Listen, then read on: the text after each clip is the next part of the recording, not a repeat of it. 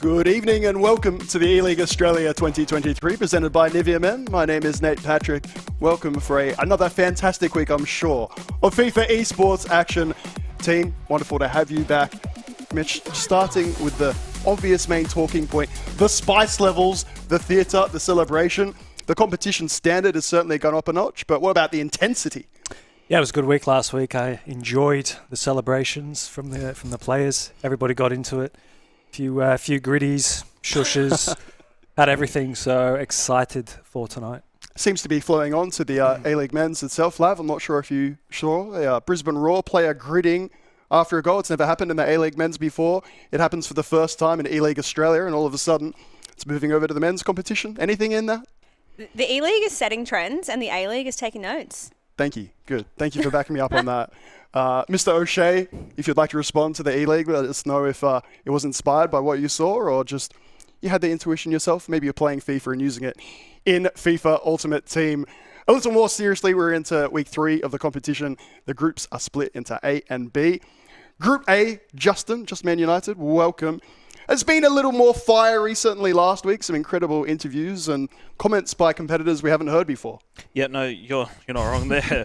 A lot of drama, a lot of controversy. It was tipped the group of death when we started, but no, there's some great matchups. The table, you can slowly start to see it forming where players might be finishing when it comes to the end of the regular season when we move into playoffs. So points, I mean, we started off the season talking about how, extended season, if you lose a game here or there, you'll have the rest of the season to be able to make up for it, but season's running out. Yeah, time is going by very quickly. I don't know about you watching along from home, but we're seeing those standings and whatnot come through, and we're like, there's an E-League Premiership, individual standings, and a lot more as well. If you need a little catch-up maybe of what's happening this year, Justin mentioning an extended format. Pilski, you're the expert, King. You got this down. We got that playoff bracket. You just nail every little bit of it as we go along. And it's exciting for the E-League itself, but obviously it is also a pathway to that last chance Global Series qualifier. Yeah, I mean, this is what we're going to get a little bit later on. You know, we got our 2 groups of 12 players playing the round robin. We're only a couple of games in, but already starting to get a bit of an idea at who might be seeded in towards the second round there. Have to skip themselves a whole series of FIFA. Rest of the boys, the rest of the 8 boys going to be seeded over there on the left side, and then we're going to play this big, long double elimination bracket. So, you know, you can make all the excuses you want. If you just scraped in towards the top 6 of the groups, you're still going to have even more games of FIFA to try to prove yourself once you make it in towards this playoff bracket. Wonderful to have the support, to have this extended competition. And another thing that I guess you could say is of benefit is the prize pool as well. These competitors who make those playoff stages, the best being rewarded, Justin. That's fair to say. And yet every competitor getting something as they go along. No, you're spot on, Nate. This year we're seeing every player being paid just to play, just to show up. But as we can see, the prize pool, $4,000 if you're winning the E-League, $2,000 to the runner-up, 5th and 6th getting $600 each, and then 7th and 8th getting $200. I mean, everyone's going to be getting something, so it's good to see that. On top of their stipend, $550 for the group stage. And you can certainly see the competitors getting a bit more into it. We mentioned some of the fiery comments that we're seeing. The E-League is the crown in the jewel of the domestic season here in FIFA Esports, and there are other tournaments along the way, of course, Mitch. We just had our 3rd FGS Cup, but the same winner. Yeah, pretty impressive to win, I think, 3 FGS back-to-back. As I said, Mark 11, he's been next level this season, and to obviously do that is pretty impressive. Obviously, it was quite a tight final between him and Dylan, but look, Mark's he's been the most consistent this season, and I think it's going to be an interesting finish to the E-League as well, with obviously Mark's form. Yeah, Justin, what about the carry through? If we have a look at that bracket, no doubt you've seen it doing the rounds if you follow these gentlemen on social media. Mitch mentioning a very well-contested final, but big names, big clashes, and a lot more feeling than we've ever seen before. Even the likes of is Dylan representing Sydney FC this year, firing up on his stream, taking names. No, I completely agree with you. I think by Dylan's standards, he would know that he hasn't had that great of a season so far, but since the E-League has started, he's putting in some unbelievable performances up at the top of Group A at the moment, and also finishing second in a FGS playoff. I mean, that's what he would want to see as an improvement in his season. One more comment just on Dylan really quickly there, Lav, because you had the pleasure of interviewing him after his first week, and he said he was relieved yesterday or the day before, on social media, saying that after this result, of course he didn't win, Mark 11, the crown, once again, congratulations. But Dylan saying he feels he's being very underestimated by his peers. Interesting. Well, I am keen to talk to him and see how he feels after, obviously we're coming into week 3, competition's heating up. I don't know if he is being underestimated, though. I think everyone still sees him as a good player. He's still one of the men to beat. I think to say that he's underestimated is perhaps a stretch, dare I say it, but I'm happy to be proven wrong if he can back up his claims. Yeah, hopefully we get some more of those interviews. It's my favorite part of this Bring on the competition. drama. We enjoy of course, the gameplay, the quality and whatnot. But hearing from these competitors, to me at least, is what matters most. So please keep giving us your honest thoughts. Actually, that's how we ended last week, didn't we? I just remembered. Maybe just to have a bit of a filter. Lav's like, no filter. No filter. Give me no filter. I want everyone to bring the drama. If you win, you get to bring the drama. Okay. And that's what we want this week. Lav, you're on a roll here. Please give us an overview then of these, our 24 competitors into those 2 groups and some other names from Group A maybe particularly you're excited to speak with tonight. I am really excited. Should he get a win, I am really excited to talk to Paddy. I think there's been a bit of spice thrown around and he hasn't had the chance to have his say yet. So that could be a good one to talk to. Obviously, Mike J, the man that loves to bring the drama, always want to talk to him. Dylan Campbell, Dylan Banks, Sesto, lots of big names, lots of drama to bring to the table this week. Bilski, I feel like you can basically read any name out and they're getting their own story, their own narrative. Some of them just big fans of their A-League club, some of them performing really well, and some of them with a lot to say, evidently. Yeah, I mean, I'm just kind of more so looking at some of the players that just did well in FGS, like Sard, I think, was quarterfinals there as well. I don't think it's any coincidence that you're seeing some of the players that are performing so well in the E-League make it so deep in towards the FGS Cup as well. Having a look at the standings for Group A, the top 2 competitors undefeated, Dylan and Mike J. If only they played each other later today, Mitch, that would be enjoyable. Mark 11, the number 1 seed, the champ of all FGS Cups, Sesto, Marcus Gomes. And then we're talking about those top 6 playoff spots, Mitch. I feel like basically that the remaining names all just sniffing off that 6th spot. Yeah, look, it's pretty close in, the players below there, but, obviously kind of looking down the bottom half at Lockie and Dylan, obviously them 2 guys are really going to want to try and pick up some points tonight because, I think they're kind of letting the tournament go by now, so big night for them too. Justin, would you say that this is the last chance saloon, really, where we were already talking playoffs in week 1 and some competitors thought that was a bit much, and now they're talking about it themselves? Is week 3 really the last roll of the dice? Maybe.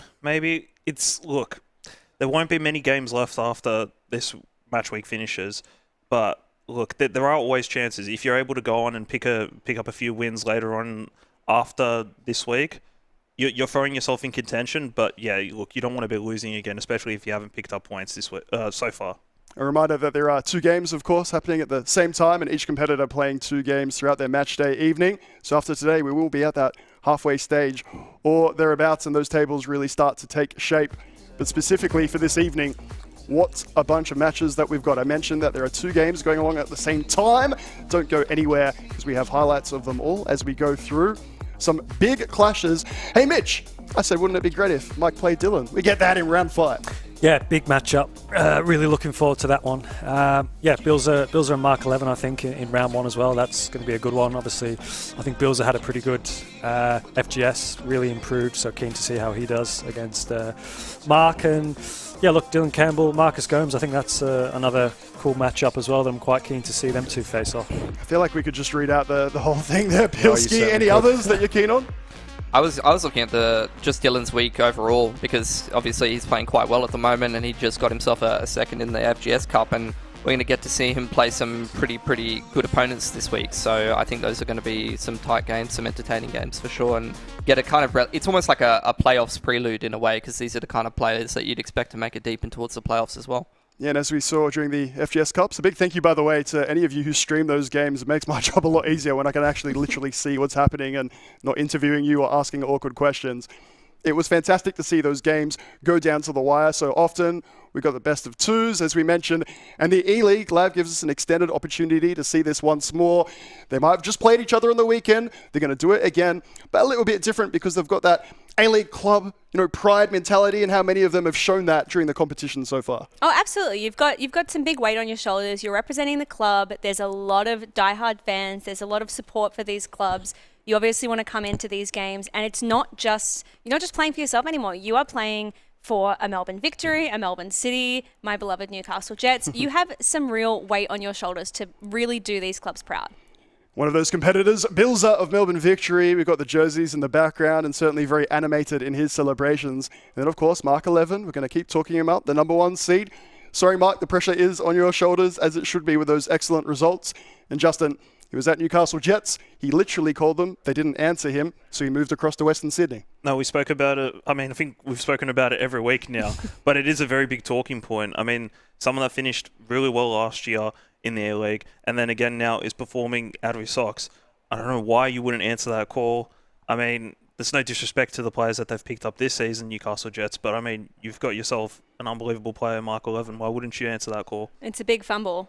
I feel like it's going to be something, dare I say it, they're going to live to regret. That's going to be one of those phone calls that goes down in history as like something that they just go, do not ever leave that phone unanswered again. You miss 100% of the calls, you don't answer or something. We'll have some new tagline, I'm sure, as we go forward.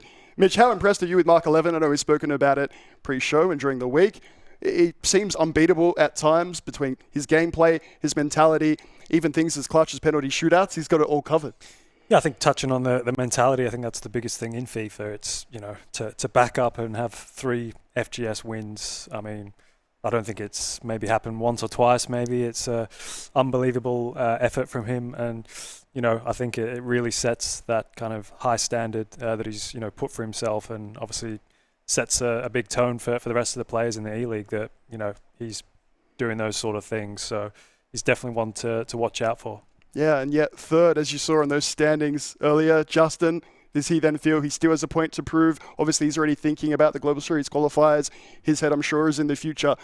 And yet, a poor showing in this competition, which third wouldn't necessarily be poor, but anything other than a win, and he's just not going to be satisfied, surely. Well, as Mitch was touching on the mentality of it, I think if he wants to be proving himself as the best in the region and kind of show that he can do it on a worldwide stage, it's first winning these type of competitions, winning the E-League, and then moving on to competitions like FGS playoffs overseas, Club World Cup, E-Club World Cup. But yeah, no, there's a lot of competitions that, I mean, he's shown his quality on the world stage before, but yeah, if he was to win this, you would see a lot more different going into the overseas competitions. Yeah, momentum certainly something that carries through for these more global competitions. Dylan, I'm sure, fighting his feet. Justin certainly been saying he's been fighting his feet during the E-League. To be specific, Sydney FC's Dylan. Goodness me, we've got so many repeating names, so I'll just make sure we're nice and clear. Big thank you to Maccas, by the way, for getting behind the E-League Australia this season. It's, of course, also presented by Nivea Men, giving us an extended season, more time to talk about the competitors, give them the time that they deserve, that we certainly feel that they deserve. I'm sure if you're following FIFA E and whatnot, you've seen the tweets talking up Mark 11 in particular. Lav, it's the only time these competitors get to get on broadcast and have a chat with you to share their thoughts. And you wonder if Mike J ever got his opportunity to talk about the Div Rivals incidents and stuff like that if we didn't have this extended season. Oh, absolutely. And I think that's the benefit of a show like this, is it gives them an opportunity to air their personality, air their grievances, should they have them, and build a personal brand. I think that's a big thing for these esports athletes, especially outside of competition, to actually build their personal brand, show people who they are outside of their gameplay. And I think that really is a priceless opportunity. Sure, the prize pool is great. We love to win $4,000, but we also love to get on camera, get in front of people. That's where you get those sponsorships. That's where you get the support. Yeah, after some of those clips going viral, you might have seen the tweet yourself. To be fair, there was a few different ones. My favourite was just the E-League hitting different this year. A bunch of fire emojis.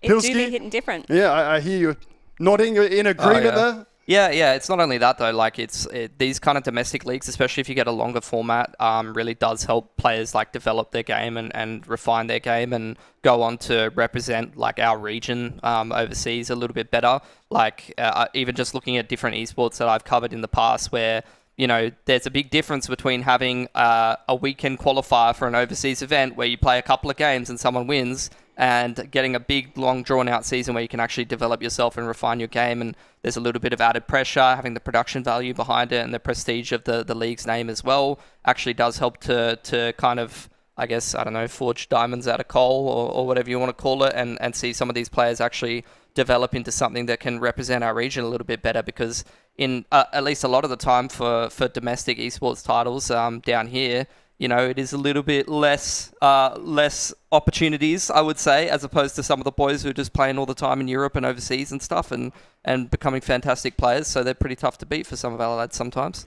Yeah, thankfully not the case this season here in E-League Australia 2023. Extended, better and bigger. And hey, it's also Bilzo, Melbourne victory man, making the move across Mark 11, who we spoke, moving across from the Newcastle Jets. Mark 11 looking for that title. Mitch, Bilzo just looking for a playoff spot, surely. Yeah, look, I think obviously Mark 11 being the favourite for this one, you know, I think Bilzo, as I said before, he had a pretty good FGS tournament. Really improved on his last one, so I think that'll be some good confidence for him going into this game. Thank you for joining us this evening. Plenty of FIFA esports action coming your way, not just tonight, but over the coming weeks and months. Bilzo, by his own admission, a bit worried about those playoffs offerings after last week's matches, saying, have I thrown it? Is it already all over? Driven through ball left by the player most immediate, who might have been offside, but no good. And as we've mentioned, Mark 11, congratulations once more on doing the treble. What an achievement. It's only been done a few times around the world, Mitch, winning all 3 of your cups from your region. Some effort. And to think if he wins the E-League as well, I mean, talk about having an unbelievable season. And, you know, to think that he's not actually signed by an org as well is pretty crazy. So, look, I think, as I said, the man to beat. And, yeah, I think he's the new top dog in the region. Bilzo with the strike early on, though, will gain the earliest of advantages. And I'm sure Mark 11 immediately with the pause. We'll work on that as we go. Crowd celebrations cut short, killing a bit of my momentum too as we have a look. The 4-2-2 wide, 4-4-2 defensive. I'm going to keep calling it that wrong thing first up every bloody time. Left and right mid involved, and we saw Nadi making a run down that right-hand side to start off. Brimmer, I believe, as well, Mitch. The A-League men for items, as I'm sure you saw my tweet earlier today. Excited about Craig Goodwin. Shout out to the admins, the wadmins, making sure these competitors can use their very best full items and the latest in A-League men's full items. I can guarantee the Adelaide players are going to be happy, Paddy and Jazz. But just looking at Bilzo, seems to have changed his appearance up, gone for the hood, headphones on as well. Maybe interested to see what's on the playlist, or if he's got a coach in his ear. New approach anyway, but it's working. Got to admit, I thought I was seeing double there for a moment. Mark 11, it's normally his go-to. Nice and chill, relaxed. Will show a bit of emotion when things don't go his way, but only for a moment before locking in. Not one of the competitors who likes to stream his games in FGS Cups and gives you the advantage there, but you cannot hide during E-League Australia. Bilzo might want to watch those slide tackles, one particularly that basically ended his tournament over the weekend. E-League Australia over best of 2 legs once more. Surely not wanting to repeat that mistake. Definitely not. But maybe he's taking a leaf out of Mark's book. Obviously, he's gone with the same appearance, but good defending from Bilzo there. But look, I think he was really, really impressive. Obviously, as you said, Nate, in terms of, you know, he got that red card, which maybe was a bit of a silly decision and did kill his tournament. But as I said, I think if he can really take that form and confidence into tonight, I think he could get a positive result. Player offside, so Mitch and I nice and chill in our lounge chairs. A few questions coming in about these requirements and what we love about the E-League Australia. Why is a unique competition a minimum of 2 E-League foot items from your club used must be on the pitch at all times. Other than that, it is unlocked accounts. So you do see the very best foot items, team of the years, fantasy. We could go on and on, matching it with A-League men's foot items. And yet, Mitch Austin, last week, We had silver for items scoring. We had highlights aplenty from the A-League men's players. That's the beauty of the E-League. You know, as I've said, having those A-League players mix in with the likes of Hullet, R9, it's just, you know, that's what the E-League's all about. You know, and it's really good to see when the A-League players, you know, come up with the goods over the likes of R9 and co. So, yeah, great to see, and it's, you know, as I said, it's part of the E-League. We get that lovely combination of the best competitors from our region using the best foot items and showing off what the game can do. Right on cue, Mark 11 replies a massive gap in the centre of Bilzo's defence. 1-1, R9 equalising. Just a hole in the defence there. I mean, simple driven pass, but as we've seen over and over again, they're so hard to defend against. I think it's just goes back to that player switching where, you know, players do seem to struggle with it, and you know, it looked just a goal out of nothing. One of those where I'll be watching the replay and working out exactly how R9 is in so much space. Pele for Bilzo, a little bit of contact, but in the best possible way for Mark 11. If I can try it once more, 4-4-2 defensive for Bilzo, and once again a centre-back astray pass across, green time finish. Was not behind for long. Was level for even less. Mark 11 showing why he's that #1 seed. Showing his class there. I mean, I would have just probably shanked it, but he's, you know, Boro scoop, turn the goalkeeper, finds the pass, great goal. Wonderful manual challenge from Mark 11. Just makes it so easy. I'm actually jealous. Player lock used. Jude Bellingham again, driven past defeat. This time, player onside, R9 again, and Bilzo straight away needs to have a look at that formation. Mark 11 with a casual stretch, but the two CDMs, I don't really see them for the Melbourne Victory man, and the centre-backs parting the seas. Is it why we're seeing Mark 11 use the 4-3-2-1, that extra centre mid, just a bit more stability centrally? Yeah, I think so, and as we said, we just look at R9 just seems to be getting so much space in the box. It's bizarre. I'm barely getting the words out, wondering how the best foot item, all these competitors would say that R9 is their favourite striker, and he's in miles of space every time. Yeah, I mean, it just doesn't make any sense to me. I mean, he's got to be the one player that's picked up, you know, especially a player of his calibre. So Bilzo really needs to change something up there because, yeah, Mark 11's, since he's gone a goal down, he's really turned it on. I think it takes him going a goal down for him to start really, you know, turning it on, as we've seen in the FGS during the week. I think a couple of times he went a goal down and then he just, next minute, 1, 2, 3 goals back of the net. Dare say his Western Sydney teammate Nagidi, another of those, apart from performing extremely well in FGS Cups. You almost don't want to anger Brady finding that out the hard way last week, but here in week 3, match day 5, Group A, the first half of these first of 2 legs of our opening game comes to a close. XG backing up what I think we already know.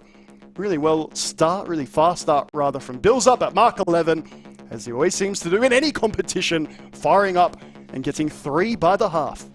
Well, look, both are clinical, you know. Both, you know, Mark's had 3 shots, 3 goals, and Bilzo's had one shot and 1 goal, but look, Bilzo really needs to tighten up at the back, as we said. You can't be leaving a player of R9's calibre just free to literally turn and shoot. So I think he needs to really sort of look at changing something at the back there because, yeah, it's not going to be a good night for him here if he doesn't change something up. I made sure it was only Justin who mentioned it in week 1, but I guess I'll step up here. Now they're up to week 3. The 5 at the back formation. The 5-4-1 doing the rounds globally and now locally a little bit.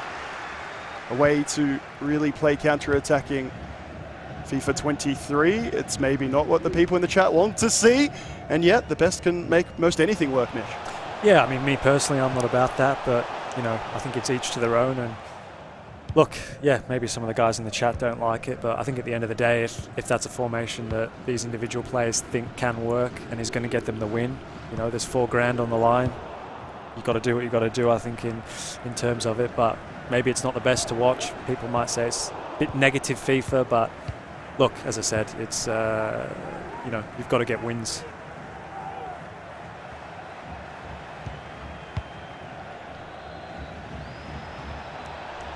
Mark with a few step overs before continuing on his way, player lock, and it finds Mbappe. One-on-one, decides to try and sweat it across. Big Verge in the way. Things calming down, at least on Bilzo's end.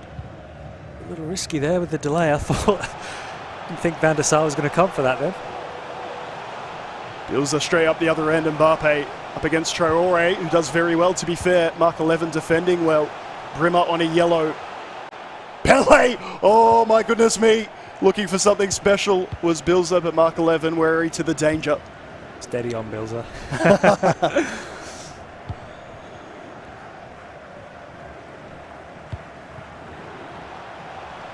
Mark 11, only 3 defenders in the middle at the moment, but Bilzo covering the passing lane well. Mark 11 more than happy to take his time and go back before he goes forward. Such a patient player, Mark 11. Mbappe, he tries that pass across again. I dare say he'd be better off utilising that space. And yet, as we've seen, and as you might have found yourself playing FIFA Ultimate Team in FIFA 23, even when the attacker is in front of the defender, that shooting motion seems to allow enough time for a defender to get in the way, make the challenge, or just put them off balance. I dare say, again, mentioning his teammate Nagidi's found that out the hard way. A bunch of really good chances in his games. They just aren't hitting the target, aren't quite going top beams, even when greening them, because of that last effort by the defender. Nagidi's got to be the one player, I think, that's just been really unfortunate this E-League with some of the chances that have gone against him. But it's part and parcel, I think, of the beauty of FIFA Esports. Probably not for Nagidi, but, you know, entertaining for us, so to speak. Looking for the 1-2. Still might get it, actually, Bilzo. Really nicely done. Mbappe will charge through. There's a player in the middle. Bilzo sees him now. One extra pass. Nani was wondering if we're going to get a Travella there, that type of angle and with that type of space. Bilzo, just like his opponent, looking for that extra pass, the clear-cut chance, but it never comes. Wanted him to go back to his Man United days there, where he cuts in on his left and whips it in the top corner. Get the somersault. Shame we didn't get to see the best of Nani this season with his unfortunate ACL injury, but hopefully we'll maybe see him back in a Melbourne Victory shirt next season, Nate. I'm stoked in the meantime that we get to see him in E-League Australia. I'm sure Melbourne Victory fans will take anything that they can get, and the mix of foot items, the best, the A-League men's proving that they can score against the best defenders. For Mark 11, he's one of the best competitors. The solo compilation goal almost on R9 with 2. Just shielding the ball, having a bit of fun with it, really, Mitch, before winning it straight back, sorry. Turnover City, but does look like he's enjoying himself out there. Does Mark 11. His R9 looked like he had 99 strength there. I think he was holding off Van Dijk and about 3 extra players. Different iterations of our series. It has been, let's say, overpowered or something that you could do, and quite right. Have that strength that you feel like no one can shrug them off regardless of that individual foot item stats. Less used in FIFA 23, but Mark 11 showing there's a time and a place. Bilzo has done well defensively, but I dare say it almost feels like a matter of time at the moment, because Mark 11 dominating possession, dominating the flow of the game. Bilzo's only been left to hit on the counter-attack. Before you know it, there's only 5 in-game minutes. First time, lofted through ball. R9, Bilzo. Van der Sar called out. Bilzo unable to execute a ball roll. Early finesse shot, whatever it is these competitors believe is the new best method for these one-on-ones.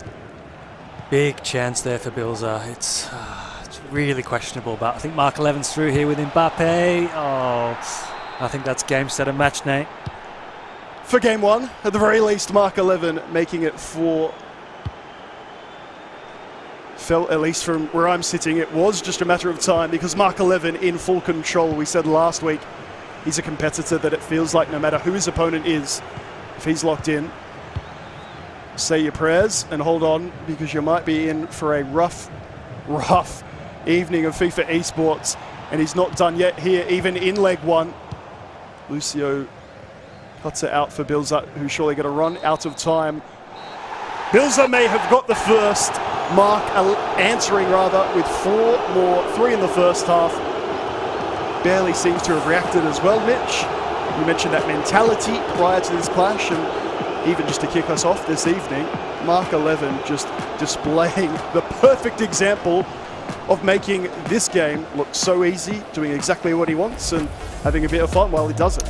Yeah, look, I mean, I think it just took him going a goal down to really sort of, wake him up. Maybe just a little bit tired there to start off with, a little bit fatigued from the weekend. But look, once he went a goal down, he stepped it up, and there was some fantastic goals there on display from Mark. That scoop turn, ball roll around the keeper, and just he really his decision making in the final third, when to pass, when not to pass, when to do a skill move. I think he really has that on lockdown, which I think Bilzo maybe hasn't quite mastered that yet. Obviously, just went through one-on-one with the goalkeeper at the end there, and unfortunately didn't take his chance. For Mark 11, there weren't too many chances really in the end, but all of them did seem to be taken up on. That was Bilzo getting the first. We didn't get too over-the-top excited though, because have a look. So the left centre-back, Lucio, potentially on 2 occasions either brought out of position or simply just not in position, wherever it is, against a competitor like Mark 11. There's just no way he's not taking full advantage. No, I think Lucio's been sleeping all game, I think. He's let R9 run off the shoulder, come short, just get on the ball, turn, score. Yeah, look, Bilzo's got some thinking to do in this second leg, but look, I hate to be critical, but I can't see Mark 11 losing the game from here. Even in the E-League Australia 2023, your teammate Mo Zwed showing us that almost every comeback is possible. He does hold the margin for the biggest comeback ever in the E-League to then go win a game. That's still within reach. There's no Melbourne victory, love or vibes as a former competitor there, Mitch? I'm happy to eat humble pie, but I really think Mark 11's gone to new heights this season, and he, as I said, I think it just goes back to mentality. I feel like he can be 2 goals, 3 goals down, and I still have faith in him coming back and winning. That's the difference for me. What about for Bilzo then? He did score the opener. Neither of us getting too overly excited, having watched the FGS Cups and whatnot over the weekend. But let's be honest, Mark 11, throughout his blossoming young career, even now, is there something that Bilzo can do? What could he be doing to get back into this second leg? It did seem, at least from where we're sitting, he was stuck with that 4-4-2 defensive. There we go. I don't know why. Every time, first up, every E-League night. The 5-4-1 is more of that defensive counter-attacking style that he likes, but being behind, surely he needs a formation to dominate the ball a bit more, maybe even just mirroring Mark 11's 4-3-2-1. Yeah, I mean, I think the main thing is, as you said, Mark 11 does dominate possession, and he is hard to get the ball off. So, it's a big question. It's, do you go into the game expecting Mark 11 to have possession and sit off, play that counter-attacking football, or do you go out there, try and take the game to him? But at the same time, Mark's a quality player, and I feel like if you're not on your game, he's just going to take advantage, and that's what he's done so far. Yeah, certainly not an easy equation for Bilzo, but one that he might have to try and work out very quickly as leg 2 is almost underway, changing into that fluoro green kit. I know Justin's a big fan of, but nothing you can change for the scoreline in between legs. 4-1. Mark 11 conceded the first, scored the next 4. What can he show us? The #1 competitor in our region here in leg 2. My eyes must be going, Nate, because I thought it was a white kit. Mark 11, Mbappe, Trivella, no good. Some of the foot items with the outside of the foot shot trait that will make that particular choice of shot still effective despite being patched, nerfed earlier in FIFA 23 or at the start. Genuinely every shot, every pass was Trivella'd. Hey, have one right on cue, says Mark 11. Ronaldinho caught up, and then the outlet pass straight back to Mark 11. To use a Just Man United cliche, and they're cliches because they're true. The next goal, massive in this one, Mitch. 5-1, and I'm not sure if even Mo Zwed himself would be believing in a comeback for his Melbourne victory man. No, definitely not. But I think just touching back on Mark's FGS, I think that's what makes it so impressive, as you said, in terms of patching different mechanics, with the gameplay, and for Mark to consistently keep winning, especially the 3 FGSs with all the different patches and stuff, just shows how well he can adapt to any sort of game style, any mechanics, which is, that's kind of what's making him the best player at the moment. You can see Mark 11 is on the press. Surely not press after possession loss with that stamina depletion, but either way, manually, whatever is going on, that first outlet pass for for Bilzo. Mark is onto it. And I'm using his name because once again, he is the one in possession. Bilzo looking on that counter-attack, lofted through ball. Lucio versus Pele, and Pele with a decent first touch has a few defenders. Keeper started to be called out or moved. Here I am thinking maybe you could take that on early, Mitch. Very easy for us to sit here and be a bit critical, and it's why Mark 11's so good. He gets rent-free inside your head. Yeah, I think he could have had a shot there, my personal opinion, but as you said, decision-making, could he have had a shot earlier? Look, maybe that's why we're sat here. We're not the ones playing, but it's always easier on the couch, as they say. But yeah, Mark's really, he's reading everything. He's getting in Bilzo's face. He's a different kettle of fish when he's in this kind of form, mate. Blessed to have him in our region. Fantastic to see the success and the story. Of course, it was E-League last year where Mike J, his teammate then at Newcastle Jets, dumped him out right before that grand final, and poor Mark 11 was left heartbroken there in front of his controller, could genuinely barely move. Penalty shootout so cruel, and I don't know if my nerves are ready come playoffs time. Bilzo wants a playoff spot. Mark 11 surely a lock for it. More thinking about the title. Ooh. Lucio, manual challenge from behind, and there you go. Apparently he can get Mark 11 to react even just for a moment. Did win the ball, but with the attacker destroyed in the process. Yeah, we won't talk about that penalty decision there, but look, I think you've got to be careful with, hitting that circle button when you're behind the defender. It's risky, really risky from Bilzo.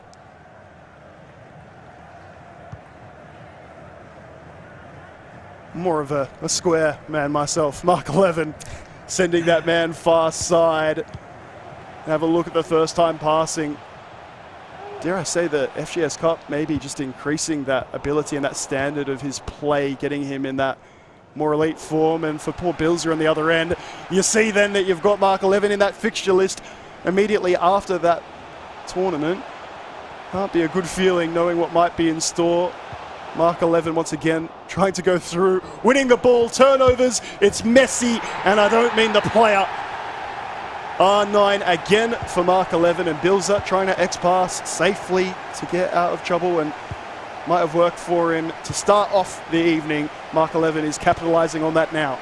He's just an autopilot right now, Mark 11, but I think it just goes back to the mentality side of things. I think, FIFA is such a big mentality sport. And I think when you're down in the dumps and you're struggling to find a win, I get it in foot champs, when you lose 2, 3, 4 games, it's like you just can't see yourself getting a win. But, when you're 5, 6 wins on the bounce, you just think you're going to win every game and you're confident, you're doing the right things. And Mark's literally doing everything right now to probably, I could see him getting another 2 or 3 goals here and really piling on the pressure for Bilzo. You will see competitors playing all the way through to that final minute as well. Goal difference a big factor this season.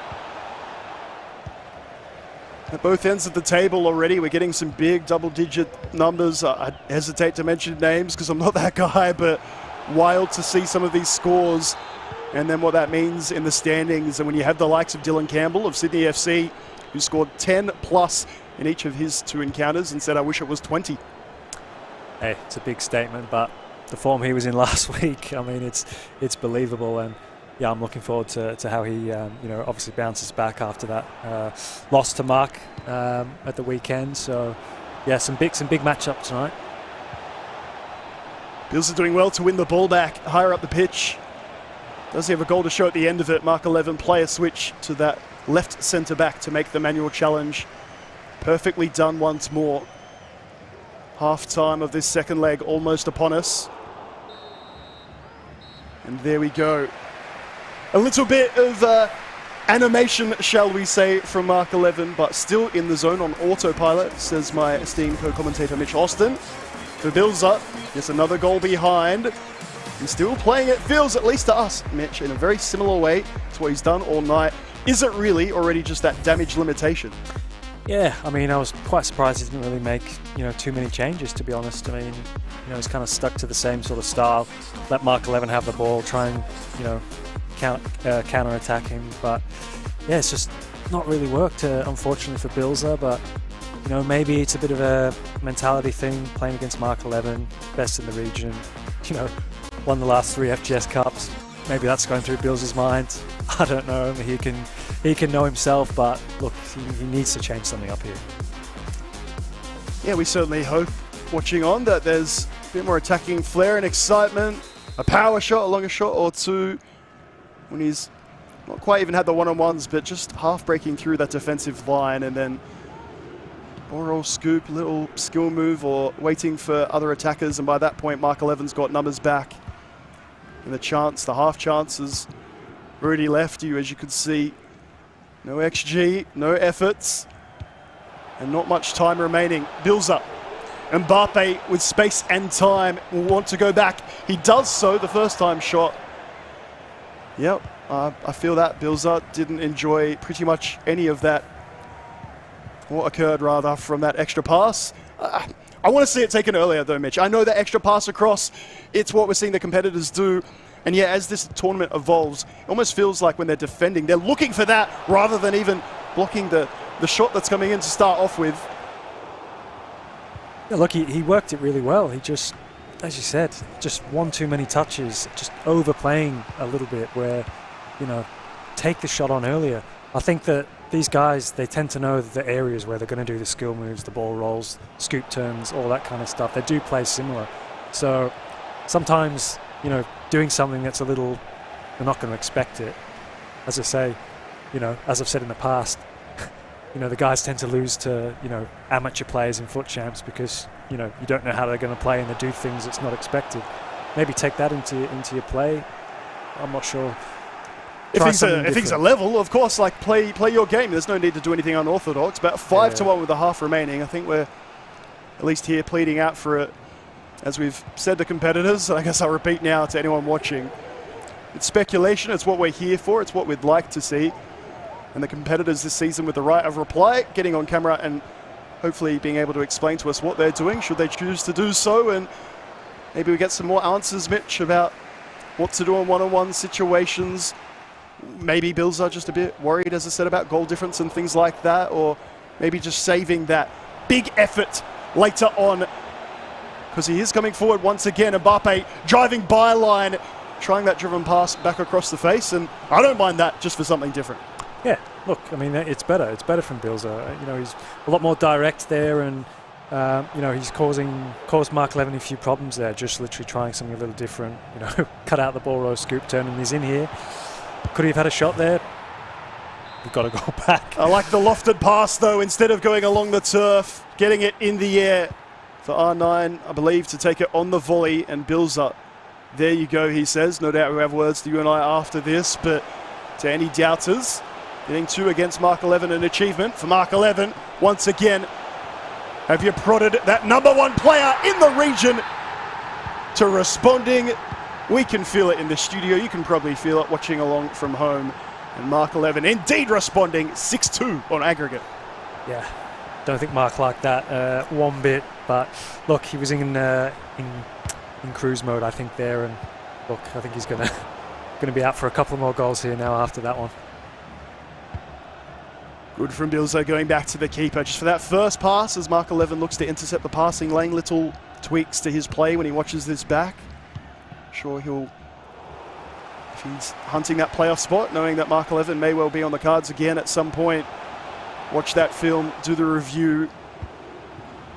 Maybe the one thing in his favour, just sorry to interrupt you, you've got something there, is the fixture list for Bilzo. It has been tough to start off with, so credit to where credit is due when you're up against some of the very best competitors from the beginning. Yeah, it's tough, and it does play on your mind. You probably do feel a bit hard done by when you're coming up against the best players, but Mark 11's in here. Great finish from Mbappe. Game over, as expected. But look, yeah, as you said, I think Bilzo has been quite unlucky in terms of his fixtures coming up against some of the top players, but you know, you have to beat these guys eventually to win the E-League, so I don't think it really matters at any stage. You are going to have to play him. Maybe it goes back to Mike J. You have to play the best eventually if you want to go anywhere in this region. Mark 11 is the very best. Gets that to R9 again. Mbappe. We hold our breath waiting to see a rainbow flick. Anything new, something else. Defender just boots it out of there, says Bilzo. Let's have a little bit of a rest and maybe a change. Players' stamina a factor, having talked to Bilzo last week, saying that he only subbed off Nani after scoring last week because of that stamina. Yeah, I think as we said, like in terms of the A-League players, obviously have that lower stamina, which it does put questions in your mind in terms of when do you make the substitutions correctly in the game, not overusing them where especially when they've got to try and hold off Mbappe and those sort of fast, energetic players. The stamina is critical to obviously defending these icons and your team of the year players. Lovely switch from Bilzo. We'll look for this 1-2, but well marshalled. Mark 11 in the way. Once again was through, but Mark once again reading that it wouldn't be lofted through ball, simple X pass, and Mark is simply again on his way. Good challenge from Bilzo, and that's lovely first time passing, no touches required.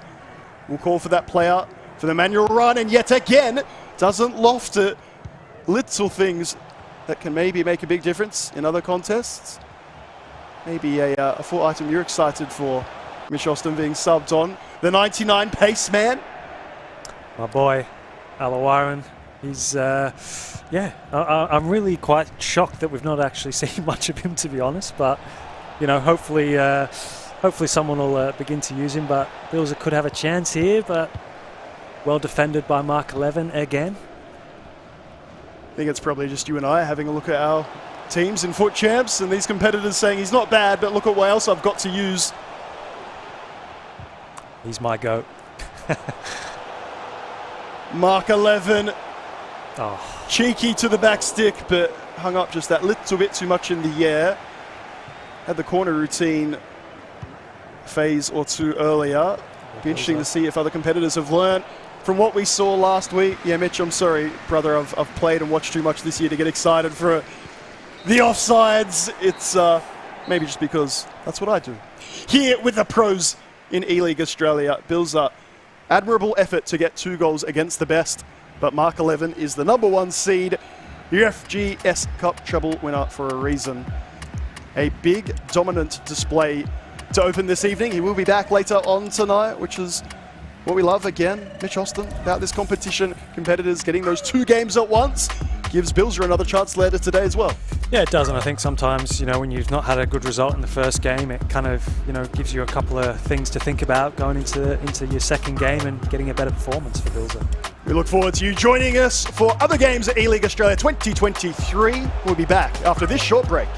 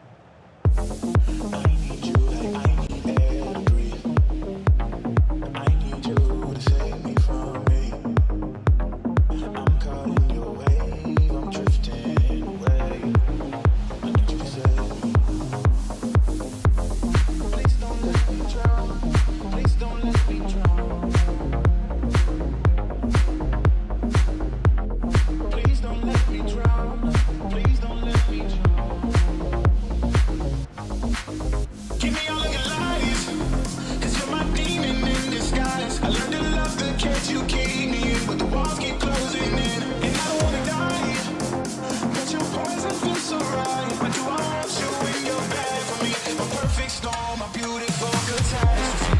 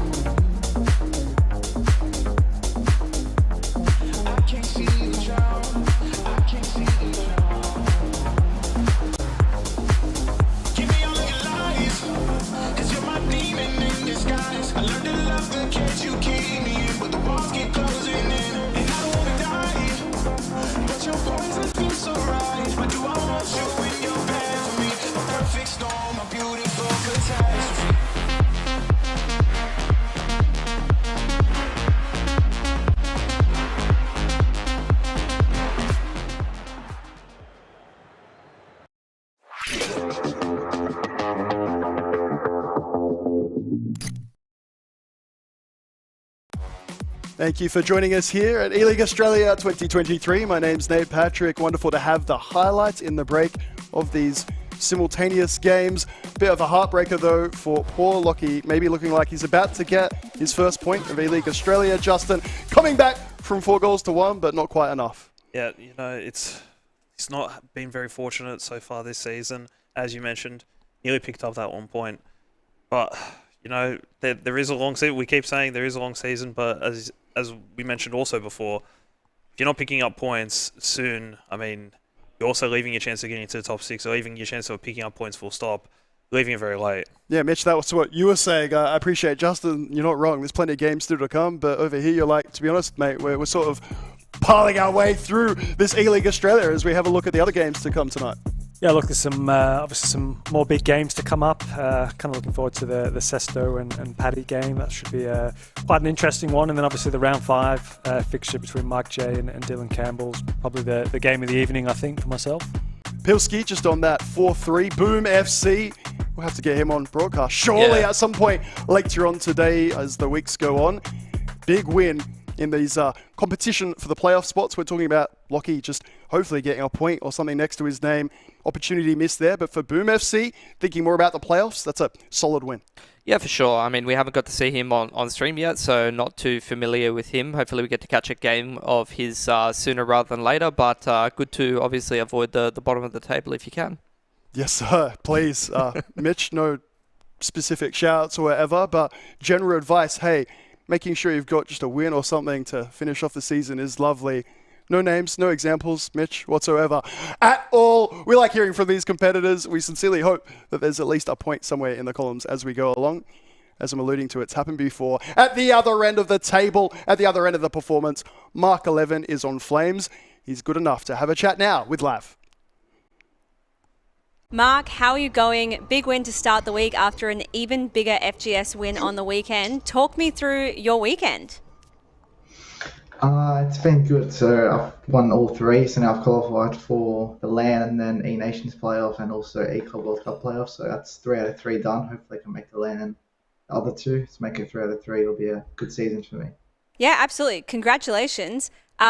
Final game, you beat Dylan Campbell, who is obviously also in the E-League, but he is sitting top of the ladder in the E-League in Group A currently. How are you feeling? Do you think you can beat him in the E-League as well?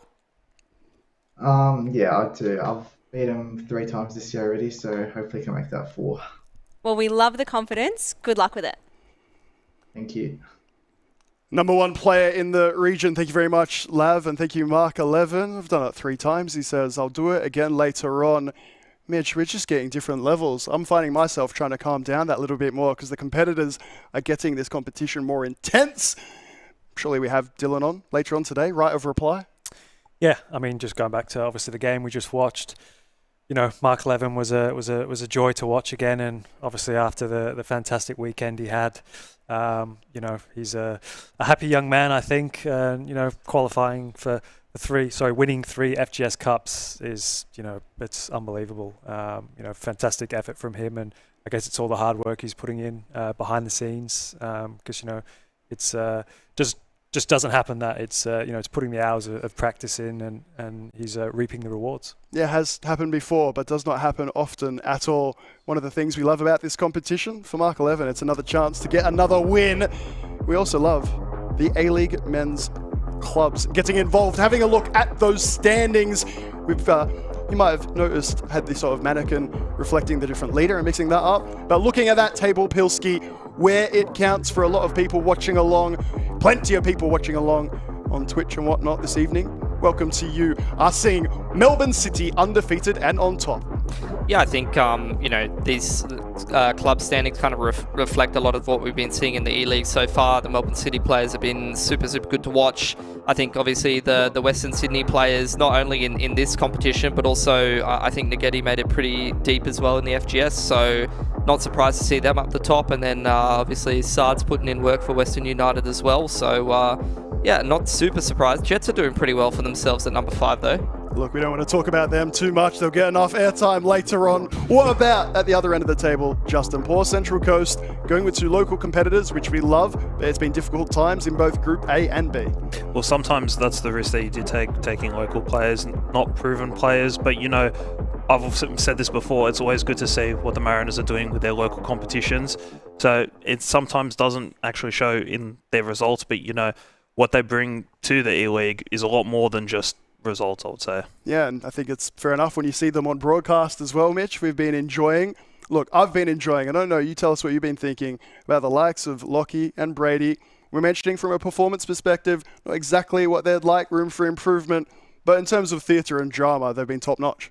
Yeah, I mean, sometimes, you know, you're probably not having the best of performances on the virtual pitch, but, you know, they bring lots of character and banter to the league, you know, with the sauce bottles and, you know, Brady's 100 celebrations and sponsorship deals that he, you know, plugs on air. But look, it's, you know, sometimes, as you said, you've got to have a bit of fun, I think, when you're, you know, having such a great time on the field, and, you know, the Brady at least is definitely doing that. What about then last week, though, Justin? There's somebody who's maybe not performing as they could or should or would up against Nagiti. The big celebrations that now we're wondering, again, Mr. O'Shea, get back to us. You know, my people will get in touch with your people. Are you grittying because of what you're seeing when Tryhard plays Nagiti?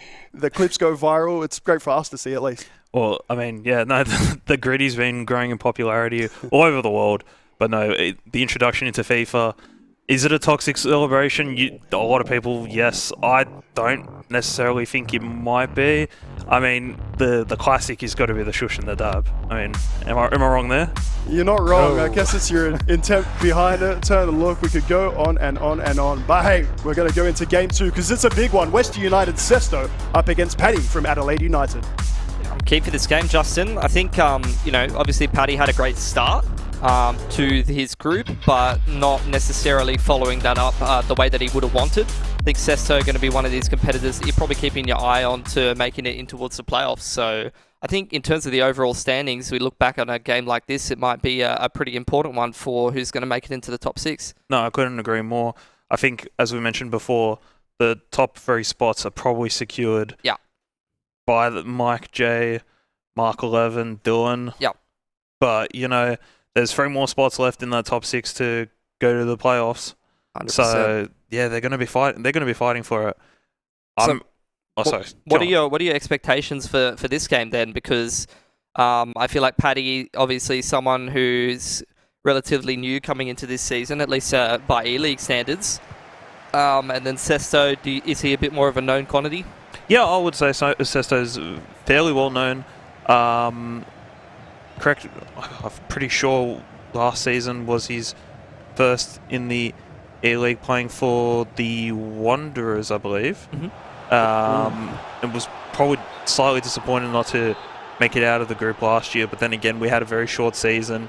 It was the type of season where if you lose a game or two, that's it, your season's done. Yeah. Whereas now you're looking at it, an extended season. We always talk about it. If you haven't picked points up early on, you can always pick up points as the season progresses and try and get yourself into those top 6 spots to go to playoffs. I'm interested to keep an eye on how Paddy's playing this week as well. I feel like we've gotten to cover a lot of his games on the broadcast so far, and you know, I feel like he has a very distinctive style. I feel like even as someone who doesn't play FIFA, doesn't have a big background in FIFA, I can kind of look at what Paddy's doing and kind of predict what his next move is. So I'm sure his competitors have definitely started to cotton onto his play style. So I'm interested to see week to week if there's going to be a bit more development there and if he's going to mix things up a bit more. No, I couldn't agree more with you. I think he's well known for his German crosses. You see him, you can really see it in the build-up, trying to use his wingers, his wide midfielders in the 3-4-2-1 to try and prepare for that cross. You see players running in using the L1 button to try and, you know, get that running pass. But yeah, no, it's a weird one because does your opponent predict it all the time if he continually does it? Ooh, that's a little unlucky for Paddy. Comes right off the legs of one of the defenders. Sesto grabs possession and then just a couple quick passes straight into the net. No, I think it was really, really well done by Sesto. We saw the ball, we saw the step over used to perfection and the cut across box, the smart pass, and a great finish by Kylian Mbappe. Speaking of the man, he's got a bit of possession for himself. That's a bit of a mess, and it comes off the head of Hullet, I think it was. But unfortunately, doesn't count. No, it actually went wide. Oh, really? I thought it went straight in the goal. No, it just... Some of these angles fooling me a little bit, Justin. I got ahead of myself. No, that's all right. It just went slightly wide, but it got called back for a foul on the goalkeeper. Gotcha. Well, I think I've seen the goalkeeper move quite like that, so we'll be keeping an eye on that for Paddy, who's got himself a bit more possession here. Working towards the middle a little bit more. Going to pass it over to Pele, who's going to run it straight up the wing as deep as possible. Now trying to pass it off to someone who can do something with the ball, but some good defense from Sesto. No, you saw Paddy go for the reverse elastico there. Just happened to run into one of Sesto's defenders. Sesto looks to hit on the counter, but you can quickly see Paddy's defense getting back very, very quick. Just looking to just try and bring a bit of balance to this game, look to control the ball a little, look to bring it up the field. I feel like Sesto's been getting it pretty deep, pretty regularly, so would be good to see Paddy get back on the front foot here, create himself some opportunities. Seen that set up from him before in previous weeks. Getting Beckham over there on the wing and trying to pass it over to somebody who can do something with the ball. But again, a lot of red shirts over on the defensive half of the field, and they're going to make good for Paddy. That's something we've spoken about in the E-League so far this season. Being able to get the ball up the field quickly, not allowing your opponent to get players back to defend. Or do you just try and hold a bit of possession, but then you're giving your opponent that chance of just being able to slowly bring players back, and then before you know it, you're defending 10 men behind the ball who are sitting in the box. Yeah, it's a concept that you see in other sports, other esports, even beautiful from Paddy. Not the kind of conventional way you'd see him score a goal in terms of the crosses or anything like that, but just pretty simple, coming in from the bottom side and getting a nice pass off to Pele. No, it was a nice little build-up down the wing, moving his way into the box. It was a smart pass. Not really sure what Sesto's goalkeeper was doing. Not sure he had much control of it. Oh, that's beautiful. Oh, Beckham straight over to R9. Easy as you like. That's the kind of style points that we like to see from Paddy. That's what we've spoken about a lot. That is a well-perfected German cross. That's going on TikTok? Probably. That is... At PilskyCast on Twitter, guys. Please follow. That was a brilliant example of the cross we talk about so often from Paddy. really, really well done to get himself back into this game and into the lead. Oh, see, Sesto gave it a crack there, but defense was good for it. So now Paddy trying to make a bit of space up the field. And that's going to be promising that he's able to get one of, not only, I mean, a nice little goal on the first one, but the second one, a bit of style points, going to get the blood pumping for Paddy. And I feel like he's starting to get in his element here a little bit. Oh, very, very close. Almost sets himself up for another point, and he's looking scary. You know, he was looking a little bit flat at the start. Sesto had a lot of possession. I was getting a little bit worried for Paddy, but this has turned out to be a bit of a cracker game. Well, I'm really interested to see how he's going to utilise Craig Goodwin's new in-form foot item. I was talking about it before with him.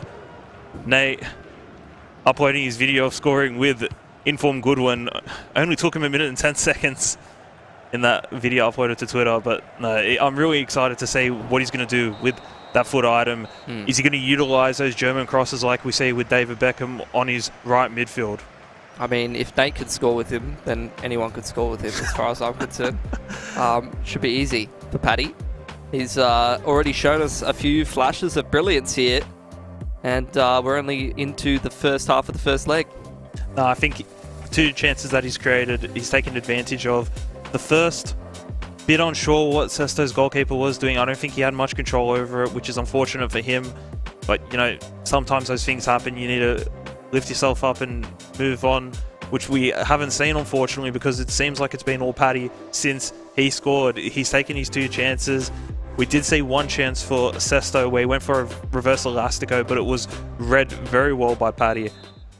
Now we see 2-1 going into the second half. Yeah, he's off to an early lead, but definitely nothing to get ahead of himself about. Looking very focused, so I'm eager to see what other kind of tricks this man can pull off. And again, he's working his way up the field. Some quick passes. Seems like his 1-2 duo over towards the bottom side, over on the wing, every single time. That's creating a lot of opportunities. This kind of Beckham and Pele, and then he'll see who else he can pass it off to. This time, though, Sesto's able to defend, and I'm noticing how active Sesto is being at getting space on the counter.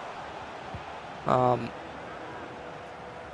you can see Paddy's defense started to settle a little bit more, so Sesto's trying to find the right angle of approach, trying to work the individual players with the fancy footwork to create an opportunity for himself. Mbappe runs all the way up the top, and unfortunately, I think it's Ronaldinho there that can't quite convert. Goalie trips him, and we'll get a reset. I'm really interested to see what Sesto's going to do to try and find a goal back into this game, because every time he does go to attack after he's defended really well against Paddy, I'm interested to see how he's going to be able to get more men up the field, because every time he does go on that counter, there's not many players, and Paddy just seems to be able to get his defenders back so quickly. Yeah. Again, another good bit of defense from Paddy, just intercepting. Again, working it down towards the bottom side of the field. It's Beckham and Pele passing it off to somebody else. Goodwin's getting pretty deep here. I mean, you saw him almost pass off to him. Love to see him have a crack, but not this time.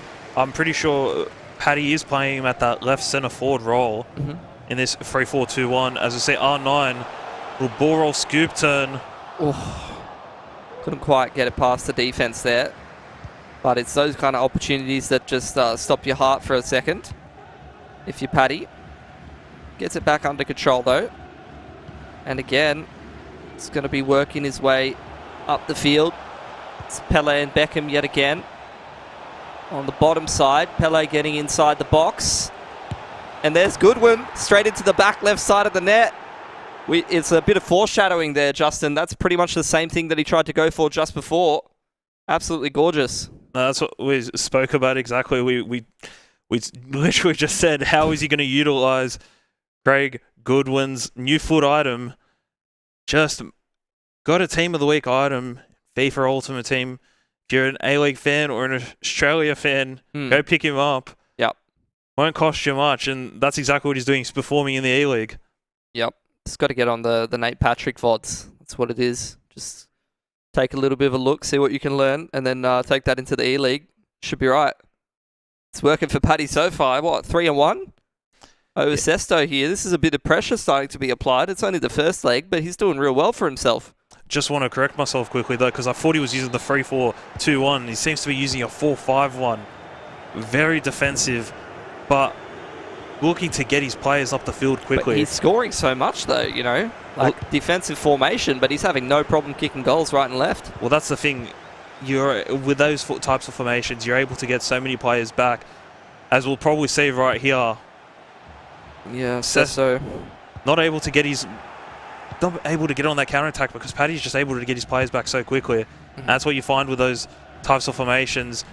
And then right here, you see your fullbacks pushing up the field, turning into wing-backs. And this is probably what's working so well for Paddy. And if Sesto isn't able to get a goal going into the end of this first leg, he's going to find himself 3-1 down going into the second. And he's going to have to try to somehow counter this 5-4-1 because I can't see why Paddy wouldn't use it going into the second leg. Oh, that's a beautiful pass over to Pele. Oh, he's going to chip it up towards the top side, try and find a different angle of approach. But there's a nice little interception for Sesto, and that's exactly the man you want to see with the ball. Try and beat the defense back towards the other side of the field. But unfortunately, a bit of a scuff pass means that Paddy gets it back into control. Yeah, it seems like the same old story this game so far. Just like heavy defense, and then Paddy's just having no issues, just building it up, you know, working his way up the field. Well, Sesto's in a situation now where he not necessarily needs to find a goal, but it's going to continue. If it continues like this, he's going to need to get one eventually to get himself back, and you're going to see him slowly start to drag players out of position, trying to be more positive-minded going out of defense to try and press Paddy into making a mistake and collecting the ball higher up the pitch to be able to counter. Oh, that's a good interception, though, for Sesto. Couldn't quite convert, though. That's exactly what I was talking about. Trying to put the press on and be able to make Paddy make a mistake, force him into a mistake.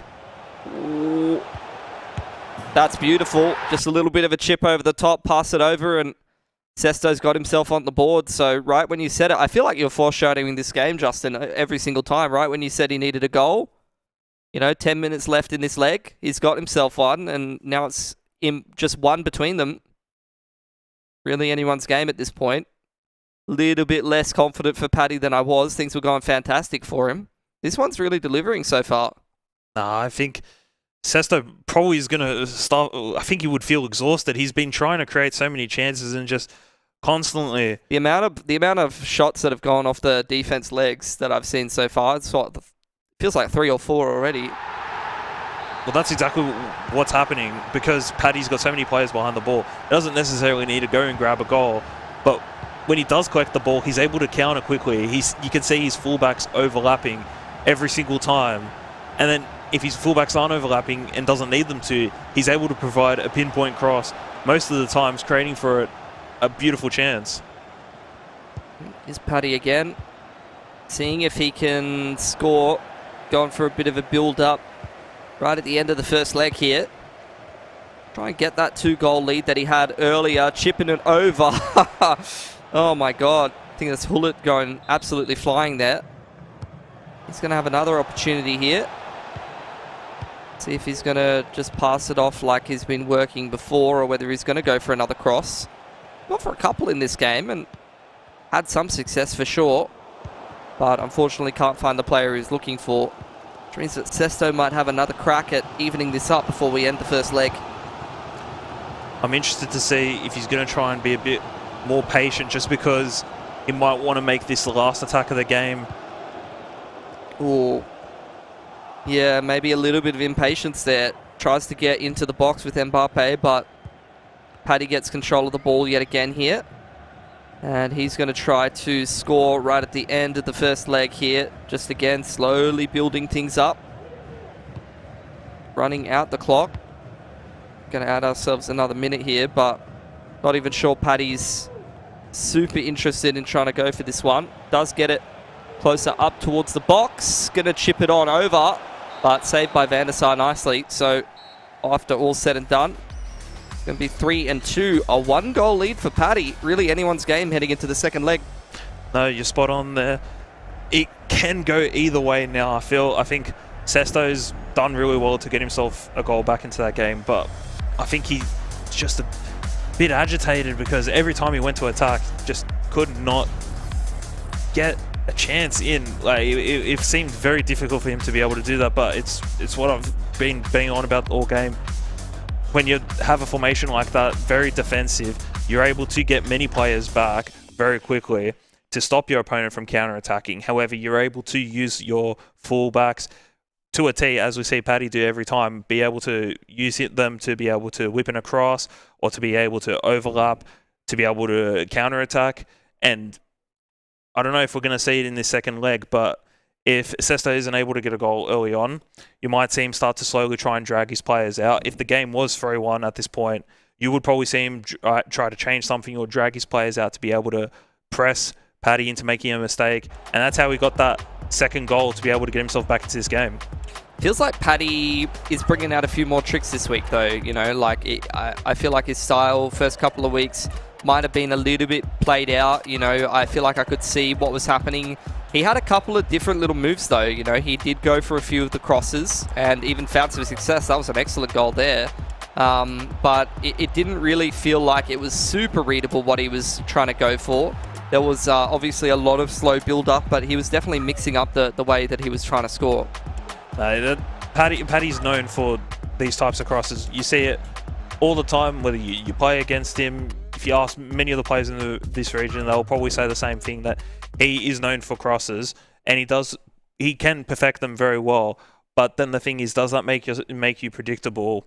And will we see Sesto go back into this game, or will we see Paddy run away with this? Well, what would Sesto do? You know, he obviously, everyone's familiar with Paddy's style, or reasonably familiar with Paddy's style. He knows what the formation is. He's played a whole leg against it. What kind of, is he going to make any kind of adaptations? Is it just things that you have to keep in mind, or is there actually some kind of formation change that he might do?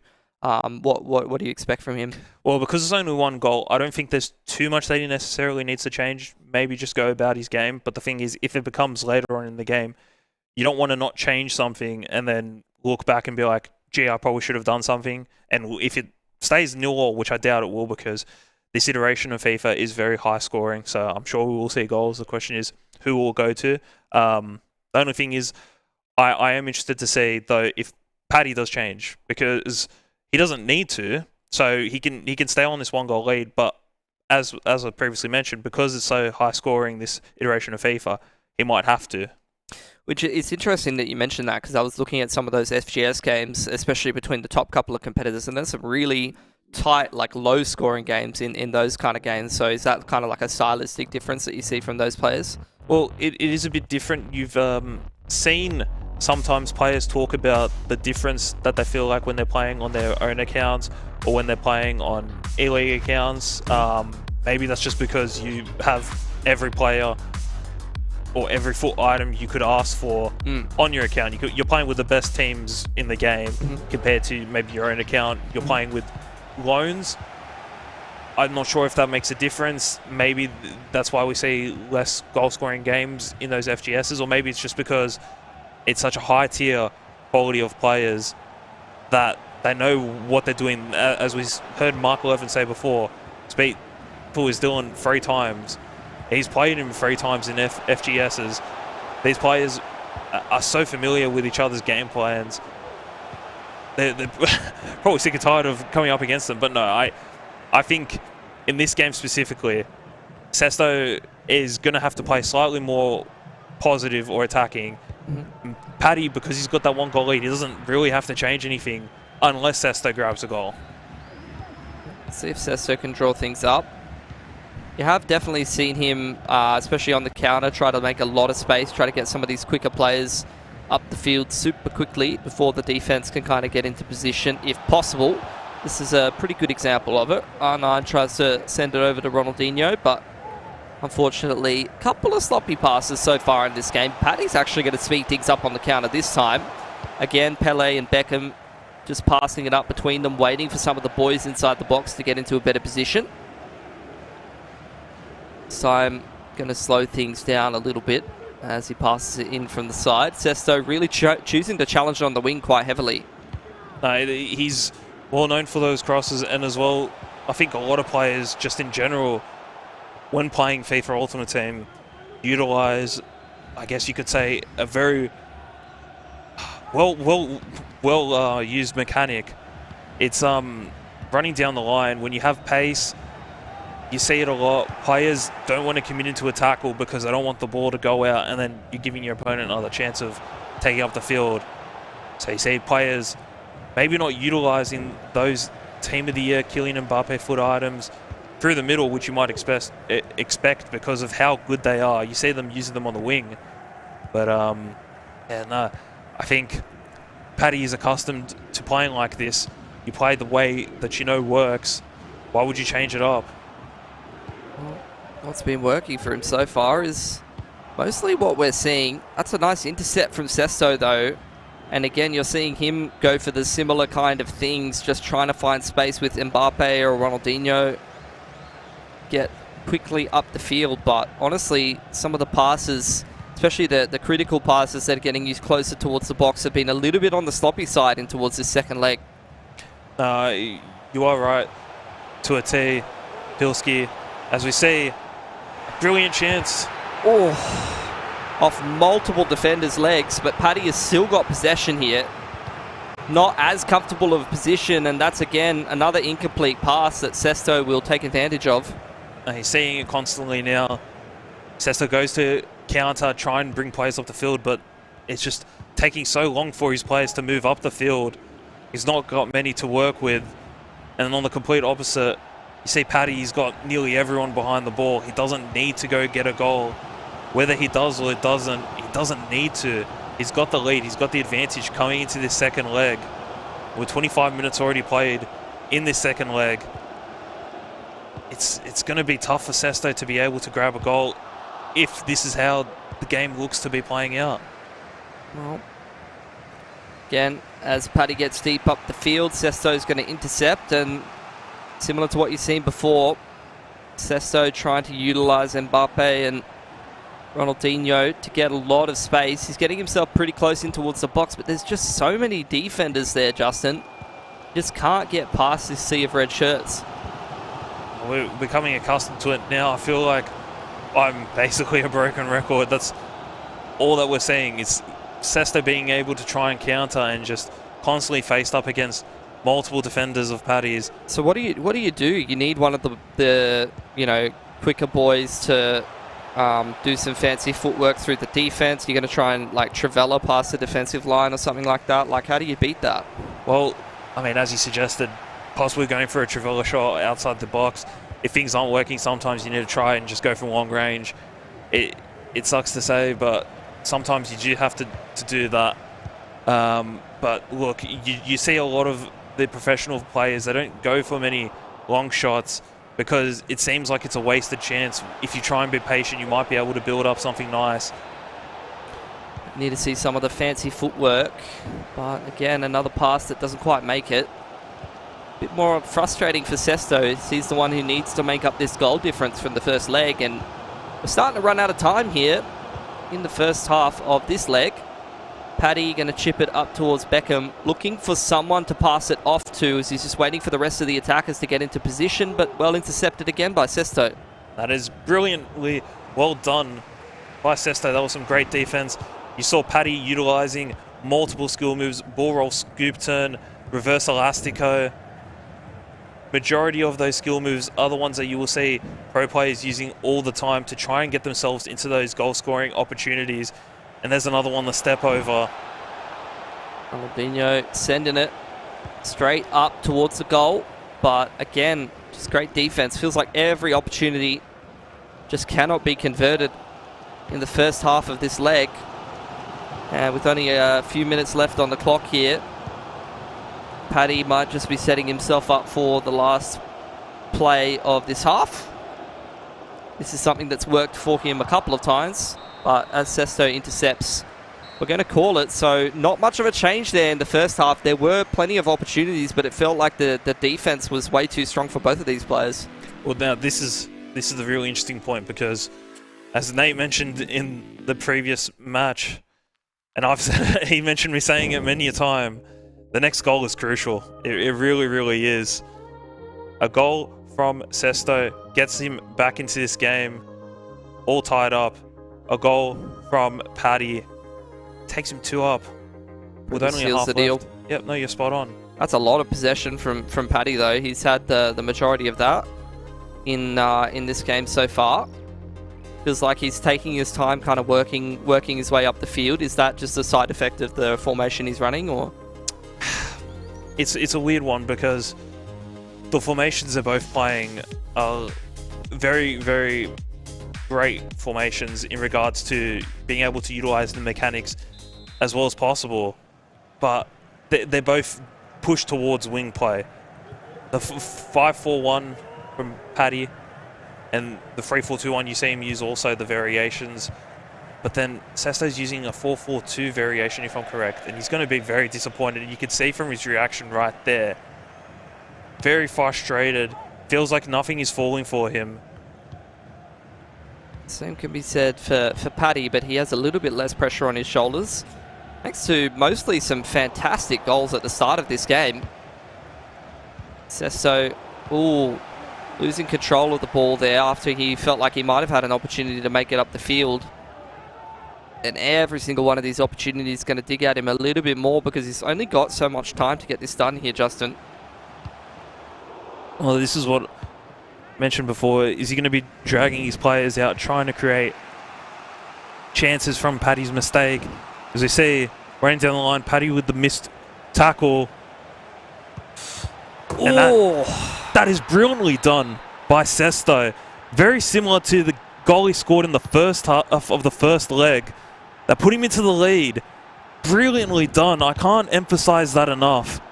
He was able to get past that left back of Paddy's, evaded the challenge, and then just went all the way down to the byline and somehow, some way, got it across the box. A brilliant finish.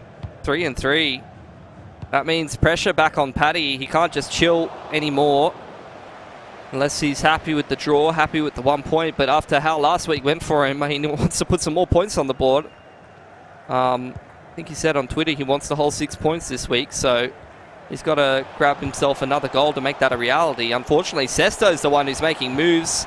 R9 inside the box, but can't quite finish it. Well, now you can see Sesto's game plan, playing very positive football right now. Are we going to see Paddy come out of his shell here and just try and change from that slightly defensive formation? He needs a goal now to put himself back into the lead. He tried to find a player towards the bottom side there, but Sesto's been the one to intercept. Again, going to be making space with Mbappe. This is how he found success before, but nice defense there from Paddy. Bullet's going to pass it off to Bellingham, and now R9 looking for someone to pass it over onto the wing so that he can get a bit deeper up the field. I was thinking to myself, just as we hit half-time, I said earlier, I can't see this ending 0-0 in this second leg, and we got to half-time at 0-0, and I'm like, I could be very wrong here, but no. Sesto has saved my blushes. 1-0 in this now second leg. 3-3 in the tie. Still plenty of time for either one of these players to score here.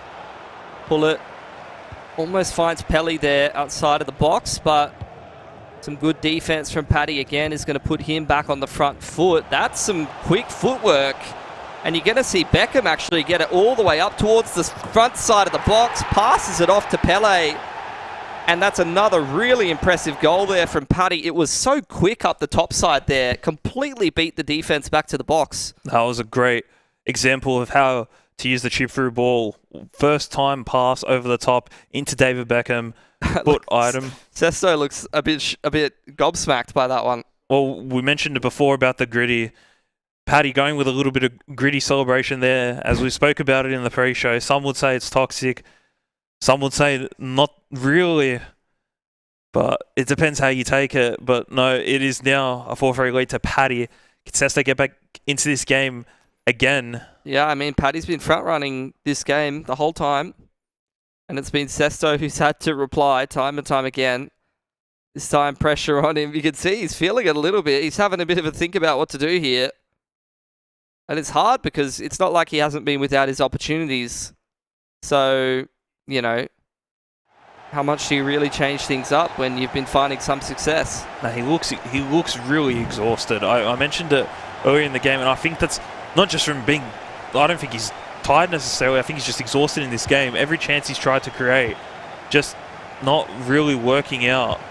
Yeah. And it seems to be very, very hard for him to be able to get into those scoring opportunities and to be able to beat the defense. I feel like now that Paddy's got that goal, it's only 20 minutes left. He doesn't need to go and get another goal. Probably going to see him move into that 5-4-1 formation he had earlier on. And look how many defenders he has back. Yeah. Going to reap the rewards of that. Trying to go for another cross there. That would have just been the cherry on top. I think after a long pause, you're able to score a cross off the head of Hullet, or I think it was. Then that would have kind of just been the nail in the coffin. I'm not sure Sesto is going to be able to recover from that, but there's still only one in it. 14 in-game minutes of play left. Paddy on the front foot yet again. Tries to pass it back, but Sesto gets possession, which means that he might be able to find some space here. Things are a little messy, though. Now Hullet for Paddy, straight up the wing side. Going to start passing it around. Can't quite get himself in a comfortable position, and Sesto's being super active on the defense. He really does not want to give Paddy this opportunity. He knows if this goal goes in, that's going to be the end of the game here. So we're just going to reset over towards the corner. No, you saw it constantly there. You mentioned messy gameplay. That was really it. Like, Paddy just constantly pressing there, but Sesto also just trying to drag his players out and try and get a ball, try and cause a mistake. And that's a brilliant chip through ball from Sesto. Oh, can't quite convert though.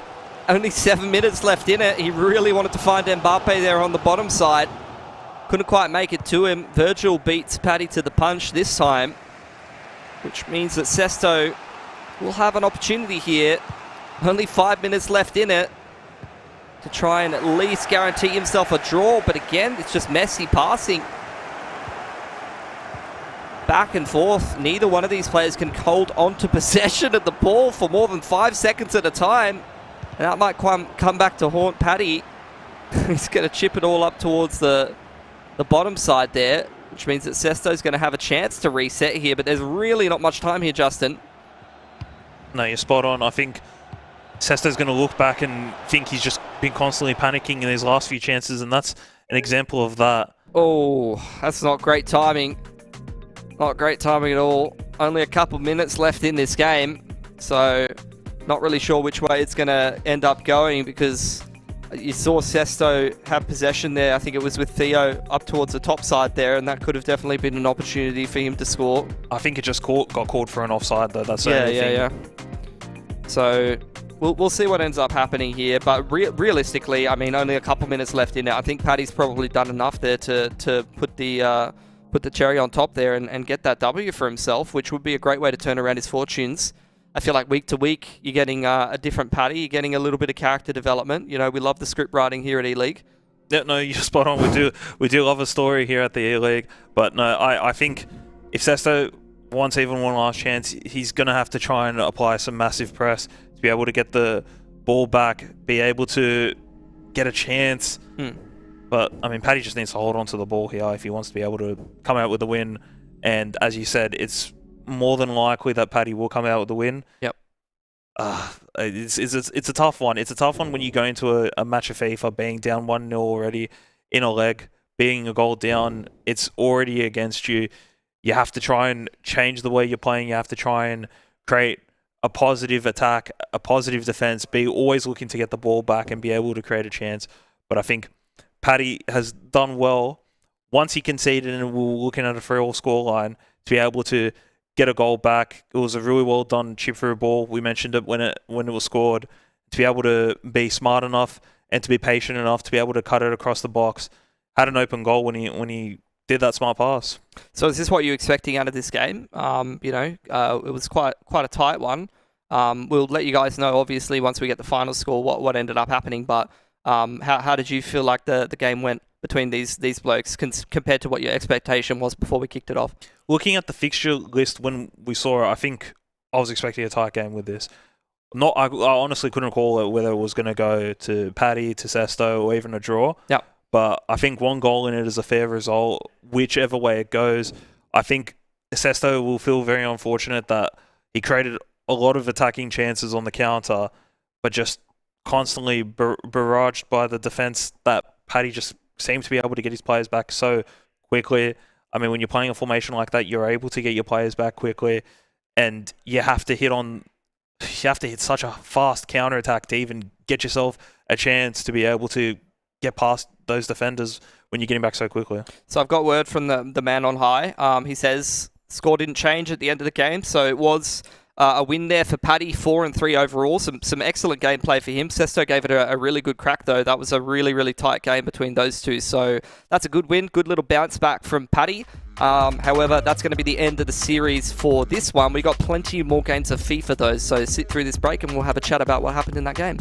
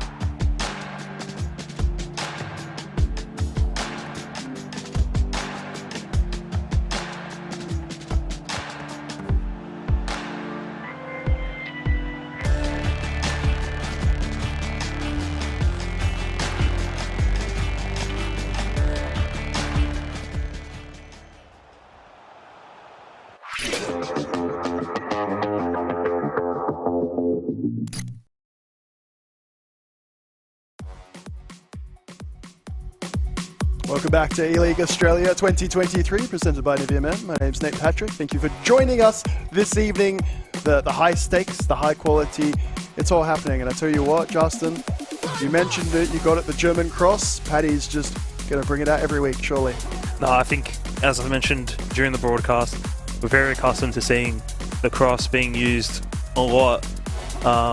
Whether that becomes very predictable, I'm not too sure, but man, as we can see the other results, Dylan Campbell with a convincing 10-5 win over Marcus Gomes. I think Marcus might be slightly disappointed that it went to 10-5, but that's a really good win for Dylan, the champ, as he is, previous season champ. But no, that's a great result for him.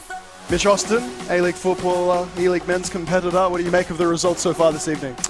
Yeah, I mean, look, obviously a big win there for Dylan, and I think just on the other game between Sesto and Paddy, you know, it's a good result for Paddy there. I think you know, Sesto's been in pretty decent form, I think, so far, and yeah, to obviously score, I think it was it 2 German crosses, I think, from Paddy. Sure, that'll make a good TikTok, and yeah, good result for him. Yeah, I think you'll be surely more pleased about the result. Pilski, what did you make of that contest? Yeah, it was a good game. I think nice bounce back from Paddy. I think he said on Twitter he wanted to get both the wins today after how last week went. So he started off the night very, very well against not a particularly easy opponent. Good bounce back indeed, and a good W for Paddy. He's got the German cross, he's got the result, and no doubt he has a bit to say. Lav, let's have a chat with the man from Adelaide United. Paddy, how are you going? Started off the week with a narrow win, but a good win. And speaking of good wins, Craig Goodwin, Team of the Week, how did that go for you? Hey Lav, how are you? Sorry, I missed you last week. I'm sorry I wasn't able to get a win. But yeah, Craig Goodwin's he's nice. It's nice having his inform. I think he's got a nice +5 or +6 to his card now. So I actually made the decision to move him from left mid or left wing back, depending on the formation that I'm playing in. And I moved him up to left forward, so was able to get a goal, I think, in the first leg, right? Yeah. And obviously, last week we didn't get to speak to you. A lot went down. I want to know, Mike J, obviously, there was a bit of shade thrown there, a few accusations that you have maybe been dodging him. It is finally your chance to have your right of reply. What do you have to say about that? Look, dodging, I think, is a big thing in the community that, you know, there's mixed opinions about. There's a lot of pros at dodge. I think it is a problem, especially at the competitive level where we have to, or the guys who are playing FGS, they have to qualify in the rival system, and that's based on skill rating. So if you want to choose to play against someone, you know, or not to play against someone to get a higher skill rating, you know, there's a lot of people that do that. Is that good or bad? I mean, it's up to you. So you're saying that everyone does it, man. But is it a good thing? No, so I don't think it is. But I did dodge against Mike, and I'll do it again. We are acknowledging the dodge. Yeah, and you're saying you would do it again. I would do it again because here's the thing: it was the day before I was meant to play him in E-League. I had a plan against Mike. I don't think I got the result in the end, but I definitely think I won the first leg, even though it was a draw. I think I did play better, and if I didn't do that game plan that I went into that game with, then he would have done the second leg to me in the first leg. So you're saying it was a strategic decision? Yeah. I think Marcus spoke on it as well, but I mean, even then, like, there's plenty of people that dodge in rivals, and I think it's funny how a lot of people that have been laughing and saying stuff in the group chats, they're the same people that are also dodging. So I think that Mike's a little bit frustrated on some other people that are pretty, a little bit more renowned for it, and he decided to take it out on me. But I mean, well, we respect end your of the right. day when end of the day when you win, no, you can talk as much as you want, and no one can say anything back. So as I was silenced last week, and unfortunately I wasn't able to get the win in the second game against Marcus, like, winners win, losers complain. So I'm not sure why he was complaining. He won the game, so if he wants to still cry about something from the previous night, then he can go and do that. But I'm happy to get the win this week, and hopefully I get another win later on tonight. Well, fingers crossed for you. Let's hope that the strategy of dodging pays off for you in the long run. It was great to chat to you. Thanks, Lav. Thank you very much, Lav, and thank you, Paddy, from Adelaide United, for giving us your very honest thoughts indeed. I feel like, Mitch, we've just started a saga here. It's not ending anything. It is just beginning. It's going to go back and forth. I respect the honesty. What about your thoughts? Yeah, respect it. You know, he had a couple of good points there, I think, as well. Sounds like everybody's doing it, according to him. Maybe he took it out on Paddy, Mike J, but look, as he said, you know, I think, you know, when people are losing, they do complain a lot more than they do when they win. But look, Paddy's had a good night, I think, tonight. Good win. He's got his point across, and yeah, I think we'll see, you know, the best of Paddy moving forward now. Justin, what about yourself as somebody that's competed and been here, done that? Any thoughts on any of that? Goodness me, there was a lot to digest. No, I couldn't agree more with you. There's a lot to digest. I'm not really too sure how to really put it into comments. I mean, Justin, I'll give you the game then, mate, because if our competitors are ready, it gives you a chance to get your thoughts together. It looks like Dylan, Aussie FIFA HD of Brisbane Roar, is ready to face Airborne back for Wellington Phoenix, two competitors who are recurring, of course, here in this competition, ready to put their best foot forward with playoff spots being discussed and very much on the line.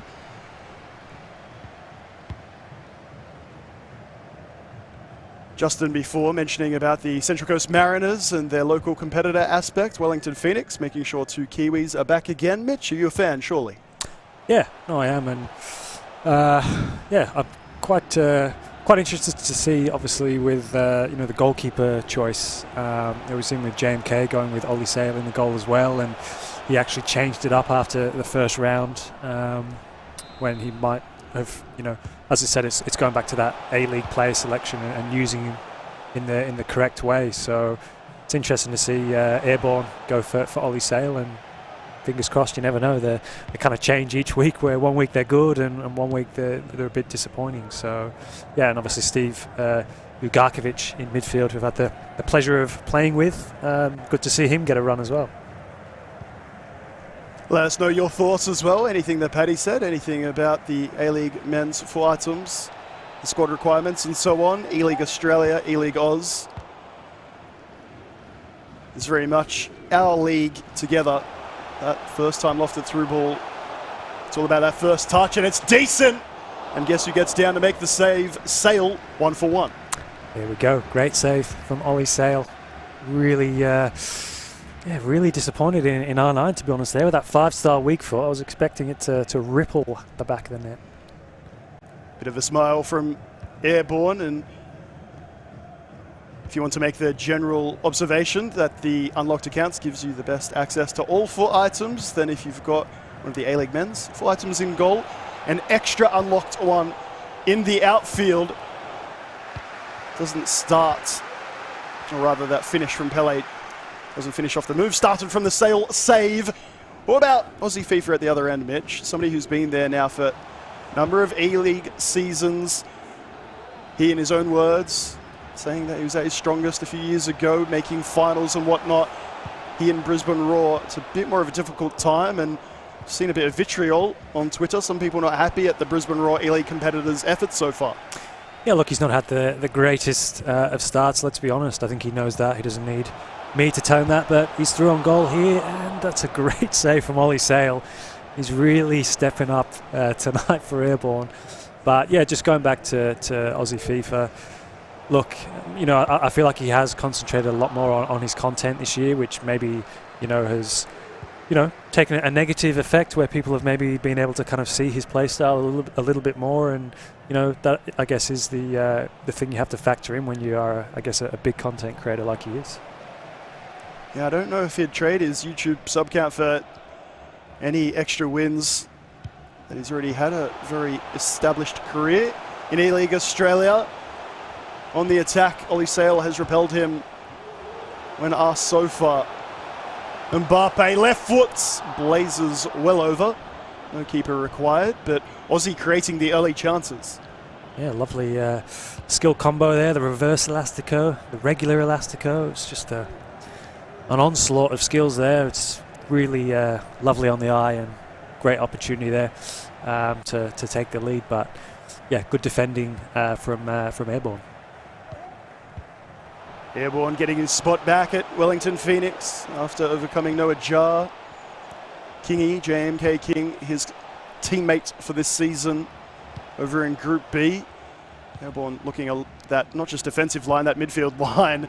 And how Compactor is more than happy to go back to the defenders, the centre backs, before heading forward. Jude Bellingham on the ball for Airborne. Pass inside Pele.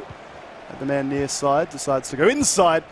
Turnover resultant. 13 game minutes played and not a goal to bring to you just yet.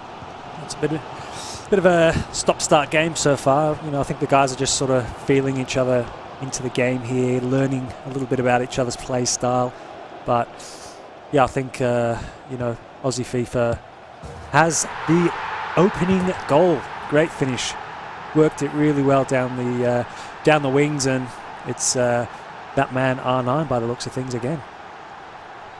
Airborne, one of the competitors who might not be too unhappy to see his competitors celebrate, letting that play out. Near post finish.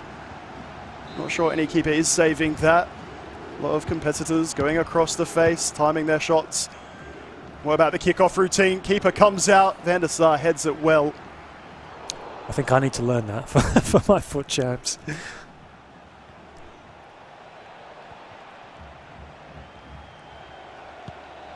Trying to get Aussie to move those defenders out of position, but that extra pass is forced on that occasion. If you are just joining, almost at that halfway stage of the evening, and these competitors almost halfway through their group season. Messi, not often used by many competitors, particularly these days, but even in Comp FIFA, his lack of height, strength, how he feels on the ball, explosive pace, meaning one of the best players to ever play the game of football. Not necessarily on the FIFA Ultimate Team pitch, but Airborne, more than happy to bring him out. Yeah, well, you can probably guess who his all-time GOAT is, putting Messi in. And yeah, I think it's disappointing not having CR7. Unlucky there. Really well worked from Dylan Banks there, not to open this, get his second goal of the game. Sorry, should I say? But yeah, I think it's you know, disappointing not to have Cristiano with a Team of the Year item. I think he's been one of the you know, sort of an end of an era, I guess. Not having him in the Team of the Year cards.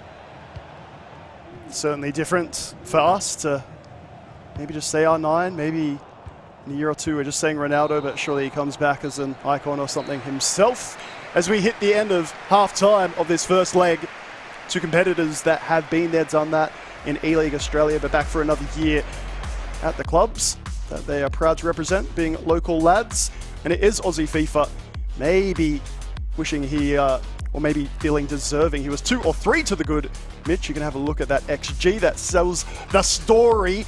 But Ollie Say with a few good saves, and then that last chance that had Aussie FIFA looking to the heavens. Yeah, I mean, you can see obviously Airborne's had a bit more possession there than Aussie FIFA, but look, he's had 4 shots and he's a goal up here. And as you said, Ollie Sale, the A-League keeper, has kept Airborne in the game so far.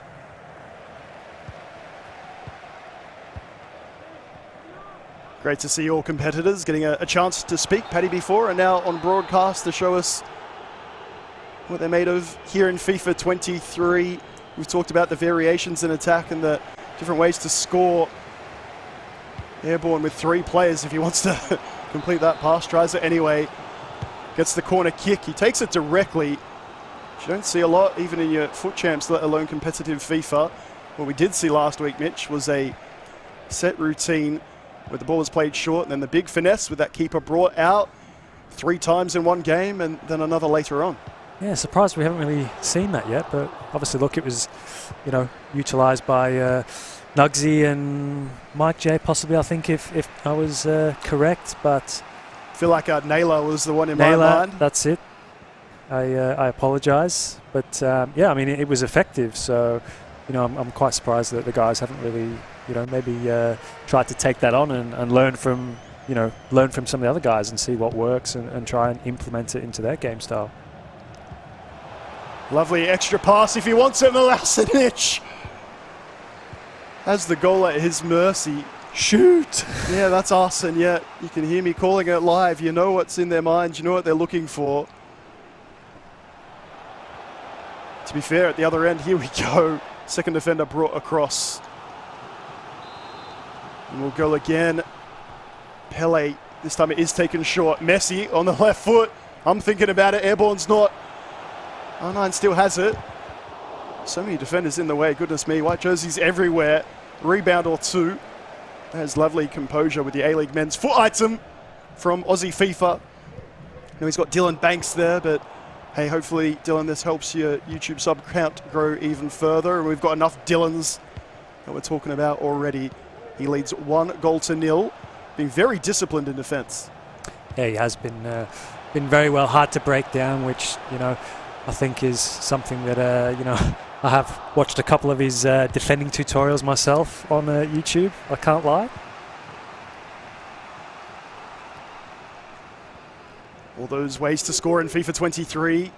Plenty of ways to play the game your way. Garkovic, great pass. Airborne with Pele. Wanting, again, the extra pass inside. We'll keep saying it forever. Opponents can read it. We can see it.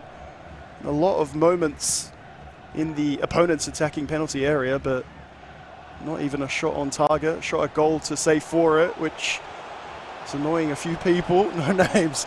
Bellingham inside now. Milasinic, Ronaldinho. What you got for us, Aussie? Oh, it's lovely. What a strike to make it 2 even airborne. I don't think mine's that much. Ronaldinho it is. Lovely, really well worked. Reverse elastico, green time finish. Ronaldinho, what a player. The only thing I can fault is not having number 10 on his back, but we'll leave that for another conversation. But great goal from Aussie FIFA. Judo right back, by the way. Obviously, when you've got a foot item like that, you can play it all around the pitch. Shout out Brucey playing him at striker. You can really put him anywhere. But we were talking about a bit of unorthodoxy in our last game on comms, Mitch.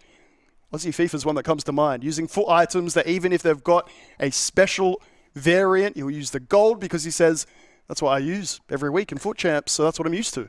Yeah, I'm not sure if it was Aussie, maybe season 2 or 3, but I remember somebody using a gold Varane during the E-League stage, and that, you know, they felt that worked for them, and even though they had the special Team of the Year item on offer, you know, it's kind of what works. And Aussie's obviously used Dennis Bergkamp, I think was one of his favourites in the past as well, which, you know, is always good to see kind of players changing it up and, you know, using fresh players sort of outside of the meta.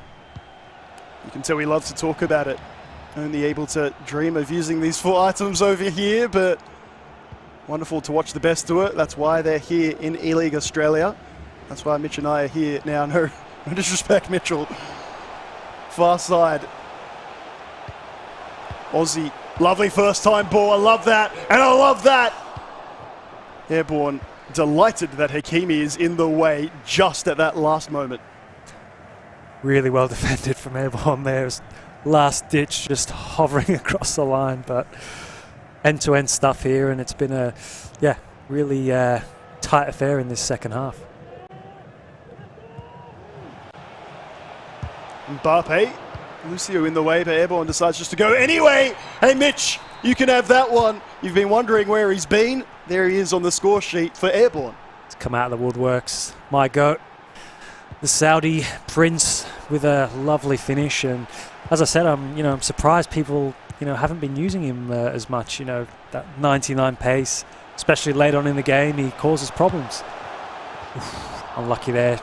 Aussie FIFA nearly hitting straight back, but yeah, I think it was R9 there with a old 5-star wig foot. Doesn't seem to be on points so far.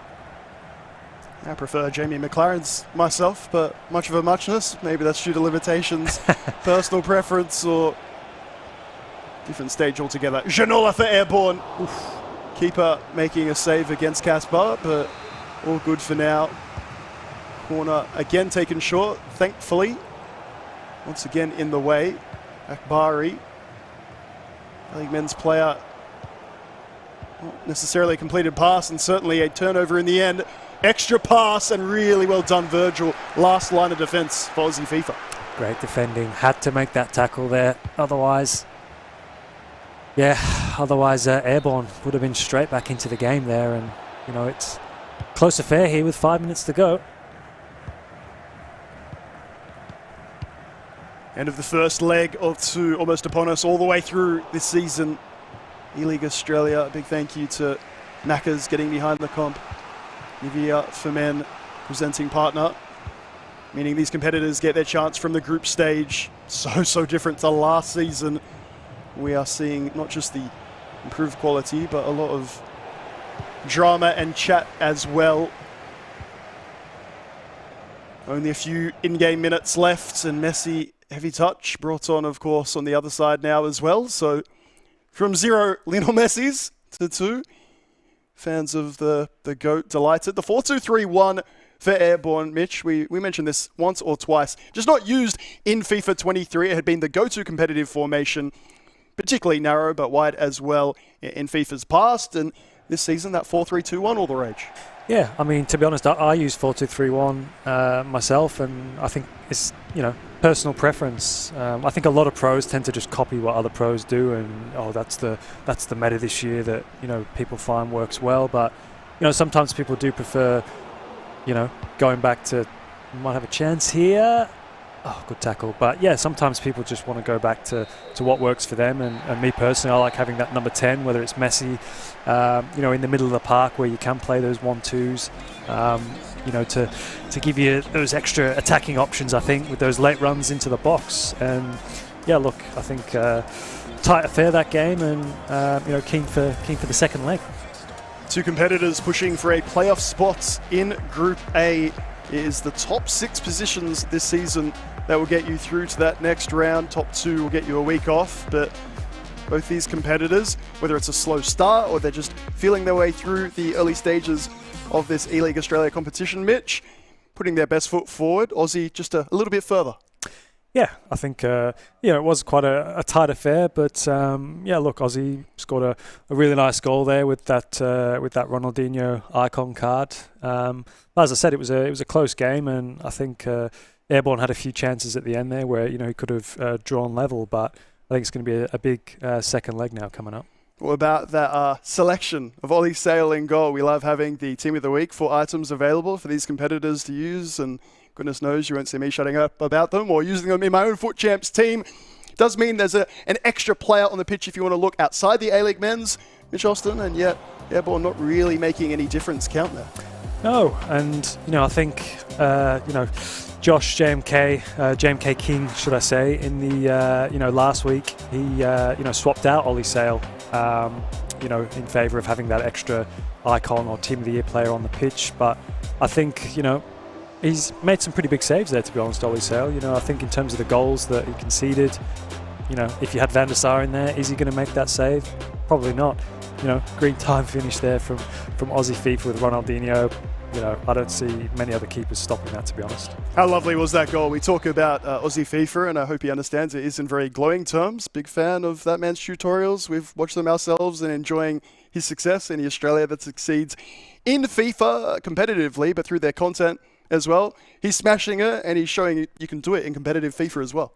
Yeah, I think we've said on the past broadcast, having that kind of good balance of content, and obviously competitive FIFA esports is it does wonders for your career. And when you're looking, as Lav said, when you're looking at brands and sponsorship deals, when you've got that side, it's just an extra bonus that can really take you to another level. And I think maybe Aussie's not started off too well in the E-League, but if he obviously gets the win here tonight, I think it's going to be a big stepping stone for him, progressing a bit further in the E-League. Yeah, I hope that means we might also get an interview, possibly as well. The infamous shadow boxing incident as well. Would love to have more Aussie FIFA, interview on our E-League broadcast. Do you think that scoring in a competition like E-League Australia, Mitch, maybe just gives his tutorials even more credence? Not only is he going to show you how it's done, he's going to show you how you can do it on the national stage here at the E-League.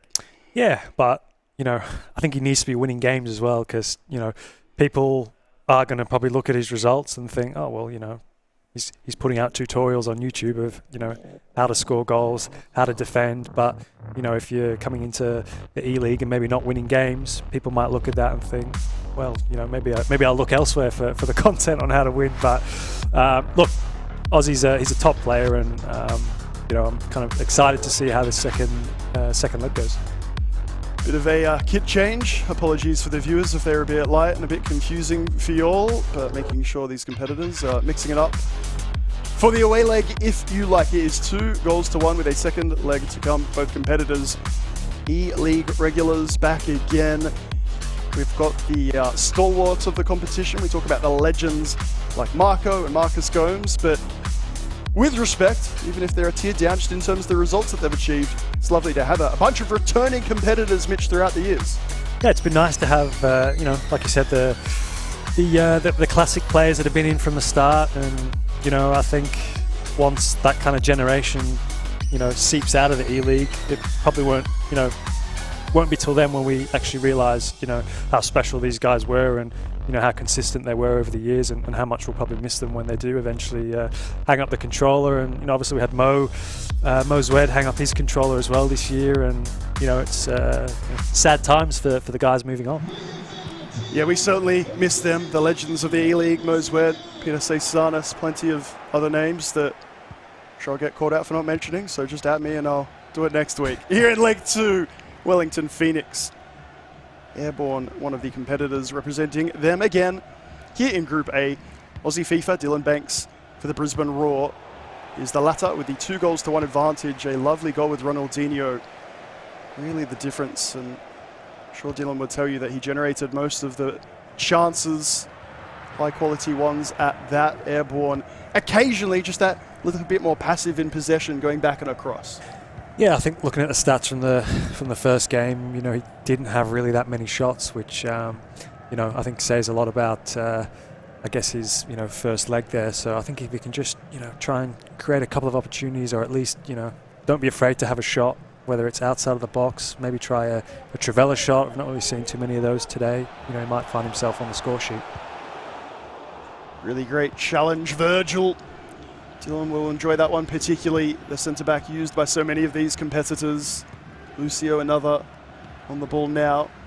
We're going to see Dylan be just that bit more patient himself. Mitch, I know it's just the goal lead, which in FIFA 23 doesn't count for a lot, but he's been typically over the years a competitor who doesn't score too many, but doesn't concede many either. Yeah, no, I agree. And look, that's, you know, I guess that's what's kind of, you know, made him a top player over the years, as you said. And, you know, maybe if you don't score as many goals, but, you know, if you concede less, so to speak, you know, it's an acquired talent, I think. You know, if you can get a goal, but you can hold out for the rest of the game. Might be boring FIFA, but if it gets the job done, then, you know, why not? Always the difference between the Twitch chat and competitors out there doing it.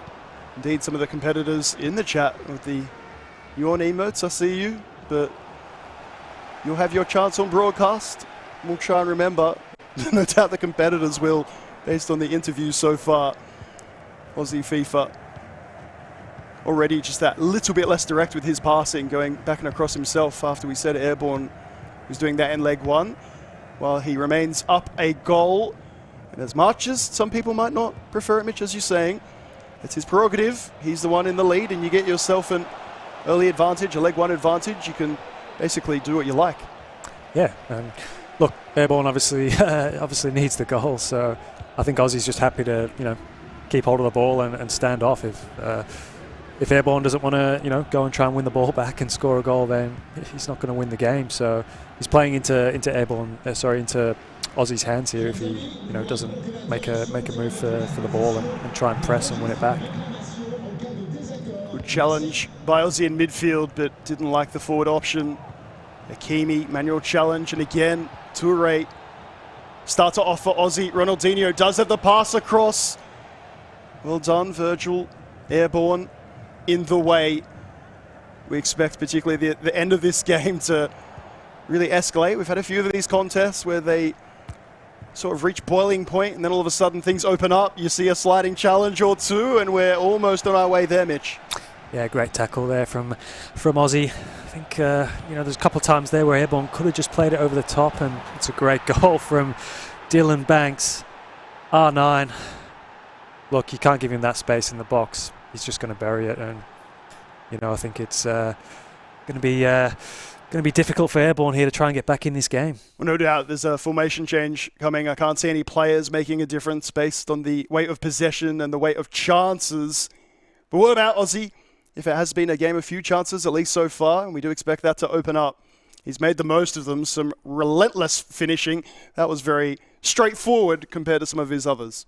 Yeah, look, he's taken both of his chances with R9, and as I said, you can't give him that sort of space in the box.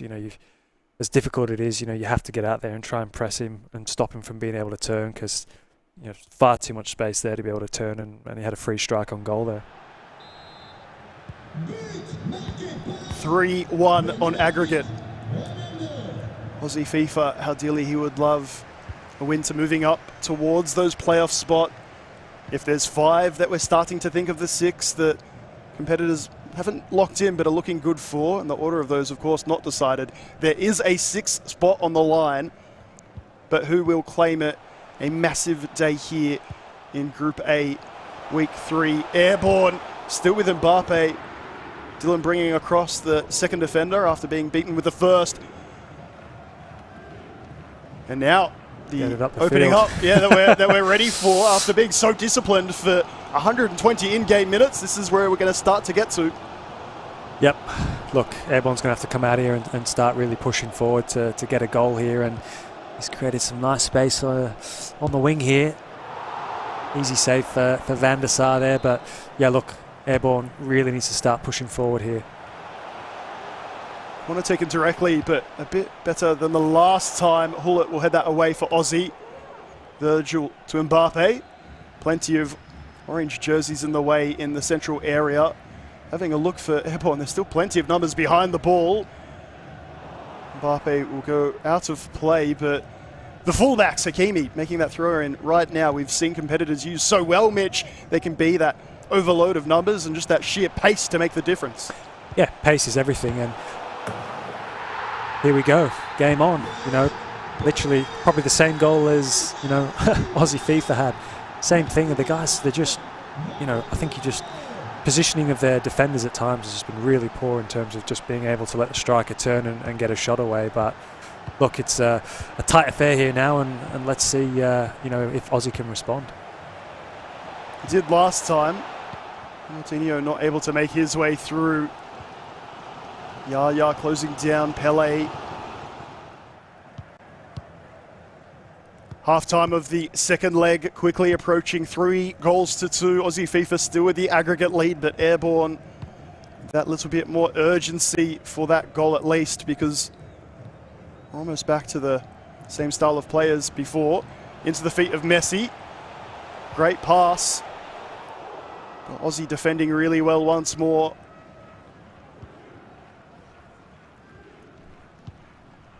Now the pass move, if you like, because it's not quite a 1-2. Ronaldinho called through and gets it. Player lock. Mbappe receives it. To be honest, not a lot of options for a pass. 2 players to get through as well. It's all a little tight, a little tentative, and a little on edge for 2 competitors looking for 6th position. Looking, of course, to help out their teammate in those premiership standings, the team standings, Mitch, we saw earlier today. Yeah, I mean, as we've seen, obviously Brisbane, not in the best of positions in terms of, Aussie's performances. I think, you can tell both the guys are a little on edge looking at the player cams here. They know what's at stake, and a bit of nervous shakes there from Airborne, I think. But look, it was a tight affair there. Obviously, not too many shots on target there at all from either of them. I think 1 shot there from Dylan. So look, I think it's going to be a tight second half here, and keen to see how it unfolds. Airborne, at least for now, persisting with the 4-2-3-1 narrow. So I guess just the increase in those other custom tactics, maybe upping the defensive pressure, the height of the line and whatnot, but remains a relatively passive formation, conservative formation, maybe a better word. when you're still behind and you're needing not just a point, but a win really. At this stage of the competition, Aussie FIFA is repelled. The 99 pace. He's on. He's still going to get it now. Not the first time. The chest, not to Airborne's liking, I'm sure. And Aussie able just to pass that away. There's the higher defensive effort, if you like, from Airborne. The second man press and also manually just trying to close down the ball carrier, not just a passing lane. Aussie FIFA more than happy to wait for that pressure to subside before taking his time in possession, moving it to the left-hand side. And now maybe heading forward because there's a man free near side. Barry just can't quite find him, but the touch isn't great. So Aussie gets it back with Mbappe. Bodies flying everywhere. Airborne has a bit of a laugh. The corner taken quickly. Toure on the edge of the area. Player free.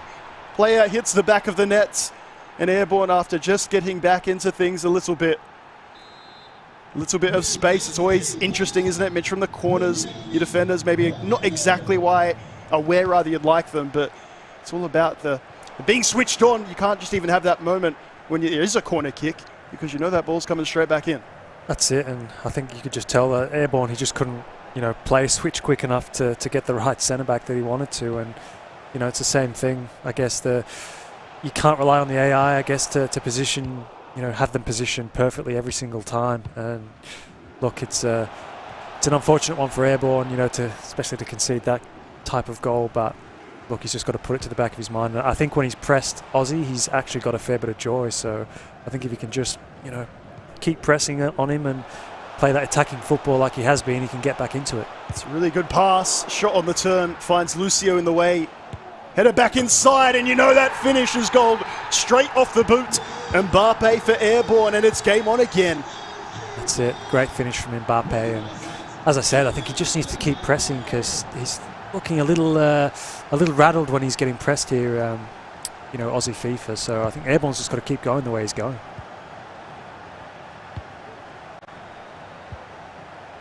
Aussie, after every goal he's conceded, has looked good to respond. Sometimes he has. This occasion, Airborne is switched on. We like to call it gamer mode, just leaning in that little bit more from the start of the contest. It's all good and well to try and act relaxed and cool, but these clutch moments, there's no point even trying to attempt a poker face. Give us what you got here for the last 20 or so in-game minutes. It's my favourite meme. The lean forward, business time. Might be a meme for you, that's just my reality, to be honest, Mish. I live that out daily in Foot Champs. But for Airborne, memes aside, he needs at least one. Almost through, and that is very cool under pressure from Aussie FIFA HD. I imagine you need a fair bit of chiropractor, mate. Yeah, they're not happy with me, but it's not changing anytime soon. Lofted through ball. Straight up in the air. Airborne gets it back again. Aussie trying to track back with his midfielders, so Airborne goes wide. Not exactly sure, to be honest, what's happened there, who's it off, or goodness knows what that was in those rather messy few seconds, but hey, we'll get a chance. Thank you. Yeah, just to take a break and recap. I need it right now because as we said, Mitch, we've seen it throughout the season, throughout the years. Games like this, decided by just a goal, and to be honest, in FIFA 23, there is higher scoring. It's almost just a waiting game until this final 45 minutes when these competitors seem to go all out every time. Yeah, and look, it's been end-to-end stuff, I think, in this game here. It's, really sort of been a game of, two halves in terms of, I think Aussie FIFA, I think as Airborne's kind of put pressure on him, he's really sort of struggled to kind of, take that high press, and Airborne's really got a lot of joy in terms of, getting those goals back, and, it's really going to be a tight affair here in the last 15 minutes, and I think it's going to be a close one. I really can't call it, to be honest. All right, breath has been caught. Sincerely, I needed it because, as Mitch is saying, for us to do predictions, and I'm very glad we're not, by the way. It is hard to call this one. Aussie in the lead and in control, and yet Airborne right here in this final 45, knocking on the door. What about from the corner? Space in behind. Bit of contact with the defender initially. And that man getting it done at both ends, Mitch. Certainly is, and you know, I've actually been quite impressed with Ollie Sale, to be honest. The A-League goalkeeper, you know, he's really stepped up, I think, today, and you know, I can't really fault him for any of the goals. You know, I think it's been a good inclusion for Airborne, and it's given him that extra, you know, team of the year or icon in the outfield. Goal behind on aggregate, and Cuckoo tries to turn, but Aussie with two defenders in the way. Bari back to Van der Sar, very patient, very well done. Strap yourselves in, watching along on Twitch. Thank you for joining us tonight. So much more still to come. That's a lovely ball. Messi to the far side, players in the middle. Aussie doesn't mind a cross, but with time ticking down, you can understand the close dribbling. We'll take the corner and take it short. Hullet. Initially Airborne with the second man press, and again, veering between, there's space in behind, and that could be the difference. Janola for Dylan Banks, making it 5-3 on aggregate. Airborne bringing out that second man. Aussie with the clutch extra pass and finish. You can see the relief in Aussie's player cam there. You know, he's really, you know, giving it his all in this game, and you know, the emotion coming out of him. Then you can really see how much it means to him. Very well worked. We said before it was on Aussie to decide how he plays this one through with that advantage. Airborne forced to bring out extra defenders to the ball. I'm not sure we can go exactly all the way to masterclass here, Mitch, but it's been wonderful game management from Aussie FIFA, who's now going to go for a compilation goal or two, see if he can get himself on a sponsored segment, I'm sure. No, you took the words from my mouth there. I was just going to say, you know, it's not been a pretty game, but in terms of game management, almost a goal back there for Airborne. But yeah, in terms of game management, it's been good from Aussie. You know, he's literally had that goal in it. Keeper volley, just by the way, if you had a sales special, even in a loss, I wonder if it really does feel like a loss. Sorry to interrupt, Mitch, continue. No, I think that would have been highlight of the tournament if Ollie Sale had got on the score sheet. That's the beauty of the E-League, I think. So many A-League men's foot items already on the scoring. I can't say I had Ollie Sale as one of my ones to watch. And Aussie, with time very much ticking down, ticking over, stays cool, stays composed, and you could see what it meant to him on the player cams that we love so much. On one hand, of course, it's wonderful to see Airborne's love for the Wellington Phoenix, and then for Aussie FIFA, that big yell in triumph when he got that 2-goal margin. Back to being nice and calm and collected, Mitch. But wonderful effort here from the two competitors. Airborne will wonder what could have been. Aussie FIFA HD, Dylan Banks for Brisbane Roar with a 2-goal win. We'll be back with you the second half of the games just after this break.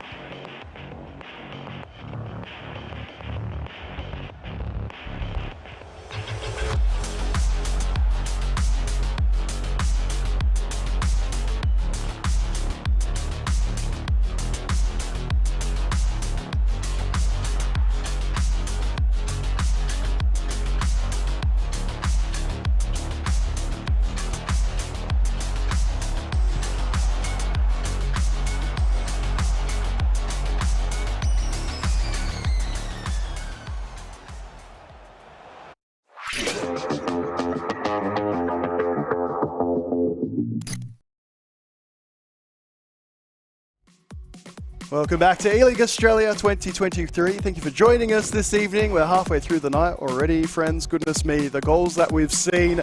Justin talking off there in the commercial break. Goodness me. Noah against Mike J. Of course, the result not going his way. But the opening goal, we're sitting here debating what to call it. A flare shot, a flare pass that ends out to be a shot. If you got the technical name, let me know. Of all the things we studied up for, we still haven't got that. I mean, you don't see it very often in football, though, so it's very hard to give it a name. I mean, I was thinking, was it fake with the right, maybe shoe with the left? I don't know what you'd call it. Noah going down ultimately to Mike J, but a big lead and respect to Mike J for a big comeback. And in that game that we just watched there, Pilski, Dylan with the mentality, the elite mentality to grind out that win, get that 2-goal lead. That Airborne just found it too much. Yeah, it was a pretty tight one. I think just getting that last goal kind of sealed the deal at the end of the day, and it's good to see him kind of bounce back. Hopefully he can kind of scrape his way in towards the top 6 for this group. A big moment for Dylan, as you say, Pilski and Brisbane Roar, as we have a look at those standings and what it means. Still moving up slowly, but have a look how tight it is. Goodness me. 4 competitors on 7 points, 3 on 3. This is almost this halfway stage, Mitch. Dylan, Mike J, that game later somehow looks even better than before.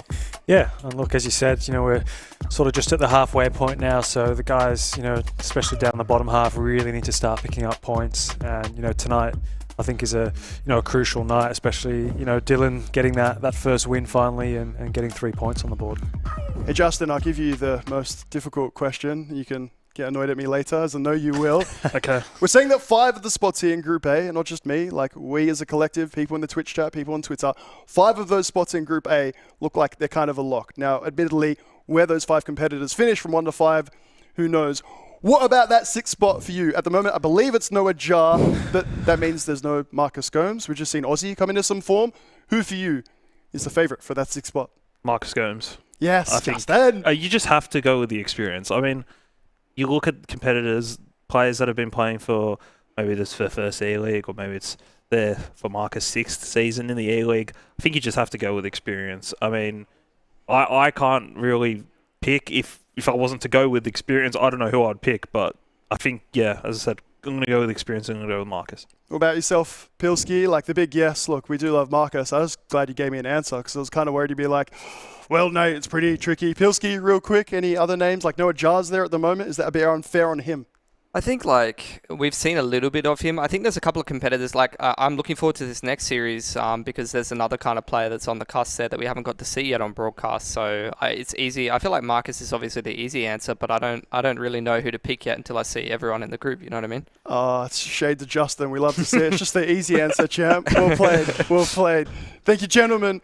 Lav winners are grinners. They get to tell history, I believe, is what Paddy is saying. To paraphrase it, let us know what this man's saying about that win. Tough game, but you managed to scrape through with a narrow win. How does it feel?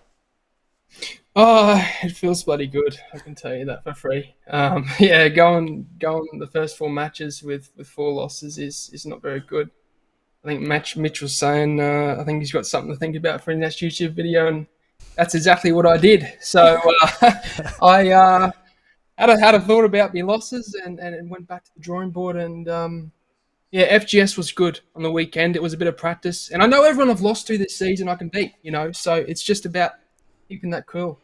Yeah, so it obviously has been a bit of an unfortunate start to the season for you. What do you think you changed in this game versus the games that you've played previously? I definitely didn't press as high. It's a bit different to playing the casual player, or at least the higher caliber player pressing high up the pitch. You can win the ball back against them, but against these guys, they're too good. So I was a bit more passive, and yes, it's boring to watch, but, got the job done in the end. Hey, who cares about boring? If it gets you the win, that's all that matters. How important was this win for you? Obviously, we've had a bit of a conversation about it seems like those top 5 spots are pretty solid, and it seems like everyone else is sort of fighting for that final 6 spot. How important was this win for you for securing that spot, and how are you feeling with your standing out of those remaining few people fighting for that 6th spot? Yeah, obviously second last at the moment, only 3 points. It's going to take a strong mental game for sure. As I've always said, 50% mentality and 50% skill level. So it's going to take a strong mentality, mental game from here on in. Up against Paddy Netst, I mean, he learnt the German cross off me, so I know what he's doing. And, see how he goes. Well, good luck with the rest of the season. I hope we get to speak to you again. Perfect. Thank you. Cheers. Thank you very much, Dylan, Aussie FIFA HD. We're giving Paddy all the credit for the German cross, aren't we, Mitch? And then you got Aussie FIFA. Mate, he learned that from me. Those two play each other in our last match of the night. When I say you can't go anywhere when it comes to E-League Australia, we really mean it. Yeah, looks like we're going to see a German crossathon. Oh, please no. Master v Apprentice, and we'll see who taught who. And look, I think as Ozzy said, it was sort of back to the drawing board, I think, this week, and maybe changed a couple of things and implemented it quite well. And as he said, it's probably not the best, FIFA to watch, but got the job done, and he's got 3 points on the board. Yeah, Justin, as someone who's been there, done that when it comes to E-League Australia in the past, what about that getting the win, just to get the win? You're not worried about what the Twitch chat is saying? You're not worried about some of those disgusting comments on social media or about the competitors and how they got their spots? You're focused on the win. You get it done because, as he said, when you're playing the competitors or opponents in foot champs, it's just a different game. I think we've spoken about this a bit off camera, but I think one thing that I learned playing as a competitor, or even like if you're just streaming, I think one thing that you have to learn is you just have to not really care what other people are saying, I guess, at the end of the day. And it's something that I think I've lived by now going into it is, if I don't care about them, I'm not going to care about what they're saying. I'm only going to care about what people that I care for do. So I think for Dylan, if maybe that's what we're talking in regards to people in the Twitch chat saying he's not playing well or whatever, don't care about it. Like, don't even give it the time of day. And, if that's how he's responded to it, I think that's a brilliant response. Being able to put out a great performance and to be able to move from there and be able to, I guess, improve in the season, I think something we might see. It seems to have worked for him, so respect Aussie for that mentality. We're headed into our second half of allotment of games. It is Boom FC for Perth Glory up against Bilzo for Melbourne Victory. We've seen plenty of Bilzo, but I don't think we've seen Boom yet on the mainstream. So going to be good to get our heads around what this man's going to be bringing into the E-League. I think Bilzo, we've been giving him a fair bit of screen time, but it's not been against some easy opponents, so he'd love to get himself a W on the board in this one. No, you're spot on there. I believe this is Boom's second season in the E-League, first season last season, playing for his hometown Perth Glory. And as you said, hasn't been on broadcast as of yet. But, this is his first chance on broadcast. First chance to show the stream, the Twitch stream, to everyone what he's going to bring to the season this year. I know we're already 3 match weeks in, but, there's never a late time to be able to show what you've got this season. He's playing against a very decent competitor in Bilzo. We spoke a lot about him earlier in the season as the man to maybe take the spot of Mo Zwed, who's retiring from the competitive scene. So I'm very interested to see how this game's going to go.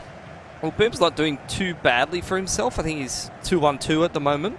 So that's not honestly a bad record to try and scrape your way in towards playoffs. And I think, looking at another person who's trying to throw his name in the hat, this would be a good one to win head-to-head. No, I think if Bills is going to be looking to get that final 6th place spot to go into playoffs, he's going to need to be winning a game like this with someone he's in contention with for that final spot. I believe Boom is one of the 4 players on 7 points at the moment, and one of those players looking to be able to get into those top 6 spots. So I think first goal is very important, but once again, would show much importance if it's a high-scoring game. Well, we've seen Bills, even if he is taking some losses against some tough players, and there's plenty of them in this group, he's still able to get some goals in, and some good-looking goals in. So maybe see him continue to showcase that skill. Maybe he'll be in a little bit more of his own element, playing against potentially an easier opponent here. But as for Boom, I mean, all I have to go off is his record. So I'm kind of reserving my expectations. I'm keen to see what he's going to be putting together. Nice save from the keeper there. Good little attempt from Boom, though. He definitely gave it a crack there. That was a nice build-up play by Boom. It was great defense, and to be able to save the shot, move the ball up the field nicely. Commentator's curse there. About to say, really, really, really like the look of gameplay that we see from Bilzo. There's a nice exchange between attack and defense. As you said, hasn't pulled off the best of results so far, but with, I believe, 6 or 7 games left in the regular season, there's still time to be able to pick up points, to be able to move yourself into that last playoff spot. Yeah, almost at the halfway point. So definitely a good time to put yourself in the driver's seat if you can. No scoring in this first half of the first leg just yet. Had a few opportunities for both of these players. I feel like we're getting a pretty similar kind of pacing from both of these guys, you know? No, I agree with you there, Pilski. I think it's been a bit of slow build-up with a slight combination of counter-attack, looking to try and just, you know, feed off of your opponent's mistakes, look to counter on those, maybe force your opponent into making a mistake, and look to hit on the counter right here. As we said, Bilzo moving up the field, looking to just play it around the edge, just working his way into the box. Well defended by Lucio, able to intercept that pass. So again, Boom going to start building things up, seeing if he can find some more space around the field. Anything interesting about the A-League inclusions? Is it, you know, tough to decide who you're going to put in if you're playing with the Perth squad? I think just in general... Oh, hold on. Hold that thought. That's just beautiful for Mbappe. He sends it all the way into the net. Sorry, go on, Justin. That's all right. That was a brilliant finish. Kylian Mbappe into the bottom corner. Really well worked by Boom. But yeah, as you mentioned, the A-League players, we saw Adam Taggart getting in on the action to try and use the bit of passing build-up play. It was really well worked into the box. Pass across to the near post. And a cheeky little near post finish from Kylian Mbappe's foot item, that Team of the Year foot item. Bilzo trying to reset from the corner, but he's lost possession. So now Boom going to, again, continue to build things up, but unfortunately he can't keep control of the ball. Bilzo going to get over on the top side with Hakimi. He's been super active with R9 inside the box, and he's going to get another opportunity here. Boom just kicking it out, so Bilzo going to take his chance to reset. Seems to be going to R9 pretty regularly, try to use some fancy footwork or find another player who can do something with the ball. Passing it around, but unfortunately Hullet loses control. You don't see many players whipping it into the box since the nerf, I guess, of the meta crosses off of corners. See them working into the box a lot more frequently now. As we see Bilzo looking to just maybe play it onto the edge there. I don't know if that's hindsight from commentators, but I mean, we do get to see it after it's happened and then comment, so. Bit messy at the moment. Boom finds himself up 1 goal. Ooh. Might have had a little bit of space there, but unfortunately, as we head to the end of the first half here, Boom up 1. Definitely not insurmountable, and feels like it's been a pretty even game so far. No, I couldn't agree more with you there, Pilski. Just not sure if Boom was actually through on goal there, or if the ref called time to proceeding just because he was offside. Really interested, because if he wasn't offside there, I'd be really understanding of his frustration, because he was through on goal. He had some space there for sure. That's just one of those opportunities that you think about as another chance to go up, especially in an important game like this one. So anything interesting about the formations? I mean, we've seen Bilzo a couple of times. I'm sure he's just kind of going with the same kind of A-League players as before, I'm assuming. You can see both players using the 4-3-2-1, actually. I'm happy you brought up the formations, Pilski, because both using the 4-3-2-1, both very, very commonly used meta formations.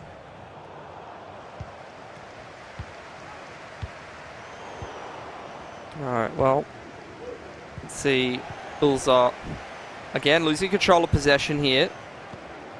So Boom going to have another chance.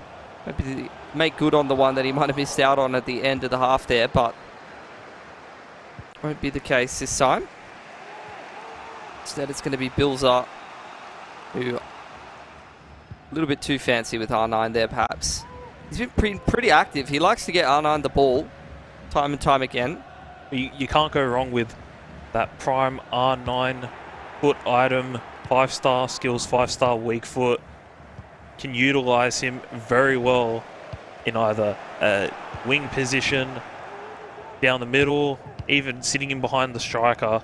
You can use him in many different areas, and to be able to utilize those skill moves and weak foot, as I mentioned, along with his high shooting, pace, dribbling stats, you're able to get him even into positions like this, and he's getting past Team of the Year Van Dijk. It's right inside the box and just sends it. Literally just 1v5 from R9 all the way up the field. It's him against the world. And he sinks it straight into the net for Bilzo. He's going to be pumped about that one, evening things up one apiece. He just gets it done himself. He doesn't need any help. That was perfectly executed. We talk about the wing play a lot, and that was amazing from Bilzo. Literally talking about R9, and then he's R9 again. Just gets the ball, runs it straight up through all of the defense. Frustration from Bilzo. Wondering what some of his AI was doing there, I think. No, I feel for Bilzo a little there. Just seemed to lock with Boom's R9 Ronaldo. And we could talk about it a bit as well. That step over skill move is really good for just holding onto the ball. And sometimes you see players kind of just run through players or their opponent's defenders, just managing to hold onto the ball. It's like the ball is on their foot like glue. Defense just can't do anything about it. So Boom, again, setting the pace in this game, piling on the goals. Again, he's going to have another opportunity. Great little pass there from Mbappe, working in tandem with the rest of the offense. Plenty of options here for Boom, but he can't find any of them. At least Hatch is able to keep control of possession. He's going to be able to try to use this position. Taggart passing it off again to R9. Easy as you like. Loving the insult to injury that Boom's adding in here, by the way. Just running it straight back into the net. And not only that, going up 3-1 overall. Having a great time of things here for Perth. That was very well worked, Boom. But I think it's just slightly... Bills is just feeding towards just rushing his players out. I don't think it's time for panic stations yet. He doesn't need to be rushing his players out and trying to get the ball back. With only 20 minutes left in the first leg, you still have well over 100 minutes left in both legs and more than enough time to be able to get a goal back to make it even. But I think he's let himself down there defensively. Now finds himself 2 goals down with only 20 minutes left in this first leg. Again, good movement for Boom. He's passing it around the edge of the box, but Bills is able to get possession back again, creating space up the wing with Pele. Got a couple of options to pass it off to. Mbappe off to Pele, and then a nice opportunity from Bilzo, but can't quite convert it. He's disappointed about that one. Definitely wanted to start closing this goal gap at the end of the first leg. I think he's going to look back on that chance. I think should have taken slightly a bit more time. I know it could be hindsight talking, but it seemed like he just had slightly too much time and wasn't really sure where to put it.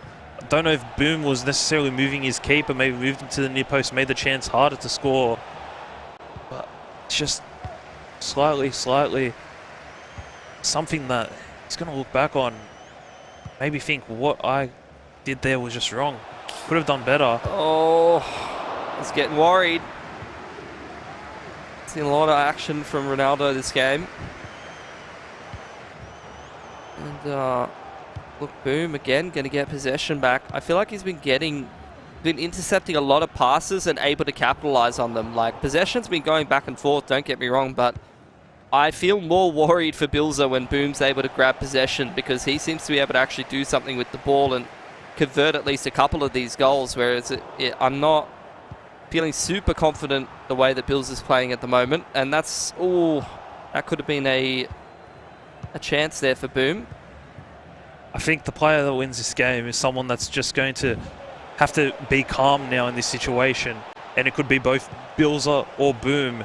Just need to be calm because both players are just looking to get the ball up the field as quickly as possible, not being patient at all. There's still another 90 minutes left in this game. Just try and look for that extra pass. Oh, some quick passing from Bilzo. Comes off the legs of the defense, and that's absolutely beautiful from him. Straight in the back left side of the net. R9. Has anyone else scored this game?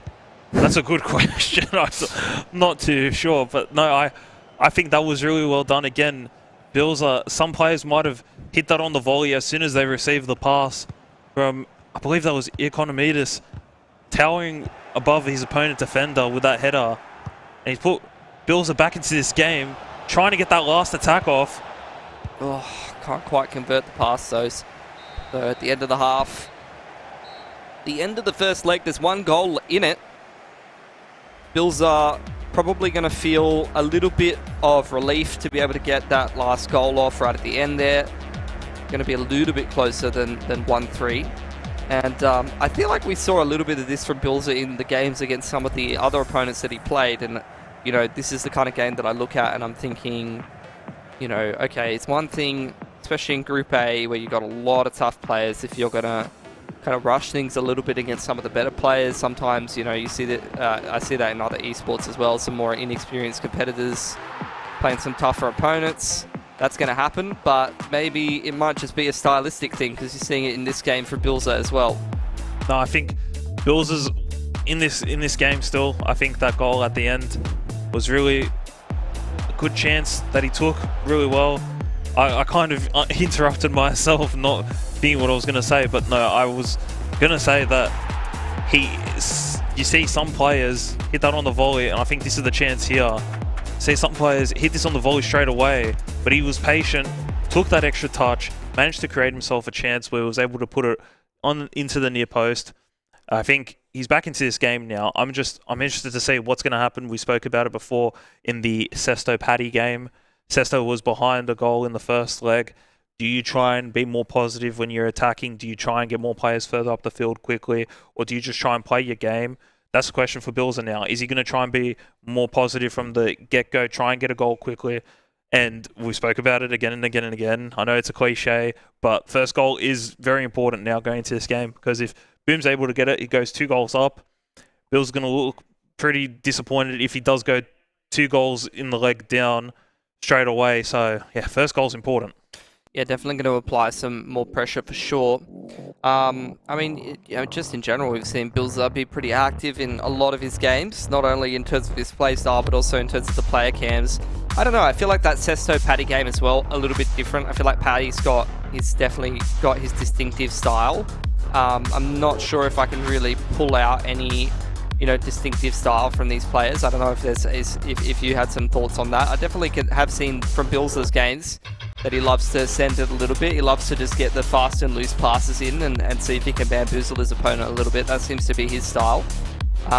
What have you seen from Boom so far this game, and just in general looking back at the other couple of seasons and the other competitions that you've seen him in? I think the one thing that I see him do a bit is look for that extra pass.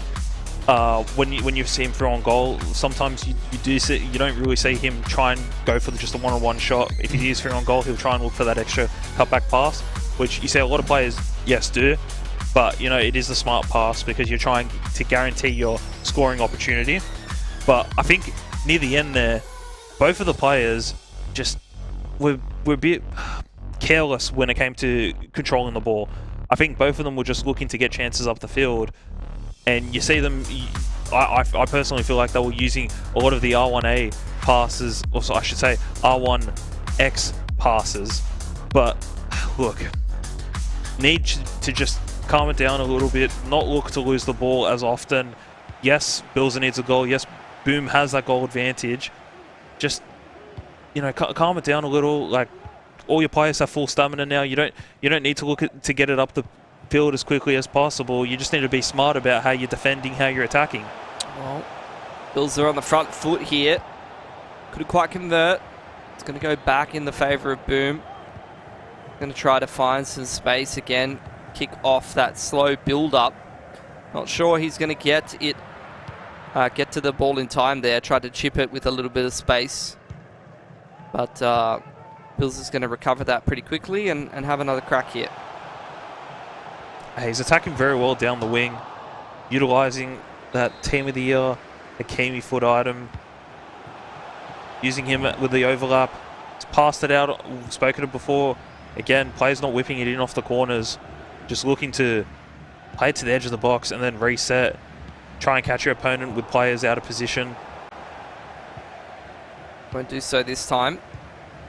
Again, Boom grabs possession here. It's got some space on the bottom side with Hatch. But definitely looking to pass that off to somebody else who can maybe do something with it. Did a lot of activity for R9 here, but Taggart just gets bullied by Lucio there. No, it was great from Boom to try and find someone on the inside. It seemed like he was getting cornered by two players. Just managed to be able to find that pass on the inside. Speaking of passes. Yeah, I mean, that was the... if that got completed, that would have been a great opportunity for Bilzo, no doubt about it. But again, Boom's just been great at intercepting. Cass has cursed it. Bilzo now running it into the box with Pele. And it gets overturned again. So Boom going to work things up the field. Just back and forth again. This is the same move that Boom went for before. Dodges the goalie beautifully. Some fancy footwork from Mbappe there. And you said it, first goal is all important, and that's a lot of pressure on Bilzo now. That was a very commonly worked chance created by Boom. Going for that chip through ball, just waiting for that defender, that last defender, and the Team of the Year Mbappe foot item to just be one-on-one. Made a great chip through ball. And then once he got to the keeper, made sure not to take too many touches. And it was a perfected ball roll past the keeper and found himself with an open goal. Now finds himself 2 goals ahead. Hakimi passes it off to R9, who gets inside the box. Bullet almost intercepts there. Some quick passing here for Bilzo. Trying to bamboozle Boom, but he might be bamboozling himself at the moment. Mbappe over to Pele. Comes off the keeper twice, and that's frustration from Bilzo. Can't convert, really needs a goal to even things up, particularly as we're heading into the second half of this second leg here. What he is finding very well is being able to get that ball quickly. Ooh. It's just that last pass. You mentioned it before, Pilski. That last pass for both players, just not able to make it count. Getting worried there for a second. Whenever I see it come off the defense and head up onto the air, that's usually where you get the more entertaining goals. Mbappe trying to get it past Virgil, but can't do it this time. So Bilzo going to try to create some space here. See if he can beat some of the defense, but the touch is just a little bit too much there. So Boom's going to get an opportunity to reset here. I think we're going to find Boom trying to be very patient now because he doesn't need to get another goal. He's 2 up. 2 up with only 60 minutes left in this second leg of 2. Going to probably find Bills are trying to rush his players out of position to try and get that ball back. Nearly there. Nearly found one of his defenders out of position. Bills gets the ball back yet again.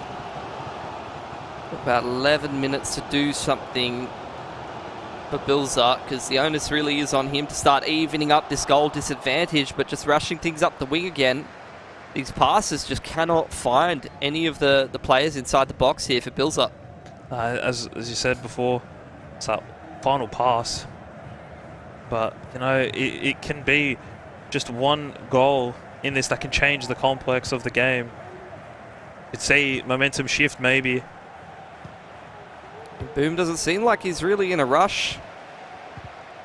Again, can't quite get it through the middle of the field, but a bit of a mistake there from Bilzo. Now you're getting Boom close up inside the box with R9 again.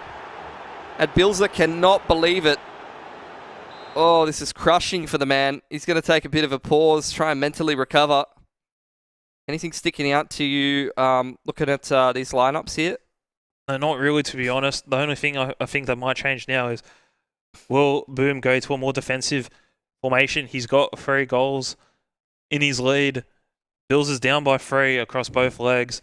He's probably going to have to change to a more positive formation, maybe going to a 3-back, maybe going to something else, try and get players further up the field because he just needs goals now.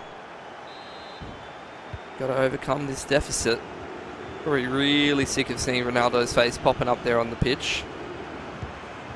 It's 5 minutes left in this half, and about 50 for Bilzo to get 3 in. Really needs to convert that last pass, but again, it's just his kryptonite at the moment.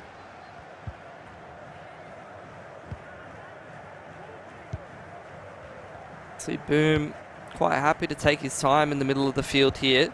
He's been losing control of the ball once he tries to make a little bit more ground pretty regularly. And those have been opportunities for Bilzo. That's not a good pass at all. Pele inside the box, but he's just got a little bit too much to do there. Bilzo super frustrated at this point. And look, that's going to be the end of this half here. 3 goals in 45 minutes. It's doable, but you can see the pressure is definitely on Bilzo right now for the victory. That was the golden chance there to be able to get back into the game. Put yourself in with a half left, only 2 goals behind. But I think he was just second guessing himself there, just didn't know what he was going to do up until the last second where he's just like, I got to shoot, I got to create a chance because there's players coming around trying to tackle me. Yeah, you had the triangle basically. You had the goalie in front of him and 2 defenders running in from either side. I think he had too much time. That was the problem.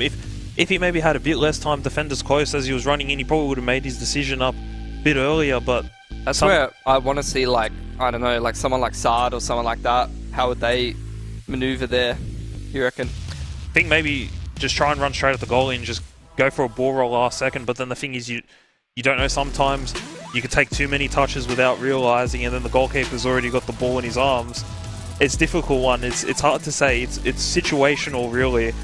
Can't really make a judgment and say, oh, this is exactly what he should have done because it's hard because you don't really know what's going through the player's head as he's running through on goal. Bit of circumstance, bit of RNG, bit of keeper movement maybe. Change it. No, I think you're right there because maybe another day, maybe when things are falling for Bilzo, he scores that chance emphatically and doesn't really think twice about it. Well, not in this reality. Got less than 45 minutes now to close a 3-goal disadvantage.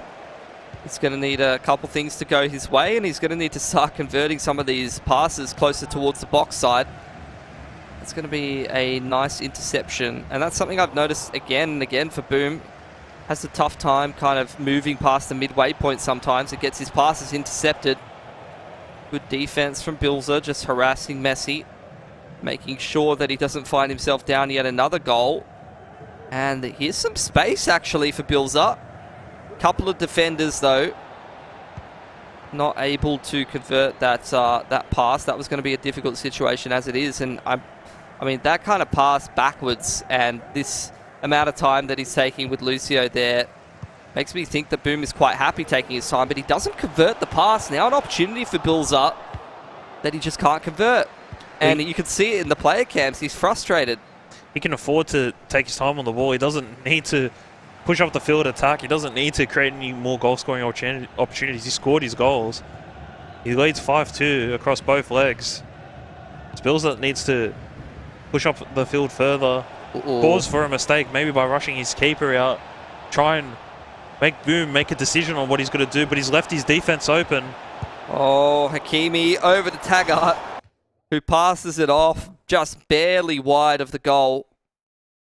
I didn't even see where the goalie was. He was in like another postcode. That was free.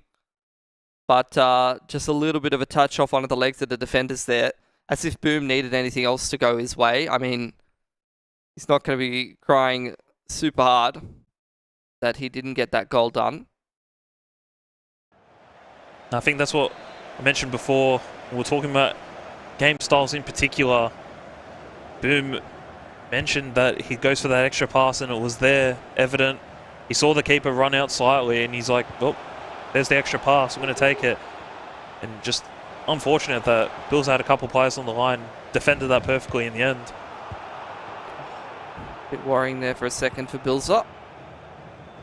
But he's putting the pieces back together here. Mbappe passes it off to Ronaldinho. He's got R9 to find, but the keeper just dives straight on it. And unfortunately, that means that Boom's going to be able to reset things here for a second. Good movement from Hakimi, though. Now Huller passes it off to Bellingham, but it's just that last bloody pass every single time. Now Mbappe with some space for Boom. As if they're, he needed any more nails in the coffin. This could be another chance for it. Chips on into Messi, finds R9 again, I think it is. And straight in towards the back right side, and that's going to be it for sure. I don't think 4 goals in 25 minutes? It's not happening. It's not happening, Justin. Bit of a celebration there. We're not going to get one in the player cams, but, couple of emotes on the field. I think that's it. 5-4-1. Yeah, that's right. Seeing the formation changes for both players. Bilzo went into the 4-4-2 and now the 4-2-4. We can get players up the field and you can see the emotion on Bilzo's face. Looks a bit down after that. I think he realised that maybe he was being slightly rash dragging his players out that much, but he needed to. So he can't really look too down on yourself for doing that, because you needed to change something. I mean, at least for this game for Bilzo, it just feels like, what's the word? I wouldn't say self-fulfilling prophecy. It's more of a case of just like the mistakes in the earlier part of the game just keep feeding into what's happening the rest of the game, and he just keeps doubling down and doubling down and doubling down.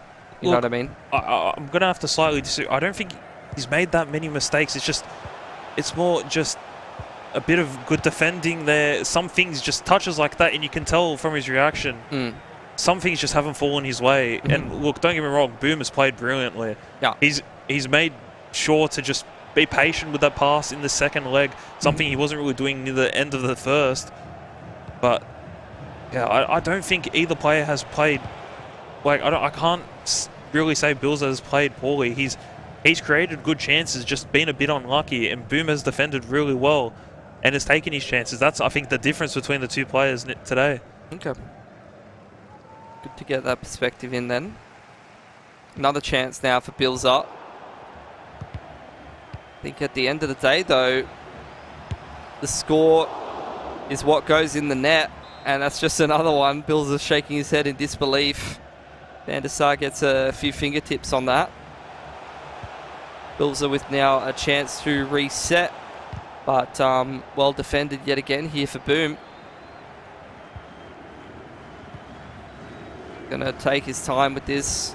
Did shift into the defensive formation, but again, that's not another pass that doesn't quite find its mark, which means that Bilzo gets control once again, but nothing gets past the keeper for Boom right now. That's something I have to give Boom a lot of credit to. His keeper movement has been pinpoint for a lot of chances. Bilzo with another one now. Oh, those are some quick passes, but again off the keeper. That looked like he was good for it. I didn't even see that coming, but nothing's getting past Van der Sar right now. Fourth opportunity for Bilzo inside the box, but this time again it's that great defense from Boom. And with 9 minutes on the clock, I think we're starting to think about goal diff at this point. Again, just very unlucky for Bilzo. There wasn't, on that occasion, no keeper movement at all from Boom. Just very unlucky that the ball has gone straight to the keeper. I think either side of the goalkeeper, and that's putting a small dent into the goal difference there. Making it 6-3. Boom. Gonna kick things out of here. 5.5 left in it. Bilzo again getting himself inside the box and just looking for that extra player to pass it off to. But Boom just wrangling control of the ball back again. Start moving it up the field with Mbappe. See if he can chip another one in just for goal diff at this point. Maybe try to move his way up the standings a tiny bit more. Bilzo with 2 minutes on the clock. Passes it off to Bellingham. R9 going to chip it up over to Mbappe. But unfortunately, ref's not happy with that, which means that Boom probably just going to run out the rest of this game here. Yeah, that's how the rest of the game is going to be looking. Only a minute left in stoppage time. We try and grab another goal maybe just for that goal difference. Goes to the shot, but just trickles its way out. See the end of the game. Unfortunate. So Bills are down by 4 goals after all said and done. First game on stream for Boom. Pretty good stuff there, Justin. I think he finds himself on 10 points now, if I'm correct, and I think inside the top 6. So he's pulled out some really good performances in both legs here today on broadcast. So he's showing his worth and his quality. Probably saying should be on broadcast a bit more maybe. Maybe on broadcast a bit more if he can actually secure himself a spot in the playoffs, but that remains to be seen. Got to get through the rest of the competition before we make any judgments about that, and before we do see more games of FIFA, we got to see ourselves a break.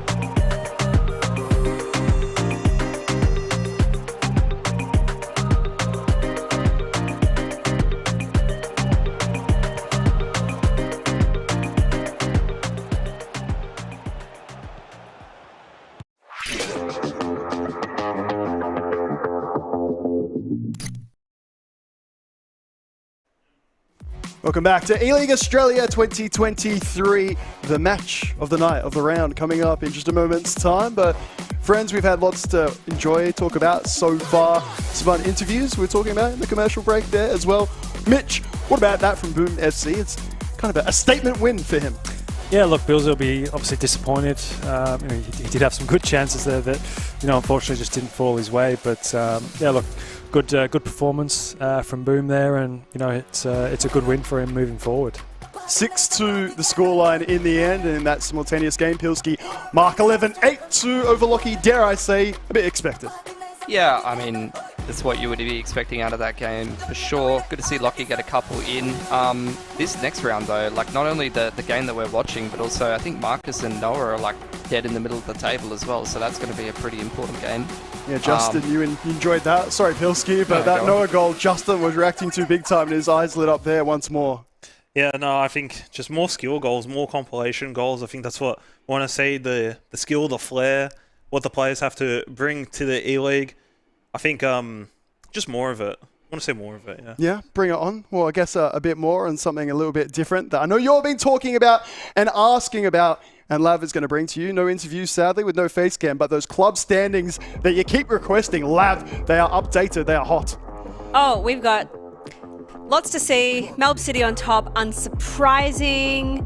Western Sydney close second. Not Sydney FC. Or is it? Sydney FC, Western United. It's a surprise whether it's Sydney FC or Western United. We're keeping things interesting. Or maybe they've just changed branding. Jets in 5th. Down the bottom, we've got the Central Coast and Victory. Central Coast just aren't not having a good season. Can they come back though? It's still kind of early days. They could. The logos are correct, just to confirm for you, so don't worry about the text. So we've got Western in 3rd, Sydney in 4th. Indeed, because you've got Dylan Campbell obviously coming up in a moment's time. He's been crushing it. Marco with some difficult fixtures, I guess on the other end, hoping to bring it up.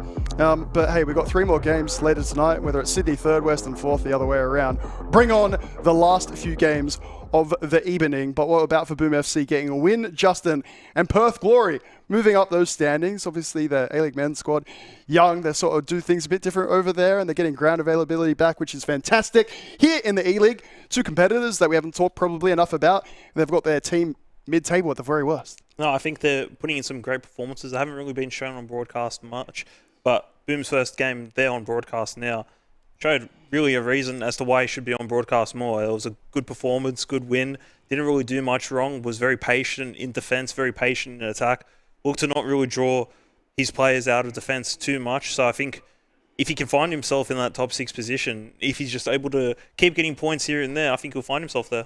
2 competitors from those standings that we were talking about. Look, it's all tight at the top. I think that's the main point. And Lav, the big game coming up, Mike J and Dylan Campbell, Sydney FC and Melbourne City. There's a grudge match there individually, but also for the teams. Are we calling that the big game? I feel like both games we're about to head into, they're fighting for 1 and 2, but I reckon the fight for 6 is the one that we've got to watch. Yeah, well, that's fair enough. I'm going to do this one. You can watch that other one. Mitch, you don't have to take sides. They are both great games.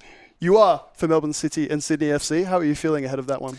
Yeah, I think it's going to be a close affair, but as I said, Mark J has been showed really good form so far in the E-League, as has Dylan. Really can't call it, to be honest. It's going to be a close affair, so excited to see it. And obviously Mark J shipped in 3 goals early doors, against the Jets previously on. So yeah, hopefully he's kind of tightened up at the back, and otherwise, Dylan could put a few past him here. Competitors almost ready to get ready into their game, of course. City Blue, Sky Blue.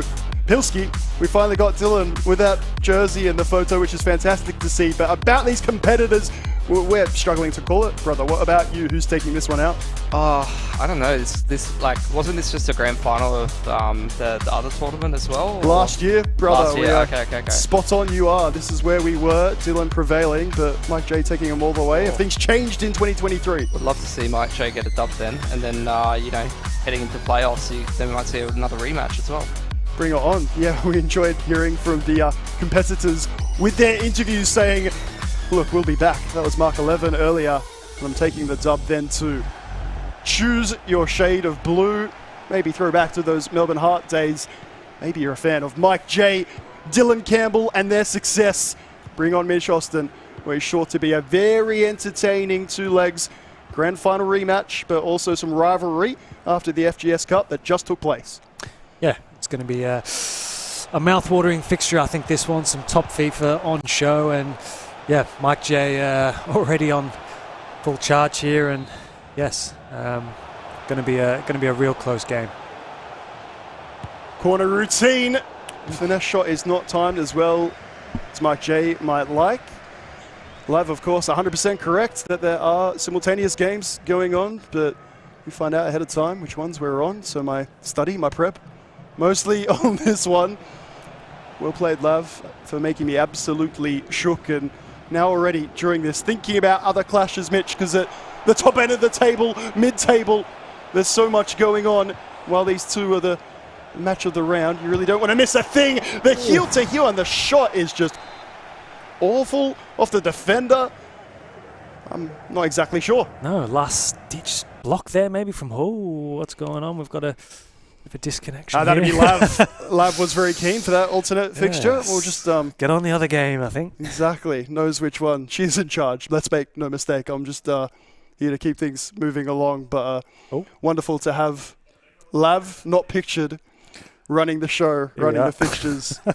And the league itself. We'll be back to our feature game in a moment's time, I'm sure. Mishy's got an excellent point, to be fair. That's why it rattled me, is because it was true.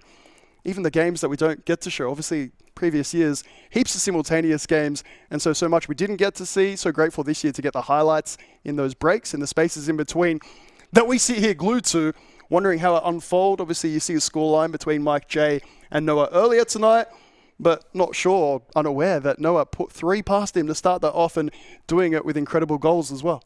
Yeah, and I think, as I just said, to concede 3, for Mike, especially so early on, and to obviously show that fight back, to come back. I think, most players mentally, when you go 3-0 down in FIFA, it's close to being sort of, game over. So I think, it can kind of go 2 ways.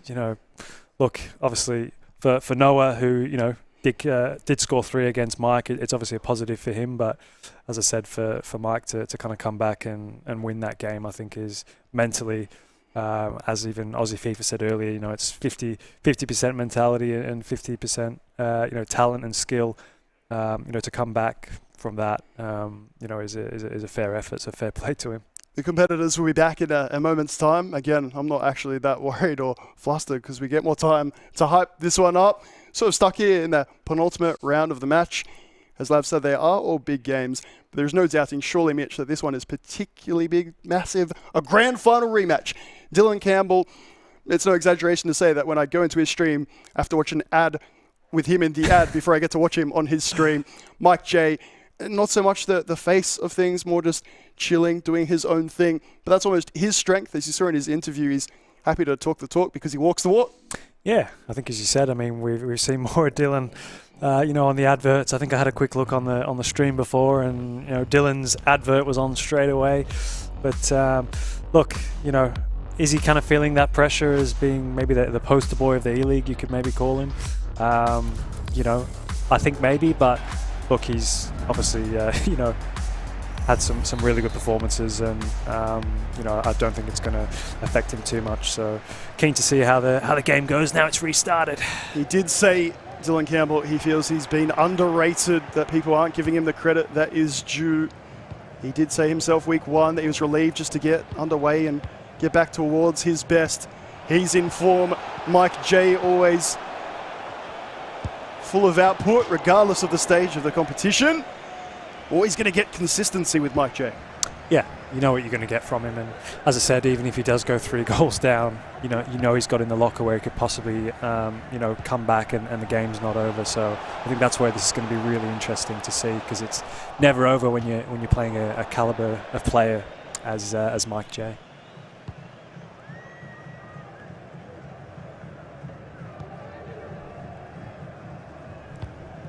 Dylan Campbell, Western United champion last season, now at Sydney FC. It's a lovely ball, a lovely extra pass.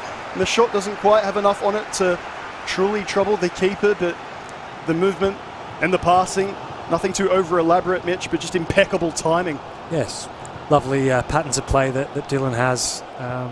Worked it really nicely into the box. Just didn't get the connection that he really wanted, which has kind of been a bit of a showing for some of the players tonight. They really work it well, get into the right areas, but the strikers just haven't found, the correct contact at times. Ginola for Mike J on the turn off the post. An early sighter. To be fair, that double press forces the man out of play, so Mike can go again. All the way back. He's not been afraid of a power shot or two. We'll go for the Trivela van der Sar, comfortably dealing with that. And Dylan going long from the goal kick. It's a rarity at this level. Heads it back and we'll get back underway. Jamie McLaren in form for item. We talked about Goodwin before. Jason Cummings. J-Mac another. You might enjoy using your foot champs, and that we're seeing here the highest level of FIFA esports in our region. Mike J, first time ball to Ginola. There is J-Mac. Lovely ball around the corner. Captavia. Dylan with a challenge. Once again, Mike from the corner, happy to work it short and back. Not looking at that big finesse from the corner just yet anyway. A little bit untidy because of players in different positions from the corner. Ryan Grant has been a mainstay for Sydney FC in the A-League men's, but also here in the E-League. A lot of competitors wanting their fullbacks to have certain stats. Ryan Grant never as an individual attribute that looks particularly great there, Mitch, at least in FIFA 23 in the last few. Hold that for one moment. Mike J on the attack with Jude. But it's that sort of undefinable quality of fighting for the badge where just a foot item that you have just does it for you consistently. For Dylan, Ronaldinho, much more known for you, familiar with FIFA esports globally, but here we love the Ryan Grants just as much. Yeah, I think as you say, in terms of fighting for the badge, I've obviously played against Ryan Grant many a time and played with him as well, and that's what he's all about. And yeah, it's kind of taken over into his virtual self on the FIFA field as well. But I think it's great that EA have, especially with the team of the weeks, that they've kind of really got around those stat boosts, and it's making it really fun to play with the A-League players. And Mike J really close to taking the lead there, but great save from Van der Sar.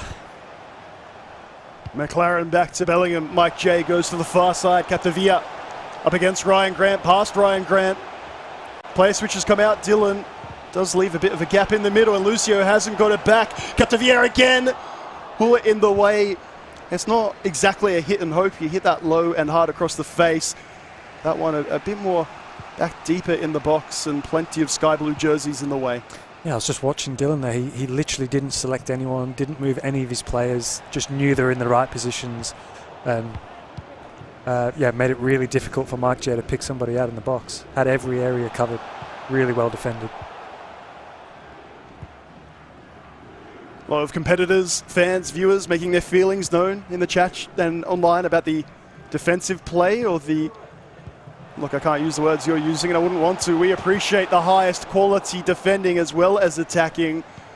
Certainly in FIFA 23, where there's plenty of goals, and we love them, don't get us wrong, but it makes the defending even more impeccable. Yeah, it's a skill in itself. The manual defending, the L2 jockey, placing the defenders in the right area and being at the right, right distance from the attacker to block the shot or to get in tight. We've seen it in previous games where players even at this level are struggling to kind of position the defenders correctly and conceding really simple goals. And there's a chance here. Blazing over. We talked a little bit about in previous matches shots that maybe you'd think would be on target, and the reason for it, it's not exactly a mechanic or anything close, but the balance of the play and the momentum when you're sprinting through towards the goal, so much more likelihood of a desired shot, something that you're looking for with everything going towards the target. Here for Dylan, a lovely pass, the outside of the foot to Ronaldinho, and a lovely challenge again before the green time shot. You get the indicator, but not the shot itself. And it is something for the competitors just to think about when they execute a skill move. Make sure there is that touch towards the target so that the balance is where you want it to be. As we hit half-time, something for the competitors to think about, maybe something for you watching along to think about as well. They've got all the tricks in the bag, Mitch Austin, but it's about when to use them and the little attention to detail. I guess it's what it's going to be to break open this deadlock with two competitors who have played against each other so regularly, the grand final rematch, and they're going to jump straight back in. Yeah, I think you can sort of sums the game up. The guys, you know, nothing really to change. You know, two quality players, you know, really hard to break down. You know, it's almost like a game of chess here, just waiting for one of the two players to make a mistake that's going to, you know, create the first opportunity that's going to lead to a goal. Big shout out to the international competitive FIFA esports players who are more than happy to have a chat and get behind this tournament and this region as well. We like to see the Australian meta develop, but it all starts early on in September. Nothing to worry about again, although our hearts are in mouths for a moment. Likes of Resende, Nasri, names again if you follow Global FIFA Esports, more than happy to have a chat about these competitors, about the meta and what they're looking for from this region.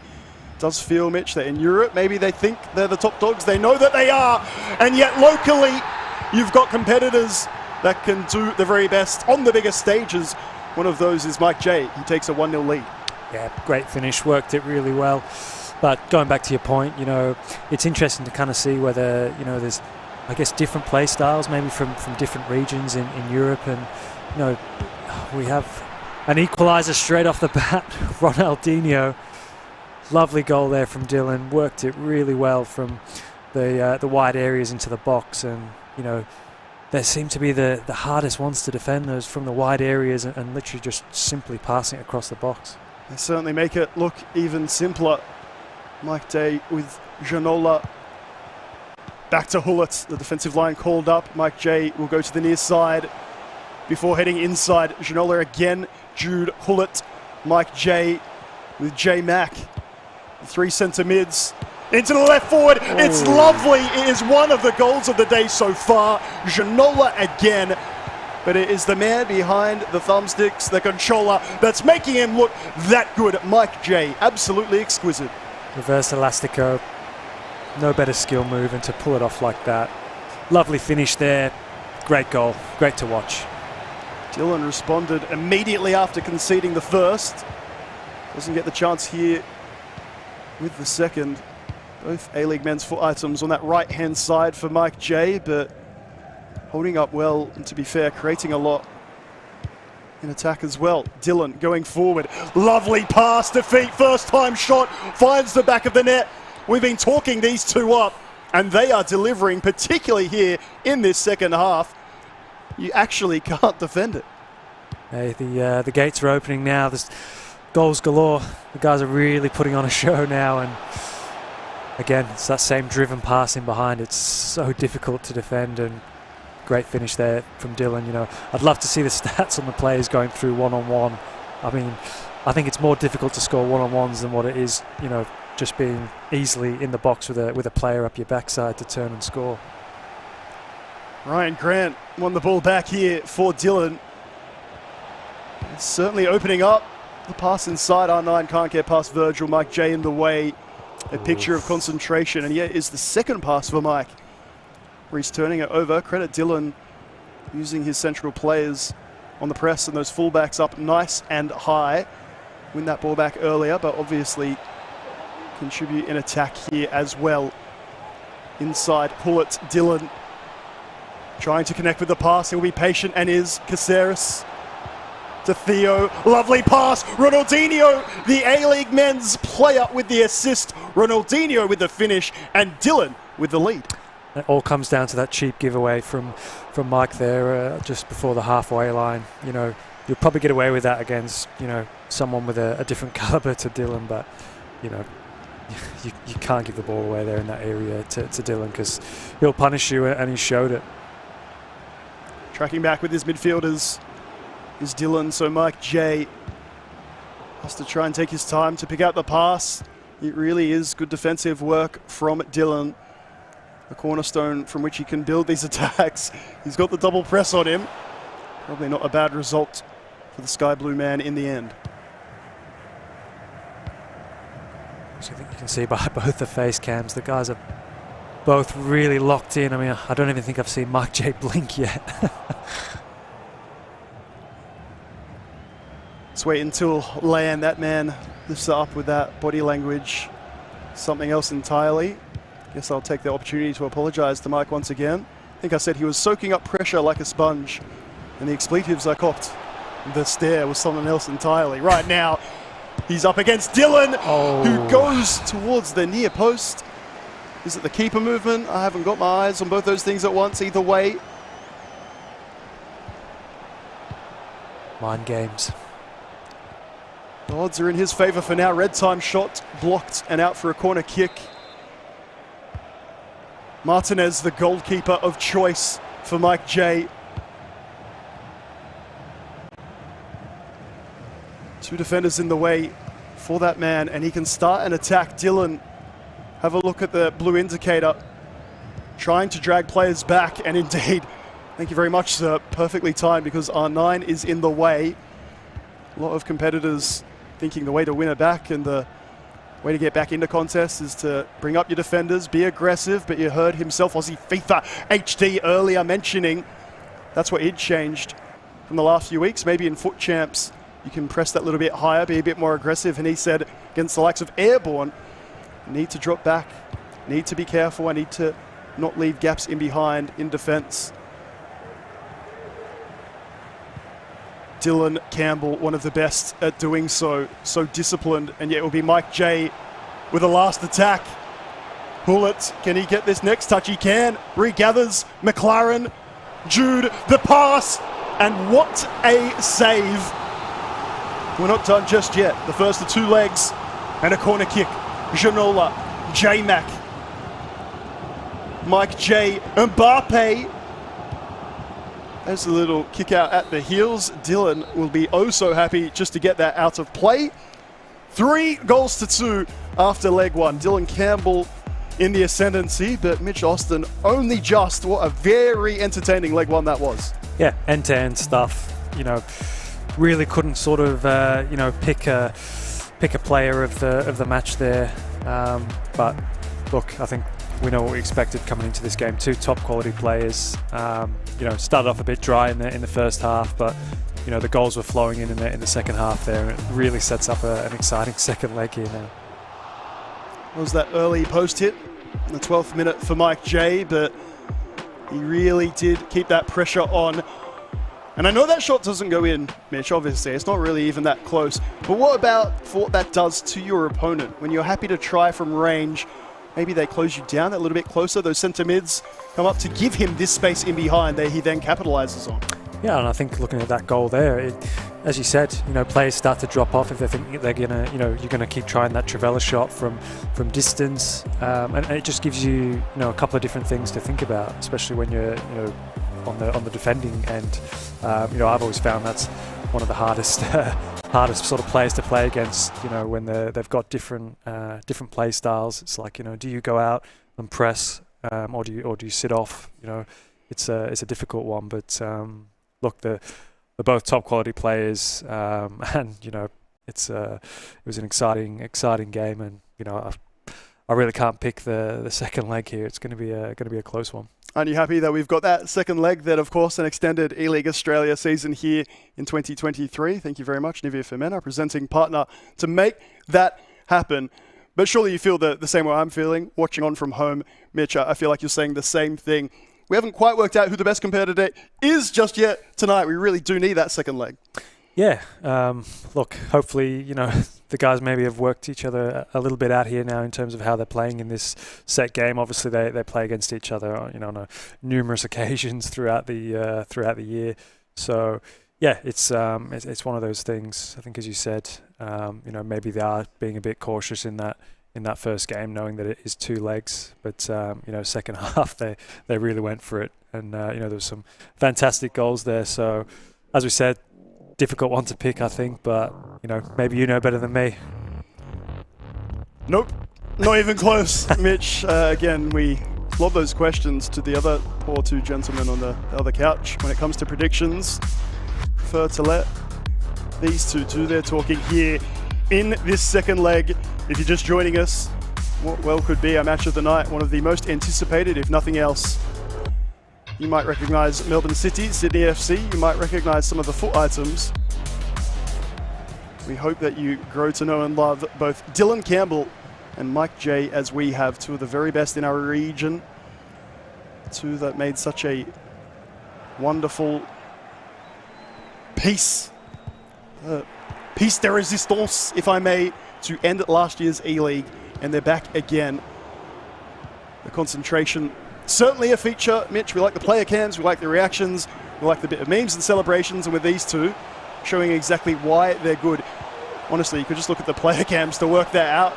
The gameplay could be second nature. That's how locked in they are. Yeah, and as I said, these guys are, best of the best in terms of, professionalism, in FIFA esports, and you can really tell. And we're nearly, Mike J, that's really could come back to cost him there, but just a simple ball over the top there. It's got to be worrying signs for Dylan there that he opened him up so easily there.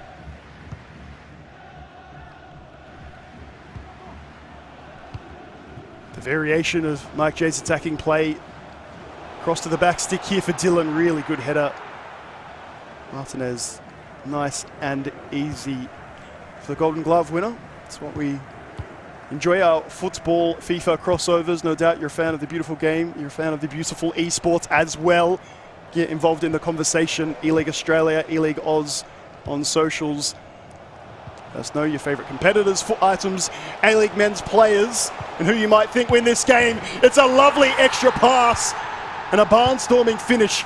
Mbappe giving Dylan the first goal of this second leg. Great goal, great finish, and it's great to see how easy they make these green time finishes look under pressure. It's fantastic to see, and that's a big goal, really big goal for Dylan there. Mitch saying earlier how much that shot that Mike J started with might come back to haunt him. Time will tell. Lovely pass, J-Mac. Gets it back again. The A-League men's foot item doing bits.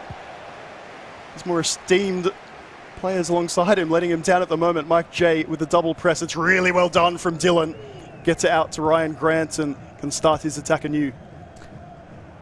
Far too easy there. He should not be getting out from that area of the pitch there, but as you said, really well worked from Dylan there. Didn't crumble under the press, and nicely played out to Ryan Grant, who played it out nicely in the end. Off the Sydney FC player, no, my mistake. One man on your screen thinking the same as me. Doesn't matter. Dylan goes again, saying he's been building into this season. Relieved after his opening week's play. We're starting to reach vintage form for Dylan Campbell. Mike J, of course, only two behind. Plenty of leg two still remaining. Nine's going to get through here, and he'll take the shot on first time. Really hope whatever keeper you've got in goal handles that. Martinez does. But Dylan goes again. Ronaldinho, green time finesse straight into the defender. Jude Bellingham in the way for Mike J. Once again, Dylan winning that ball back fantastically. The midfield press, something to behold. Does it have fruit on the other end? You know it will, because it's Dylan representing Sydney FC. Doesn't matter what foot item he is. Calm under pressure, building into his best form throughout this FIFA 23 season, and now specifically here in the E-League. Yeah, lovely finish. I think, as he said, he's really coming into form now at the right time after, as he said himself, not having the greatest of starts to his, FIFA 23 season. But look, he's obviously understanding the game now with more time, and obviously great time for him to be hitting form at this stage in the E-League. Cross does find the head of the striker, but Martinez will claim comfortably. Mike J not quite holding on, hanging on. with a chance or two of his own, of course, in this second leg, and yet staring down a scoreline of 5-2. Gonna need to go and get that. No, you're not. Straight away through the midfield, direct passing centrally before going wide. Capdevia, the left back, pushing forward. Jude has space and time, so Dylan knows he needs to close it down, courtesy of those long shots from Mike. It leaves the space in behind, and R9 will finish. Mike J responding well. Great finish. I thought the keeper movement was just going to do him, but lovely near post finish there. And is there enough time for him to get back into the game? You know, I think so. Certainly in FIFA 23, other FIFAs, we really are saying things like that, wondering if a 2-goal buffer is more than plenty. I dare say Mike J will be giving himself every chance. Hey, he's been 3 goals down before and come back, so obviously Dylan's a different different kettle of fish, but that'll obviously give him confidence, having been 3 goals down already earlier on in the night. McLaren to Mbappe. Mike J with his centre mids, trying to pass it forward. Dylan. The intercept with Hullet. He does call the striker forward. But it's going to be this overlap on his left side. Now it is that man, R9. Lovely 1-2 passing with Dylan, Ronaldo and Ronaldinho, but now goes back and across. Caceres, Jude Bellingham. Bit of space and time, as does Hullet. But he wants R9. He gets past 2 centre-backs before finishing. Are you kidding me, Dylan Campbell? Right before half-time. It's not quite the killing blow, Mitch, but a fearsome strike. Yeah, look, I think that's probably just going to knock Mike J's confidence a little bit there. He was just getting himself back into the game there with some nice intricate play. But yeah, look, I think conceding that goal right just before half-time, he would have just wanted to, get through the break without conceding. But look, that's the kind of form that Dylan's in, and it's big second half needed here for Mike J to try and get back into this game. You can see the scarves behind Dylan there, customary at global FIFA Esports events. You reach a certain level, you get to take one of those home. Well, should he hang that one up proudly alongside the others. Plenty more to come for both these gentlemen in the years to come as well, Mitch. Surely we're talking FIFA 23 as we should. But these competitors, Mike J and Dylan, specifically, years of quality still to come, surely. Yeah, and maybe that's why Dylan's got his scarves up, just sending a little reminder to everybody, especially in the E-League, what he has achieved in this e-sport. And yeah, look, the way he's going so far, I can see him adding to that collection. We were hoping for a game of quality, 2 legs of quality that we have received, and you're all asking for goals. We've got those as well. Mike J with Mbappe. Was down by this margin earlier today against Noah Jar. What can he do against Dylan Campbell? Ginola across. It's a great opportunity, and he won't miss that. Jude Bellingham rarely on the scorer's sheet this E-League. Very, very comfortable finish, but not a comfortable margin currently. Mike J, a little bit of a fist bump or something, but straight back into his work. And Dylan near side has Ronaldinho. Wonderful sliding challenge. Mike J with Virgil van Dijk. Big tackle there. But as you said, it just goes back to such an easy way to score, just passing it across from the wide areas. And even Dylan Campbell struggling to defend against it. So, look, it's one of those, I don't really know how to stop it. I don't think anybody knows how to stop it. I mentioned 5-4-1 at the start of the broadcast. Maybe we won't go back there just yet, but maybe if you're watching along, playing your Div rivals, what we like to still call the Weekend League and whatnot, you are seeing that it can be simple and just as effective. Corner taken directly, but straight at the goalkeeper. No harm, no foul. Dylan will go again, this time short. Statistically, much more dangerous. Not just here, but around the world. Stokes FIFA, one of those, imploring everyone to take their corners short and work out a routine or two. It can be those little things in a game. Might not be the sexy aspects of FIFA Esports, Mitch, but you get plenty of corners. Why not work out some variations to maximise your chances? Yeah, I think you can see from, some of the pros that we've seen already this season. A couple have, some unique corner styles. But look, it's an opportunity to score a goal. So I think they're, maybe an area where certain players maybe neglect, but we could have a chance here for Mike J. But another easy turnover from Dylan. Third of this second leg remaining. Mike J needing this next goal of the contest. He gets through. Capdevia it is, so he doesn't want the strike. A lovely pass, a lovely finish. Dylan is beside himself. Mike J is locked in, and we have a game. Going to be honest, I really thought he'd overplayed it there, but look, that's a great goal and goes back to having another chance here. It could be in again. Well defended by Dylan, but as I was saying, just going back to when to pass, when not to pass, not overplaying. Mike J's really done it spot on there. Great defensive pressure, rushing out with Virgil van Dijk, but makes the manual tackle. Pressure back on Dylan. He has the 1-goal lead. Does he have the defensive qualities to repel Mike J?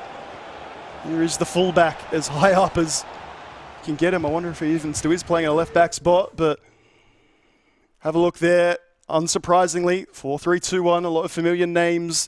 If you've been watching Global FIFA Esports or here with us in E-League Australia 2023, it's the gentleman behind the controller we're most interested in, though. Mitch, 1 goal behind. Mike J showing his fighting qualities earlier today. Is he about to do it again? Well, the way he's going, I think so. He is looking pretty dangerous in that attacking third. And look, for Dylan, I mean, he's just starting to show a bit of frustration, which I don't think he's showed too much of in the E-League.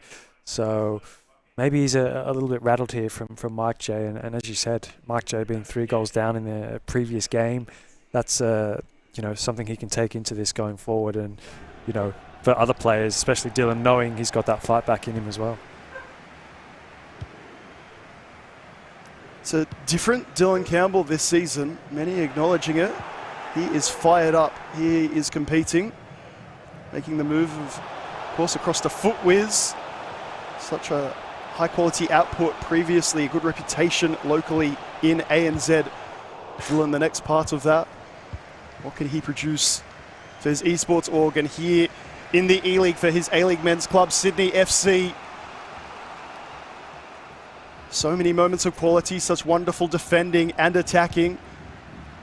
But he's not done yet. Mike J, Zinedine Zidane on there now. McLaren has been playing as a centre mid and doing quite well for Mike J. Off the attacker and out of play. Have a look at that pressure. The red and white jerseys. It's going to leave space in behind if Dylan's good enough to find it. And he puts that ball up in front, and to be honest, straight back to Mike J. Done so well. That might have just been a little fake shot, pass fake to get past and giving it away. Yeah, I thought the winger was on there. Maybe it was just an input error on the controller there, but Ronaldinho for Mike J. Pass inside, well defended Dylan. 10 minutes remaining in game. We were so excited for the contest. It has lived up to the hype. What does this ending have for us? Mike J. Zidane. Lovely pass, the finish. Oh. Yet again, as we mentioned, just that little bit off balance. It's hit not quite firmly enough, not quite in the direction you want. It's a great save, but we're expecting those to hit the back of the net based on past FIFAs, Mitch Austin in FIFA 23. The momentum, the balance, that last little touch before your shot, making all the difference. Yeah, he just couldn't turn R9 round to get the correct angle, and you do see it, sometimes when you just haven't, perfectly positioned the player, you don't get that right contact that you want, that's going to have enough power to kind of take it past the goalkeeper. And yeah, I think he just couldn't get R9 turned quick enough, but it's one of those things. He's creating chances, Mike J, and look, Dylan's having a bit of probably a few words to himself here on how he can close this game out. Judging on those face cams, and that's all we've got right now, you can assume it's just one of those mental pauses before you dive back in. And you can take a few, I guess, if you want. Needs Mike another J, seemingly on his phone, of course, might be receiving some instructions, might be having a little chat, as these gentlemen do in these big moments when you need to go all out. Mitch, you and I have sat here, and some of these competitors maybe waited too late into the contest to go for it. For Mike J, it is now or never. Yeah, as you said, 9 minutes to go. Obviously, look, Ryan Grant off, Hakimi on, who's probably going to bring, that extra bit of pace down that right flank. Something for Dylan to look out for here. Mike J does have it. Pele to Mbappe. Pass that right back. Maybe Ryan Grant would have stopped him. Mike J, the extra touch out of play. Dylan elated. But he can't celebrate for long. Caceres now at left back. Lovely turn, Dylan, with Ginola, and look how much space there is in behind. There's a player in the middle as well. Dylan can seal it here, surely. Or does he play for time? Past the defender. Mbappe, what has Dylan got for us? Does he want to really push for that extra goal? It does feel like he's playing for possession. He gets it through Ginola. Sliding challenge, leaves everything out. Keeper gets ball, man and all. But most crucially, and as you can see by Dylan's befuddlement, is a goal kick to Mike J. I was more impressed with the referee letting it go through his legs. I don't think I've seen that before. Thank goodness Not on FIFA. They're transparent. That's all I can say for things we've seen in the past. The time surely has run out. Dylan will run byline. Player in the middle doesn't find him. Referee will surely call it, and does right before that pass to the strikers. Had us captivated until the very end. Dylan Campbell on social media saying, feel like I need more respect on my name. Y'all don't remember who I am and what I've done. Well, he's just provided us with a wonderful reminder. Credit Mike J for a great contest between two titans of our esport. It's not even the last game of the night. Will you join us after this short break as we close out Week 3 Group A?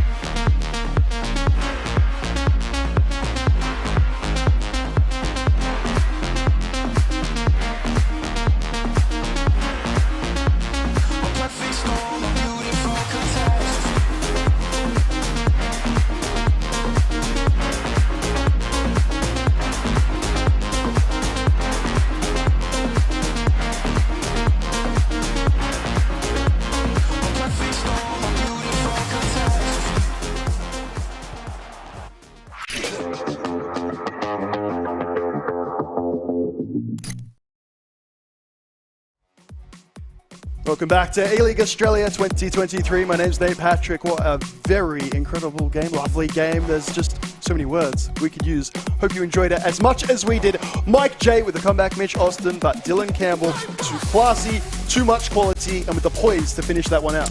Yeah, and I think as we were saying, it was a good fight back from Mike J as well. And look, it was a really entertaining close encounter there, but. Yeah, I think Dylan just edged it in terms of his quality and, obviously he's proven a point, I think, to some of the doubters tonight. Yeah, if there are any, I wonder where they are and what they'd say at this point. Marcus Gomes with the win real quickly as well, by the way, with a Noah Jar. Justin, a good moment for him. Noah Jar already on Twitter saying just not his day and a bit frustrated. Yeah, sometimes it just isn't your day, simply put. But as we spoke about before, Marcus has the experience. He's been and done it here before in the scene, in not only competitions overseas, but here in the A-League. So he's picking up a few points. I think that puts him on to 10 points, I believe. I just had to pick him out. You called him for that 6th playoff spot, and so we sneak that in there real quick. One thing, hopefully, we can take a bit of time with is Dylan Campbell, who's kind enough to give us his time chatting with Lav. Dylan, how are you going? You've obviously just had a 2022 Grand Final rematch. How's it feeling? It was a stressful game, I'll be honest. Like, when I went 3 goals up, I thought, okay, I think I got this in the bag. But then the press went on, and with A-League plays, it's really difficult to do anything once the team press goes on. So it was one of those games, like, going into it. I think myself, the coaches, all that, we looked at it and we were like, this is the one game this season that's a must win. If I do win it, then the rest of this group stage is in my hands. So you're calling it now, you're saying that the rest of the season is in your hands. You reckon you can beat Mike J for that top spot? I think so. For group stages, at the very least, I think I'm definitely a lot more confident now. As I said last week in the interview, I'm not the same as, I don't know, like 2 months ago. I think people are very quick to forget the level that I actually was at. And I'm slowly starting to get back to that level again. So hopefully it's just on the up from here still. So you're saying that people are underestimating you? I feel like that's been something that's been thrown around a fair bit. What do you have to say to those people who maybe didn't think you could get a win against Mike J, didn't think you could fight for that top spot? Well, to be honest, I think a lot of the top competitors probably still knew like what I was capable of. My issue was consistency this year. I wouldn't say it's, I guess, I forgot the word you said, but I think it was just disrespect in general. Like, as I said before, people are very quick to forget where I was previously to like 3 months ago. So it's just me reaching that level again. And I think now, if I continue on this trajectory, I firmly do believe that I have what it takes to be the best again in this region. Well, good luck with the rest of the season. Can't wait to see how it plays out. Thank you. Thank you very much, Lav, and thank you, Dylan. There you go. Put some respect on that man's name. There were 2 competitors fighting at that top spot. We're talking about the group standings as well, and maybe a little bit of confusion. No confusion whatsoever, Mitch, about Dylan Campbell. He is back to his best. Yeah, and I think he obviously wanted to get his point across there as well, that, maybe people have, maybe not disrespected him as much, but probably not, shown him as much, fear that, I think competitors, especially in FIFA, if you have that kind of fear factor about you every time, people play against you, it's kind of, as I was saying before, it's like, when people go to Manchester United, it's like a grand final when they're playing against him, which I think a lot of the players are. They kind of try to up their game when they play Dylan Campbell. Good win for him. Good win for him, but the night not yet done. Adelaide United's Paddy against the returning Aussie FIFA HD Dylan Banks, whatever you want to call him. He got a win earlier tonight. He's back again to complete our round. Be hard to top that game, Justin, but we'll give it a crack. Last game of the night. Both of these players doing pretty well for themselves here today. Obviously, Dylan would love to get this win on the board, get himself off the bottom of the table, and that's a bloody great way to start. Now, he's been in the E-League FIFA scene since 2019. Dylan picked up his first 3 points earlier today, and that's a perfect way to start off his match today against Paddy. Both players having picked up 3 points. Already first 4 minutes, he's got himself on the board. Paddy, though, not doing too badly for himself tonight. Would definitely want to pick himself up another win. He's doing pretty decently in the middle of the table.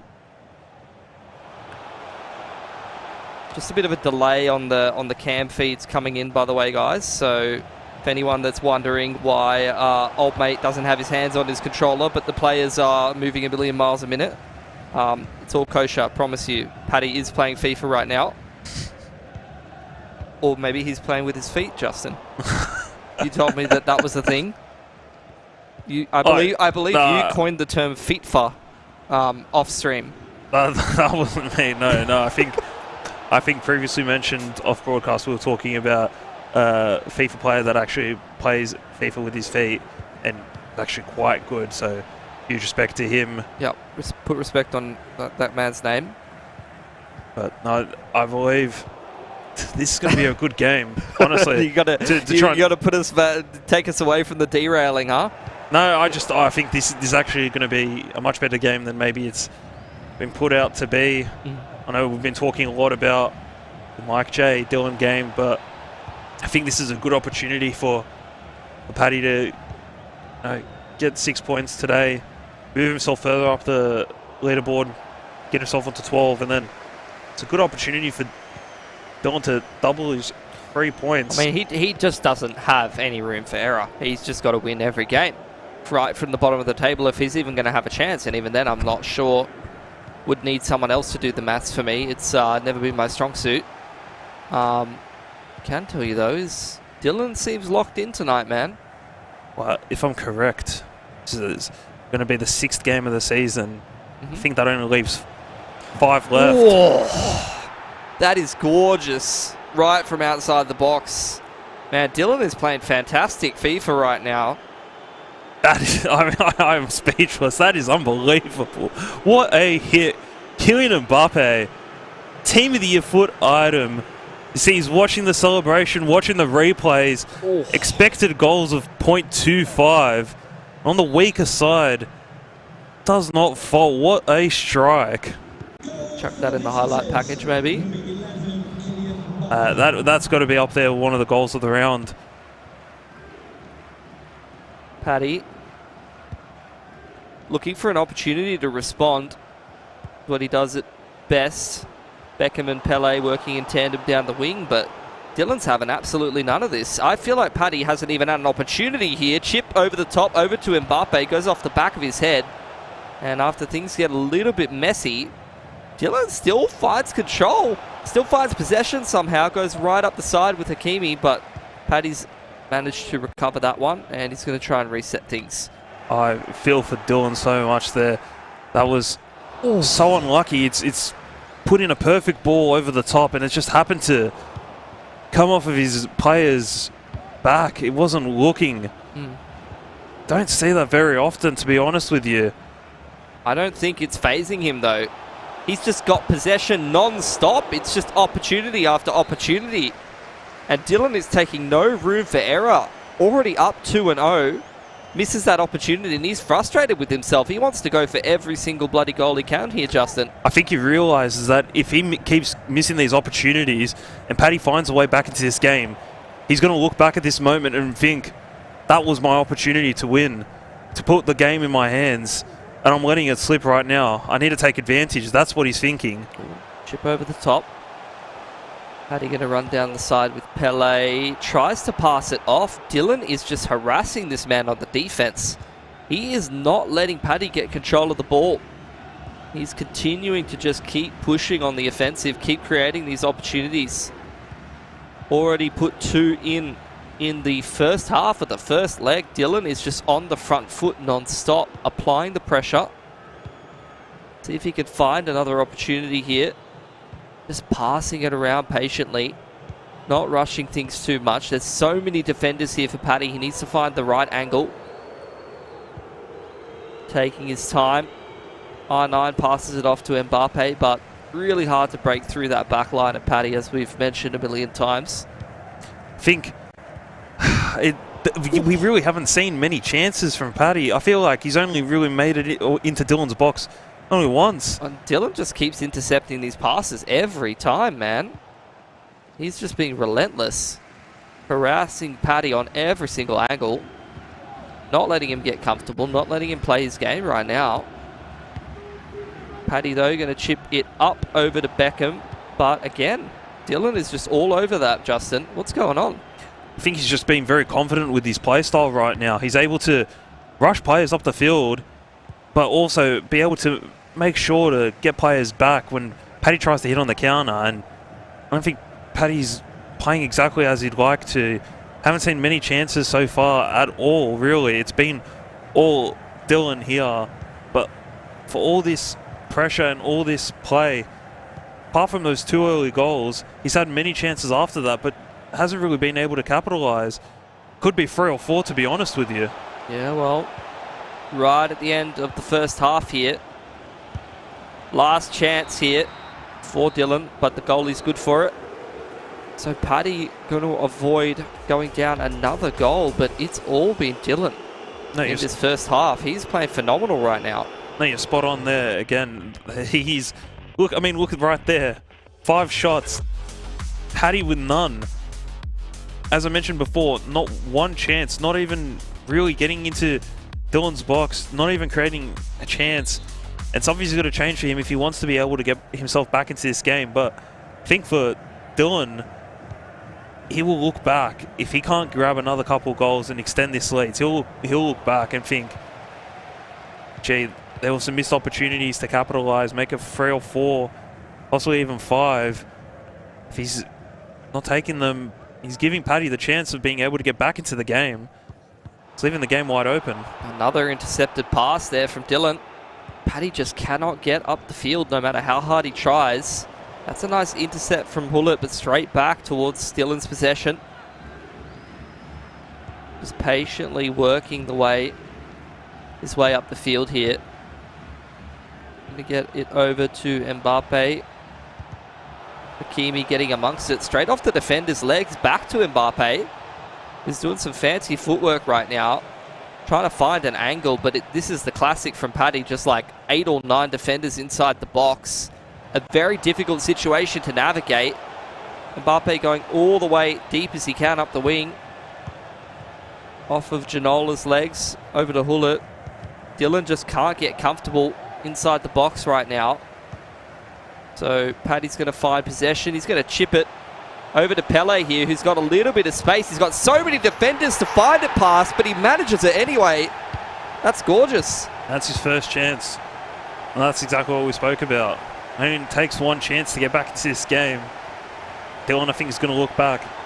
Probably should have had another goal in there. But I think he's also going to feel a bit down by the fact that he probably should have switched to his Lucio. And I don't know if that's hindsight again, but he probably could have switched to Lucio, made the challenge, and we're probably still looking at 2-0. He just keeps putting the pressure on, though. Doesn't hesitate, trying to respond with a goal of his own. But again, so difficult to challenge Paddy on his half of the field. Paddy, again, trying to beat him to the punch, chipping it over to Pele, who this time doesn't have as much space. So Paddy's going to slow things down a bit more. No, he's trying to be slightly patient here. Looking for Dylan to maybe drag out a man. Maybe put in a cross. Hasn't gone. It's the way he would have wished it to be. But I think Dylan's just going to try and calm things down. Make sure not to make a mistake. Make sure not to give away another chance, because Paddy's had one chance, one goal. Good conversion from him. Dylan back with possession here. Chip it over to Hakimi on the bottom side. Got a couple of players that he could find inside the box, but twice as many defenders, it feels like. He's taking his time. Trying to pull the defense out of the box and again work his way back down the wing, this time with R9, but can't make good on that opportunity. See how active Dylan is being. I feel like he's being very active, just picking up these defenders and trying to pretty aggressively tackle Paddy right now. I think he's realised that Paddy playing with so many men behind the ball, if he's able to put on the press quickly, he's able to catch Paddy's players out of position and create a goal-scoring opportunity. Very intentional. Just watching Dylan like switch between players, trying to predict where the ball's going to go, trying to get on top of things before Paddy can get an opportunity. That was a bit ambitious from Paddy. Similar to the cross that he went for before. Not going to end up bearing him any fruit. But there's still only one goal in it.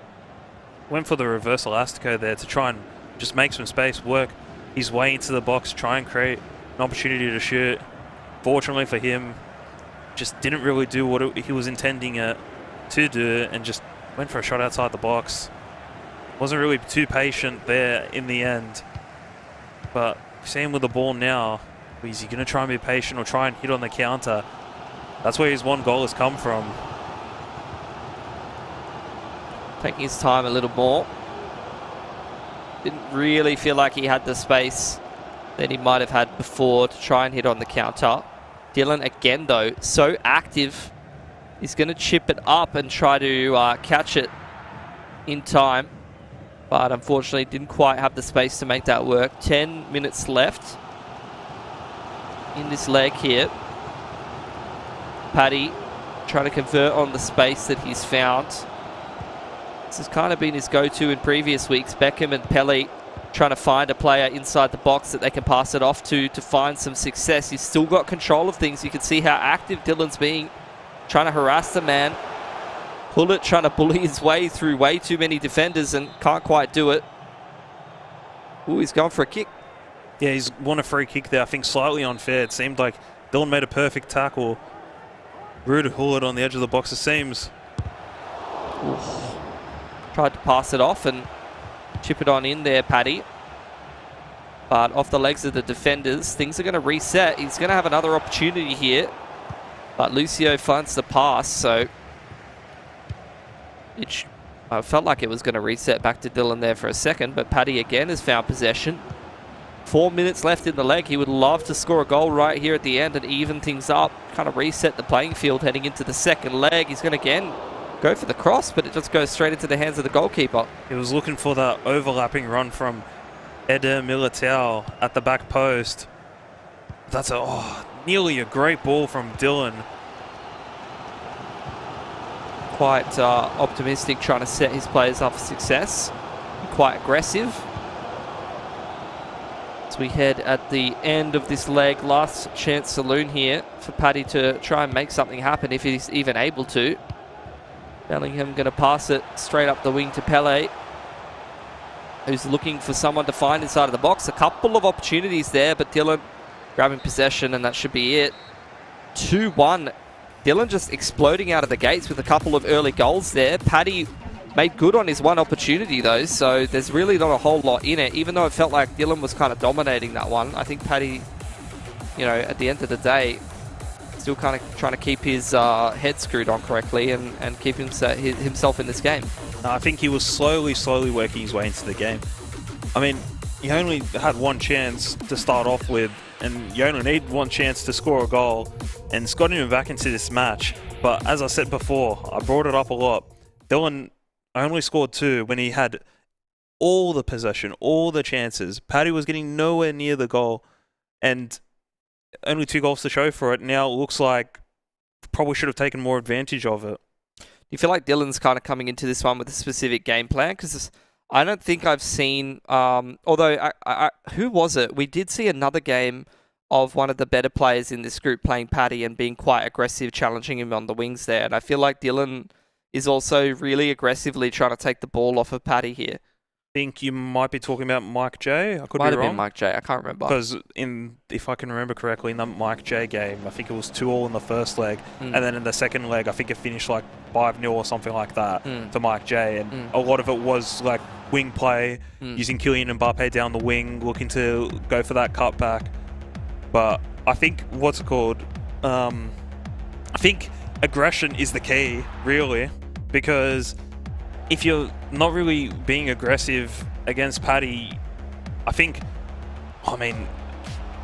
might have to correct myself, because aggression there is cause for that goal for Paddy. But no, I think he needs to put a bit of press on Dylan. He needs to be able to get a couple more goals again, because if you're not taking advantage of your chances, you're going to find yourself in a situation where your opponent's getting one, and sometimes that's what happens in FIFA. You find yourself looking at your opponent, only needing one chance, getting a goal to get back into the game, and you're sitting there thinking, gee, I had all these chances and I couldn't do anything with it. I don't know. I don't know if Dylan's going to look back at this game and think of it as a missed opportunity.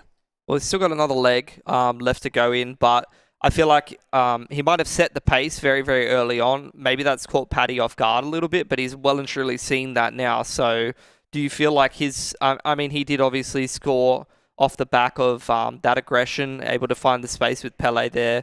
But I don't feel like we see Paddy often score like that. You know, he does kind of rely on working his way up the wing and passing it off into the box or go for a cross or something like that. So I'd be interested to see if he's going to continue to try to score that, but like that. But how do you think he's going to kind of adapt overall to what he's seeing here from Dylan? You know, because Dylan's kind of going balls to the wall early on, and it's something that I see in other esports as well. You know, it's good to come out super confident and be super aggressive sometimes, and it can catch your opponent off guard.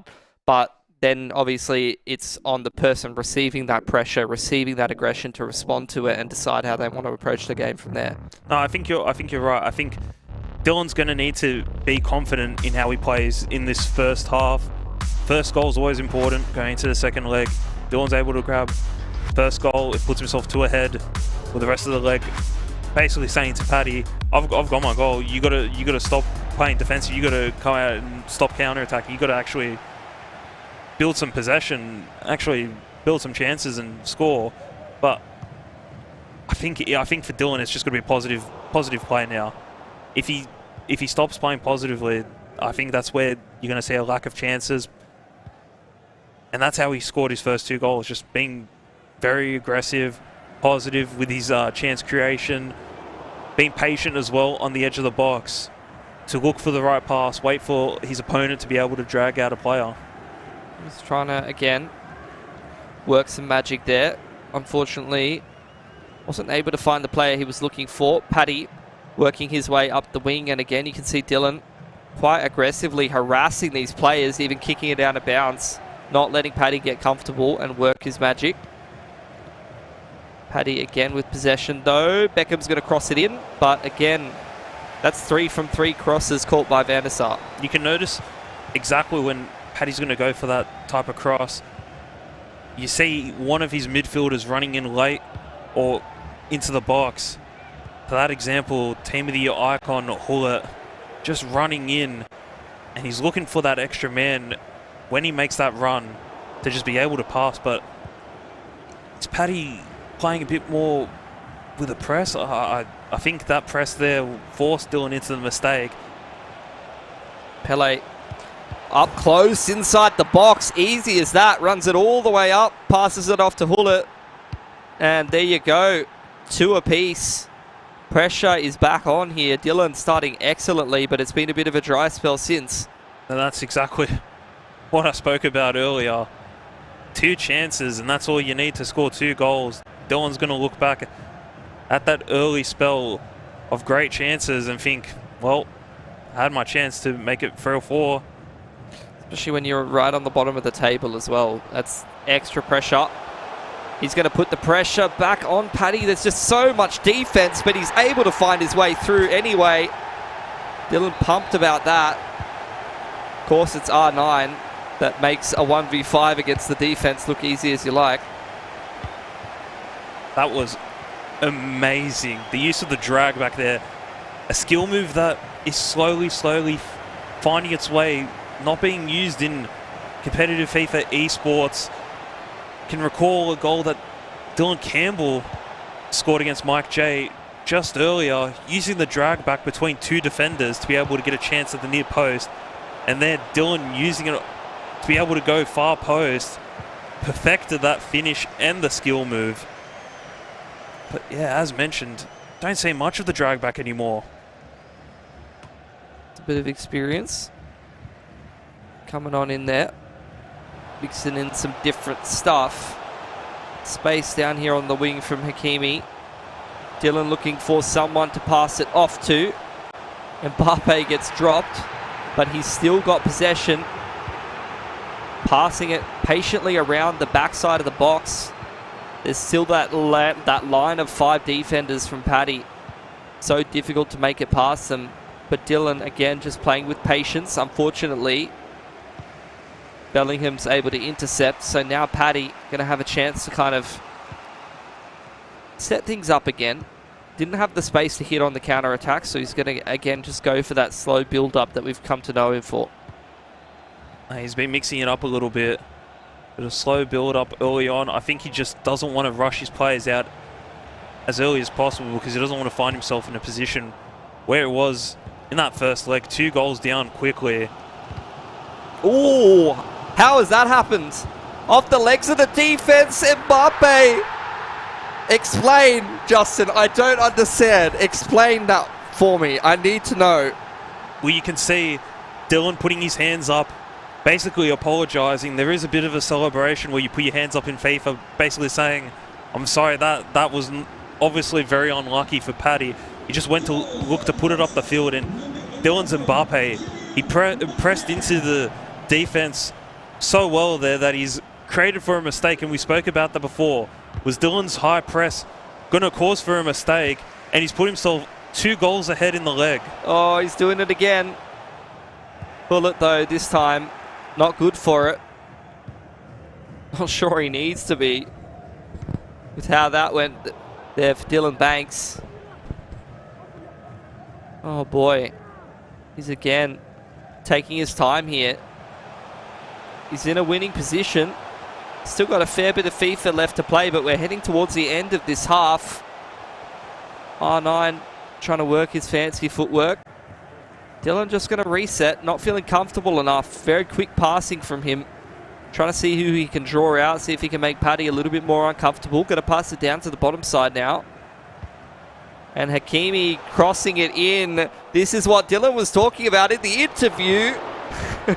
Trying to use Paddy's tricks against him, or maybe the tricks he felt like he's taught Paddy in this case. Oh, Dylan's trying to get fancy with it now, Justin. What's going on here? Well, we've seen him as a starter in the E-League back in 2019. I remember playing alongside him in that season. And he's a seasoned pro, showing what he's been capable of seasons past. Hasn't really shown it as much this season, but in this match, he's performing so well. Oh, just past the left side. Feeling a little bit robbed about that one. Going to pass possession back over to Paddy. But, man, Dylan is playing some entertaining FIFA right now. We went from balls to the wall, all-out aggression, to absolute BS, to some style moves.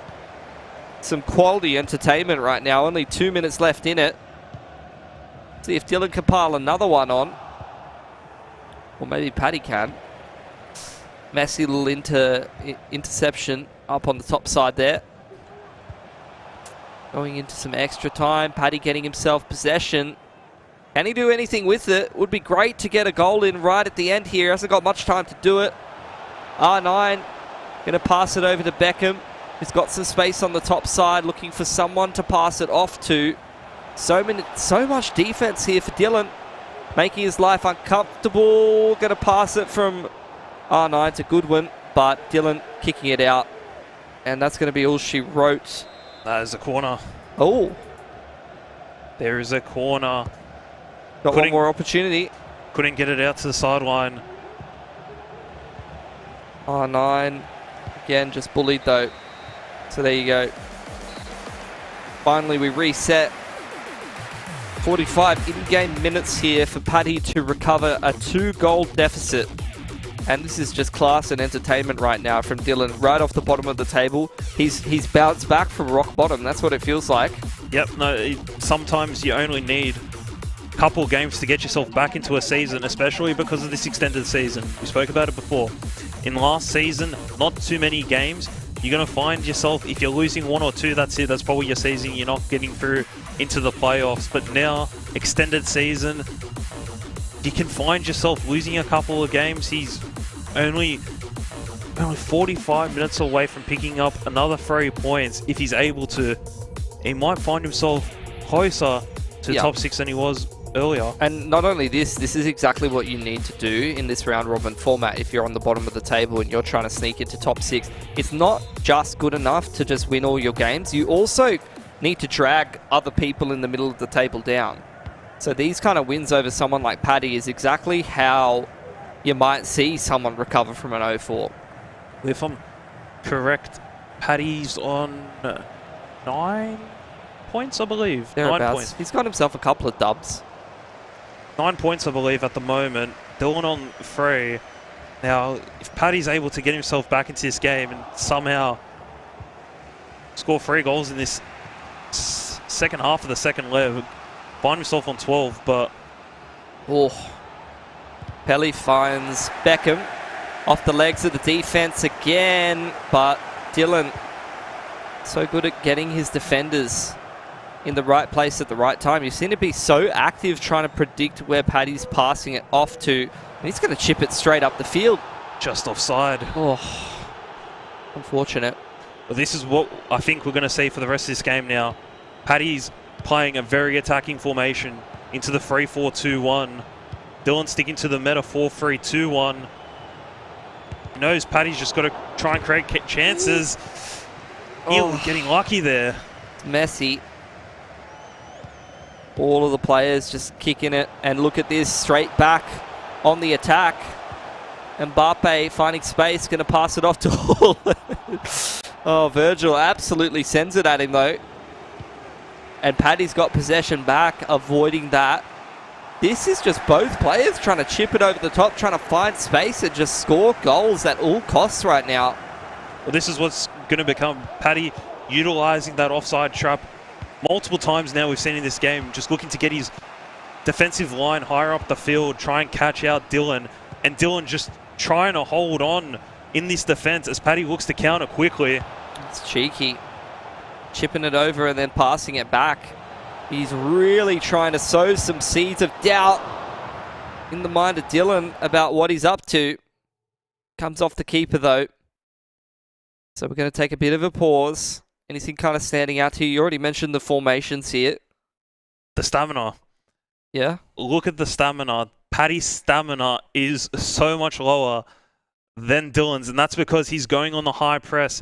He's looking to get that ball back. He knows he needs to get chances to score quickly.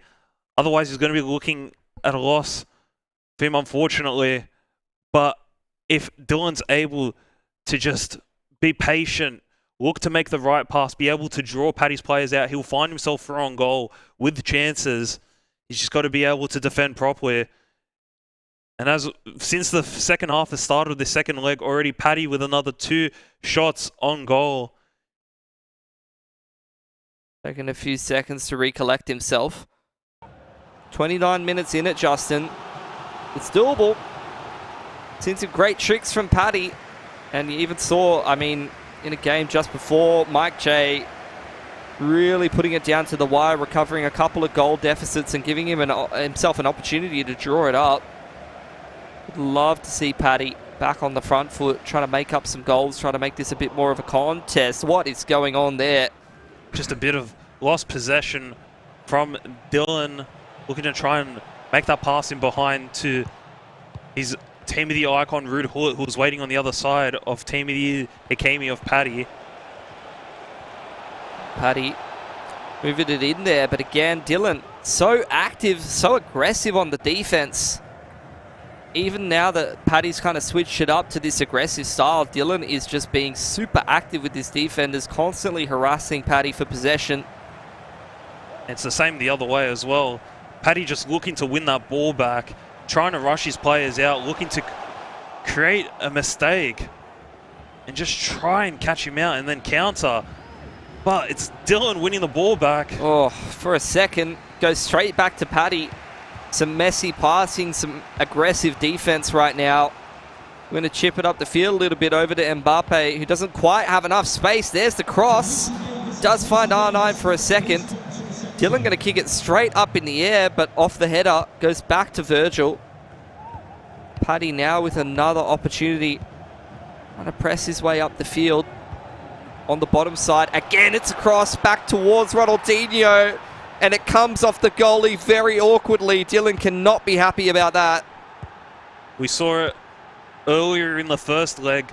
I mentioned that overlapping run into the box, waiting for that cross from Eder Militao. And there he was to meet that cross on the end. Eder Militao with a beautiful header, but just saved very well by the goalkeeper, but it was there to tap it in. See, Dylan Mankey was way into the box. Oh. Who got the last touch on that? I couldn't even tell. I believe that's a Paddy goal kick. Okay. And then another formation change. He's gone to the 4-2-2. He's made a few substitutions there. You can see for Dylan, he has Team of the Year Bellingham at right back. Probably not used very often there, but I think he's just looking to get a bit more stamina into his right back. Probably because Team of the Year Hakimi was running out of that stamina, going down the right back and right wing. And then he's also made a substitution, seeing Team of the Year icon Ronaldinho up at left centre forward. And once again, we can see 4 substitutions for Paddy, Team of the Year Eder Militao, Team of the Year De Bruyne and Mbappe, and then Team of the Year foot icon Ronaldinho. Very heavy on the attack is Paddy. Good to see him change up his style. Let's go hyper aggressive. And nothing's going to get this man pumped up, like a nice little cross to even up the goal diff a little bit. That was a really well executed cross. I think he's spoken about it a lot, and we've spoken about it a lot. And there's another 2 substitutions. Can't see in the bottom left corner who the left back is, but I can see at right centre forward, that's Team of the Year Messi for Dylan. You don't see many players using Team of the Year Messi, and that might just be because he's not as strong as other players. You see everyone using Team of the Year Mbappe, the likes of Prime R9, Team of the Year foot icon Ronaldinho, but you know, Team of the Year Messi is a quality player, and with the unlocked accounts that the players have, and you have at disposal any player you like. That was a couple of minutes for both of these players to think about things. And you're right, Paddy with the goal kick. Get a whole bunch of substitutions, 13 minutes left to play here. Paddy still trailing by 1. Wants to try to even this up at least and make sure that he's getting the 1-pointer. Dylan in pole position to bounce off the bottom of the table here. There you go. I think this game is in Dylan's hands, really. He needs to just try and be smart about how Paddy presses him. He can't lose this ball with that many players up the field. If he does, he's going to find himself in a situation possibly being all even. He's through on goal. Kylian Mbappe. Is that the game done and dusted? Is that the 3 points for Dylan Banks? Oh, the nail in the coffin. Just been aggression all night long from Dylan Banks. He's happy about that one. The dead fish there as well. Oh boy. He's just bouncing straight off the bottom of the table. Absolutely gorgeous. I mean, that's how he started off the game, so I feel like it's only fitting to see him end the game like this. Just get up in the face of Paddy, put the pressure on. That was really well done, Bilski. The step over. Used to perfection. 6.5 or 5.5 left in it. Paddy seeing what he can do. Maybe put one more goal together if he can. But needs to get a bit of a wriggle on. Dylan just playing hyper defensive. His defense has been class all game long. Just being super aggressive, trying to get possession of the ball. And he's just running out the timer at this point. He knows he doesn't need to do a single thing. He knows he needs these 3 points. We're having a bit of a practice drill at the end of the game here, Justin. No, he doesn't need to give the ball away there. He needs these 3 points. Put him onto 6 on the table and get him right within the range of that top 6 spot. Have we just seen Dylan Banks' season change completely? I think so, man. Excellent FIFA from this man tonight. Is he going to put the cherry on top? Not quite. Off the legs of the defenders. And that's going to be full time. What a bloody night from Dylan Banks. Goes from absolutely nothing to putting himself in a position where maybe he can recover the season. No, I think you're spot on there. Dylan has performed brilliantly, to be completely honest with you. His defense, his attack, in a lot of situations, was perfect. Honestly perfect. He utilized so many skill moves, and I spoke about it earlier, that drag back. You don't see it often by many players nowadays, but back when you're going to maybe your FIFA 19, your FIFA 20, the drag back was one of the most important skill moves. Absolutely perfect. Love to see it. Paddy, unfortunately, he was looking for those 6 points tonight. Couldn't quite put him together. So he did decently for himself. It's not like it's going to be the end of the world, but I think, you know, looking at someone at the bottom of the table that hasn't been having the best of runs, this is definitely a win that he would have wanted. Oh no, again, spot on. Dylan performing really well. Paddy, look, it's not all bad. Did pick up 3 points earlier today. See his reaction there. Thought he was back into the game, and he was at 2-all. But this is what we were talking about before, the drag back. Brilliantly done. Gorgeous. You'd love to see it. Thoughts on that one, Nate? Was that a good shot? We're all about it. I like the throwback as well, Justin, talking about skill moves that were useful in FIFA past, but spot on, Justin. Sometimes there's a place for the old skill moves, even in FIFA 23. There's always a place, especially for a good old drag back, but there's always a place for a German cross for Paddy. We saw Dylan talking earlier about that. He was the first ones to really do it. Didn't really see much of it from him, but it doesn't really matter. He picked up the points today. What about that little celebration at the end, by the way? We're all back on the lounges enjoying the action. Maybe not the German crosses, but the goals, the FIFA, and the passion from Aussie FIFA. Dylan Banks, whatever you want to refer him to, Mitch. That was a sublime reaction. Bit of emotion there. He was second last going in today. Now he's looking at a playoff spot. Yeah, it's been a great night for him, but obviously, yeah, you can tell there how much it obviously means to him. And yeah, I think the pressure was, probably was getting to him, not registering a win up until tonight. So, look, that's probably my player of the evening. I think tonight, getting those 2 wins, and yeah, he's done himself, a lot of joy, I guess, going into the rest of the E-League competition. Yeah, great night, really. If you're in the E-League and your name is Dylan, to be fair, there are multiple games going on throughout the evening. It's fantastic to have those highlights and goals and a lot of drama. Make sure you stay with us for the standings, because we're not done yet in terms of the story, the narrative, and those playoff spots. This, of course, was your other clash. Airborne looking to respond. In fact, Sesto looking to respond as well. Mitch, going down to Paddy earlier tonight. Yeah, obviously disappointing for Sesto, but look, I think they're both top quality players, and as you can see by some of the goals here, on show. I think obviously Sesto claiming the win, which was much needed, but 5-4 is a very close affair, and I kind of feel for Airborne because he's just fallen short tonight, but he's been relatively decent, I think, in terms of his performances, but yeah, just can't turn them into wins. Yeah, another little deflection there. We talked on this side of the lounge about the mental game. Lav, I just want to tap into your brain for a moment, because you get to speak to these competitors. Some egos flying around, some confidence. Sometimes it's the opposite, though. Sometimes you're really just a bit tentative and nervous. Are you getting some of those vibes? Yeah, I think it's really interesting to see who is playing the confidence game, who is just like, I'm going to win, I have it in the bag, and who is exercising a bit of humility, which, if it were me, I would be going the humble route and playing the underdog. I think we've seen a few people like a Paddy come in with a lot of confidence and then it not end well, and then it be really good after. You get the reality check and then you come through strong. So I think the humility is the way to go at this point. Yeah, certainly. Think of maybe Naylor, who some people can't get a read on, but for me just seems to be pretty chill and doing his thing and doesn't get a lot of chat. But we had plenty of other games today, focusing on Group A, because Naylor will get his time tomorrow. Mike J putting his best foot forward. Unfortunately for him, it was Dylan Campbell. Just that little bit too good in that matchup before last.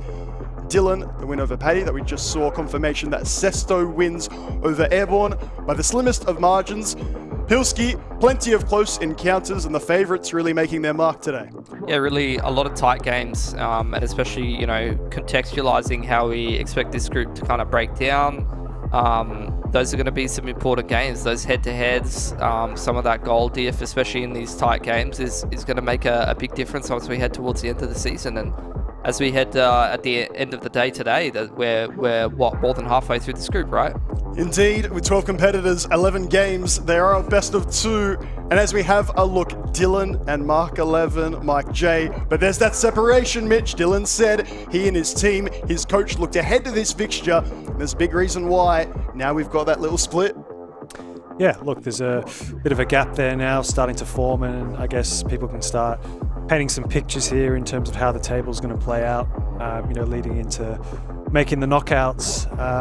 But look, I think in terms of Dylan, as he said, it was a must-win game, and he set himself up nicely to claim that top spot. Is there anyone else who could just stand at that table like for about 40 minutes longer? Going through the permutations, Justin, we were saying the top 5 looked a lock at the start of the night. Who's going to get that 6 spot? Oh. It's been rubbished within a day because the top 6 have 1 point of separation, but the likes of Aussie FIFA, Dylan Banks, coming through in a madness from second last to maybe being deserving of that 6 spot. I mean, there's a reason why we can't just look at the first 2 rounds and make a judgment straight away. I mean, there's a whole season for a reason. Every point is as important as the next. And as we saw with Dylan Banks, 6 points to be able to get this round, I think has put him in a position where if he's able to pick up more points in the next few weeks, he's able to look at a position where he might be able to say, hey, I could get that last top 6 spot. We're having a look, of course, at those individual standings, but the club standings, something that's been asked about a lot, and our lovely production team has been good enough to whip it up live, hot and ready. Melbourne City, once again with that bit of separation. Western Sydney saying welcome to the Red and Black Parade in second. Sydney FC in third, and another good night for Western United. Lav, feels like that top 4 just moving a little bit away from the rest of the pack. Yeah, I think the top 4 is pretty solid at this point, which I don't think anyone's surprised that is the top 4. That's sort of what we were all expecting when we came into it. I think it's more a matter of how we shift within that and then who takes out those last 2 spots to round out that top 6. Central Coast having a bit of a rough time, Mel Victory having a bit of a rough time, but I think those top 4, there's not going to be a lot of movement there. Pilski, you're all like me. We're just standing looking at all the different things. I'm seeing goal difference like minus 36, and we're halfway through, by the way. But what about those mid-table teams? MacArthur only with a goal difference of 1, but up there in 5th, Newcastle Jets, Brisbane Roar, Perth Glory, all fighting for that top 5.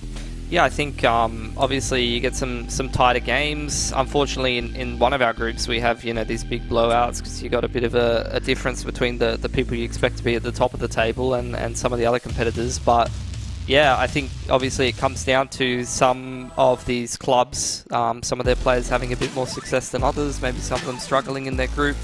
And at the end of the day, you get dealt the hand that you get dealt. You either end up in Group A, maybe Group B, there might be some easier matches to scrap your way through.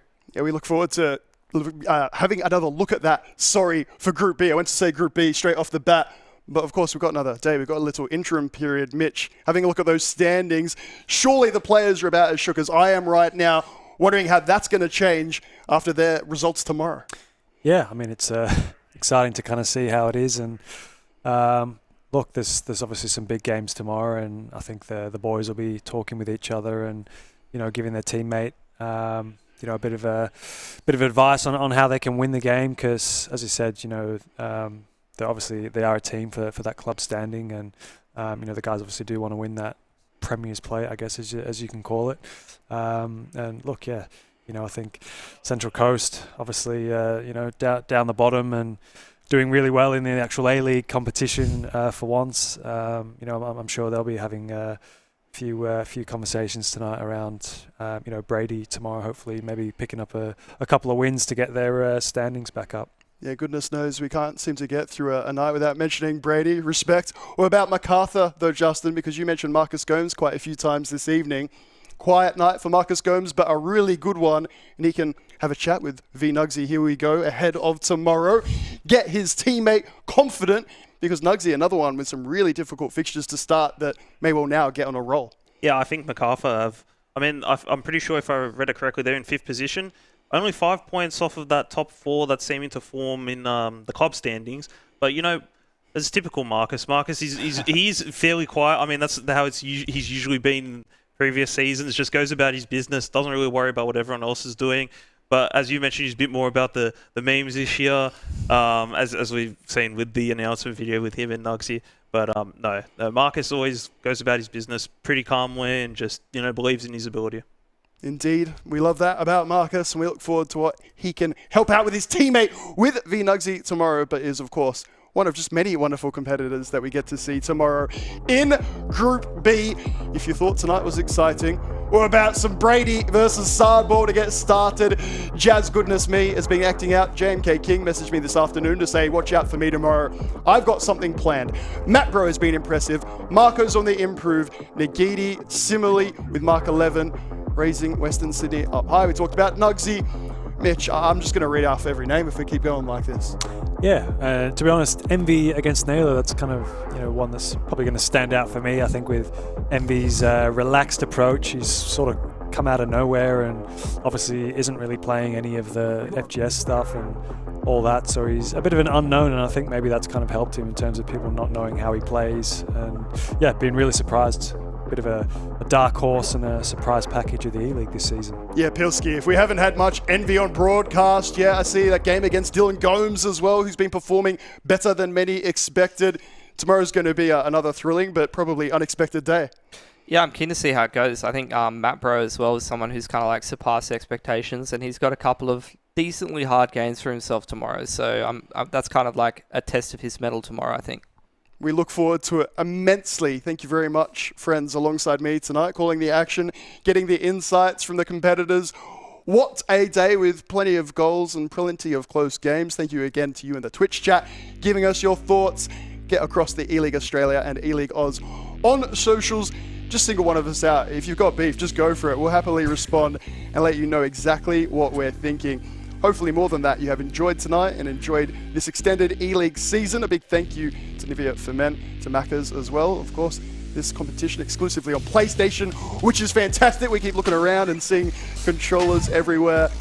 The crew backstage, the admins that got us those full items. That's why one last shout out, because we got Inform, Craig Goodwin, and he's straight into the E-League scoring goals. And that's what we love about this competition. It is unique, it is ours, and it is yours. Make sure you tune in tomorrow night for Group B's action.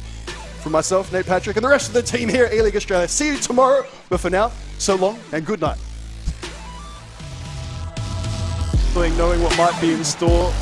Mark 11 once again trying to go through, winning the ball, turnovers. It's messy, and I don't mean the player.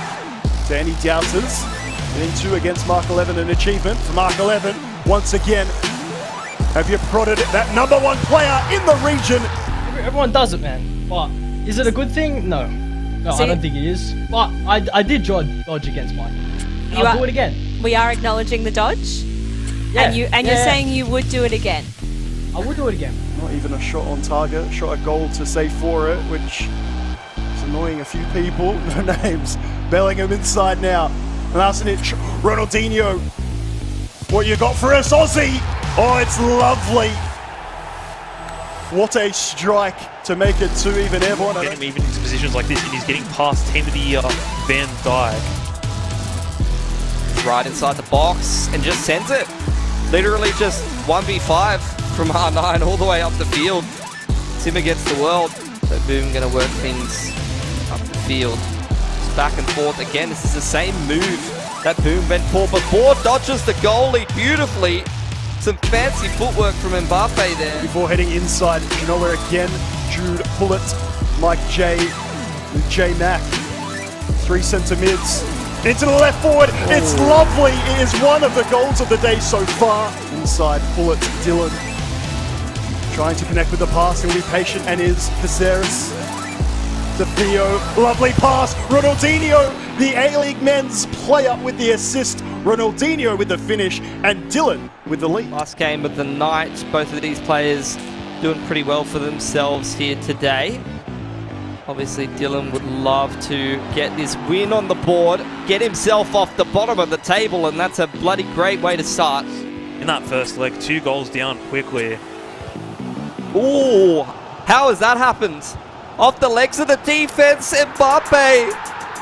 Explain, Justin. I don't understand. Explain that for me.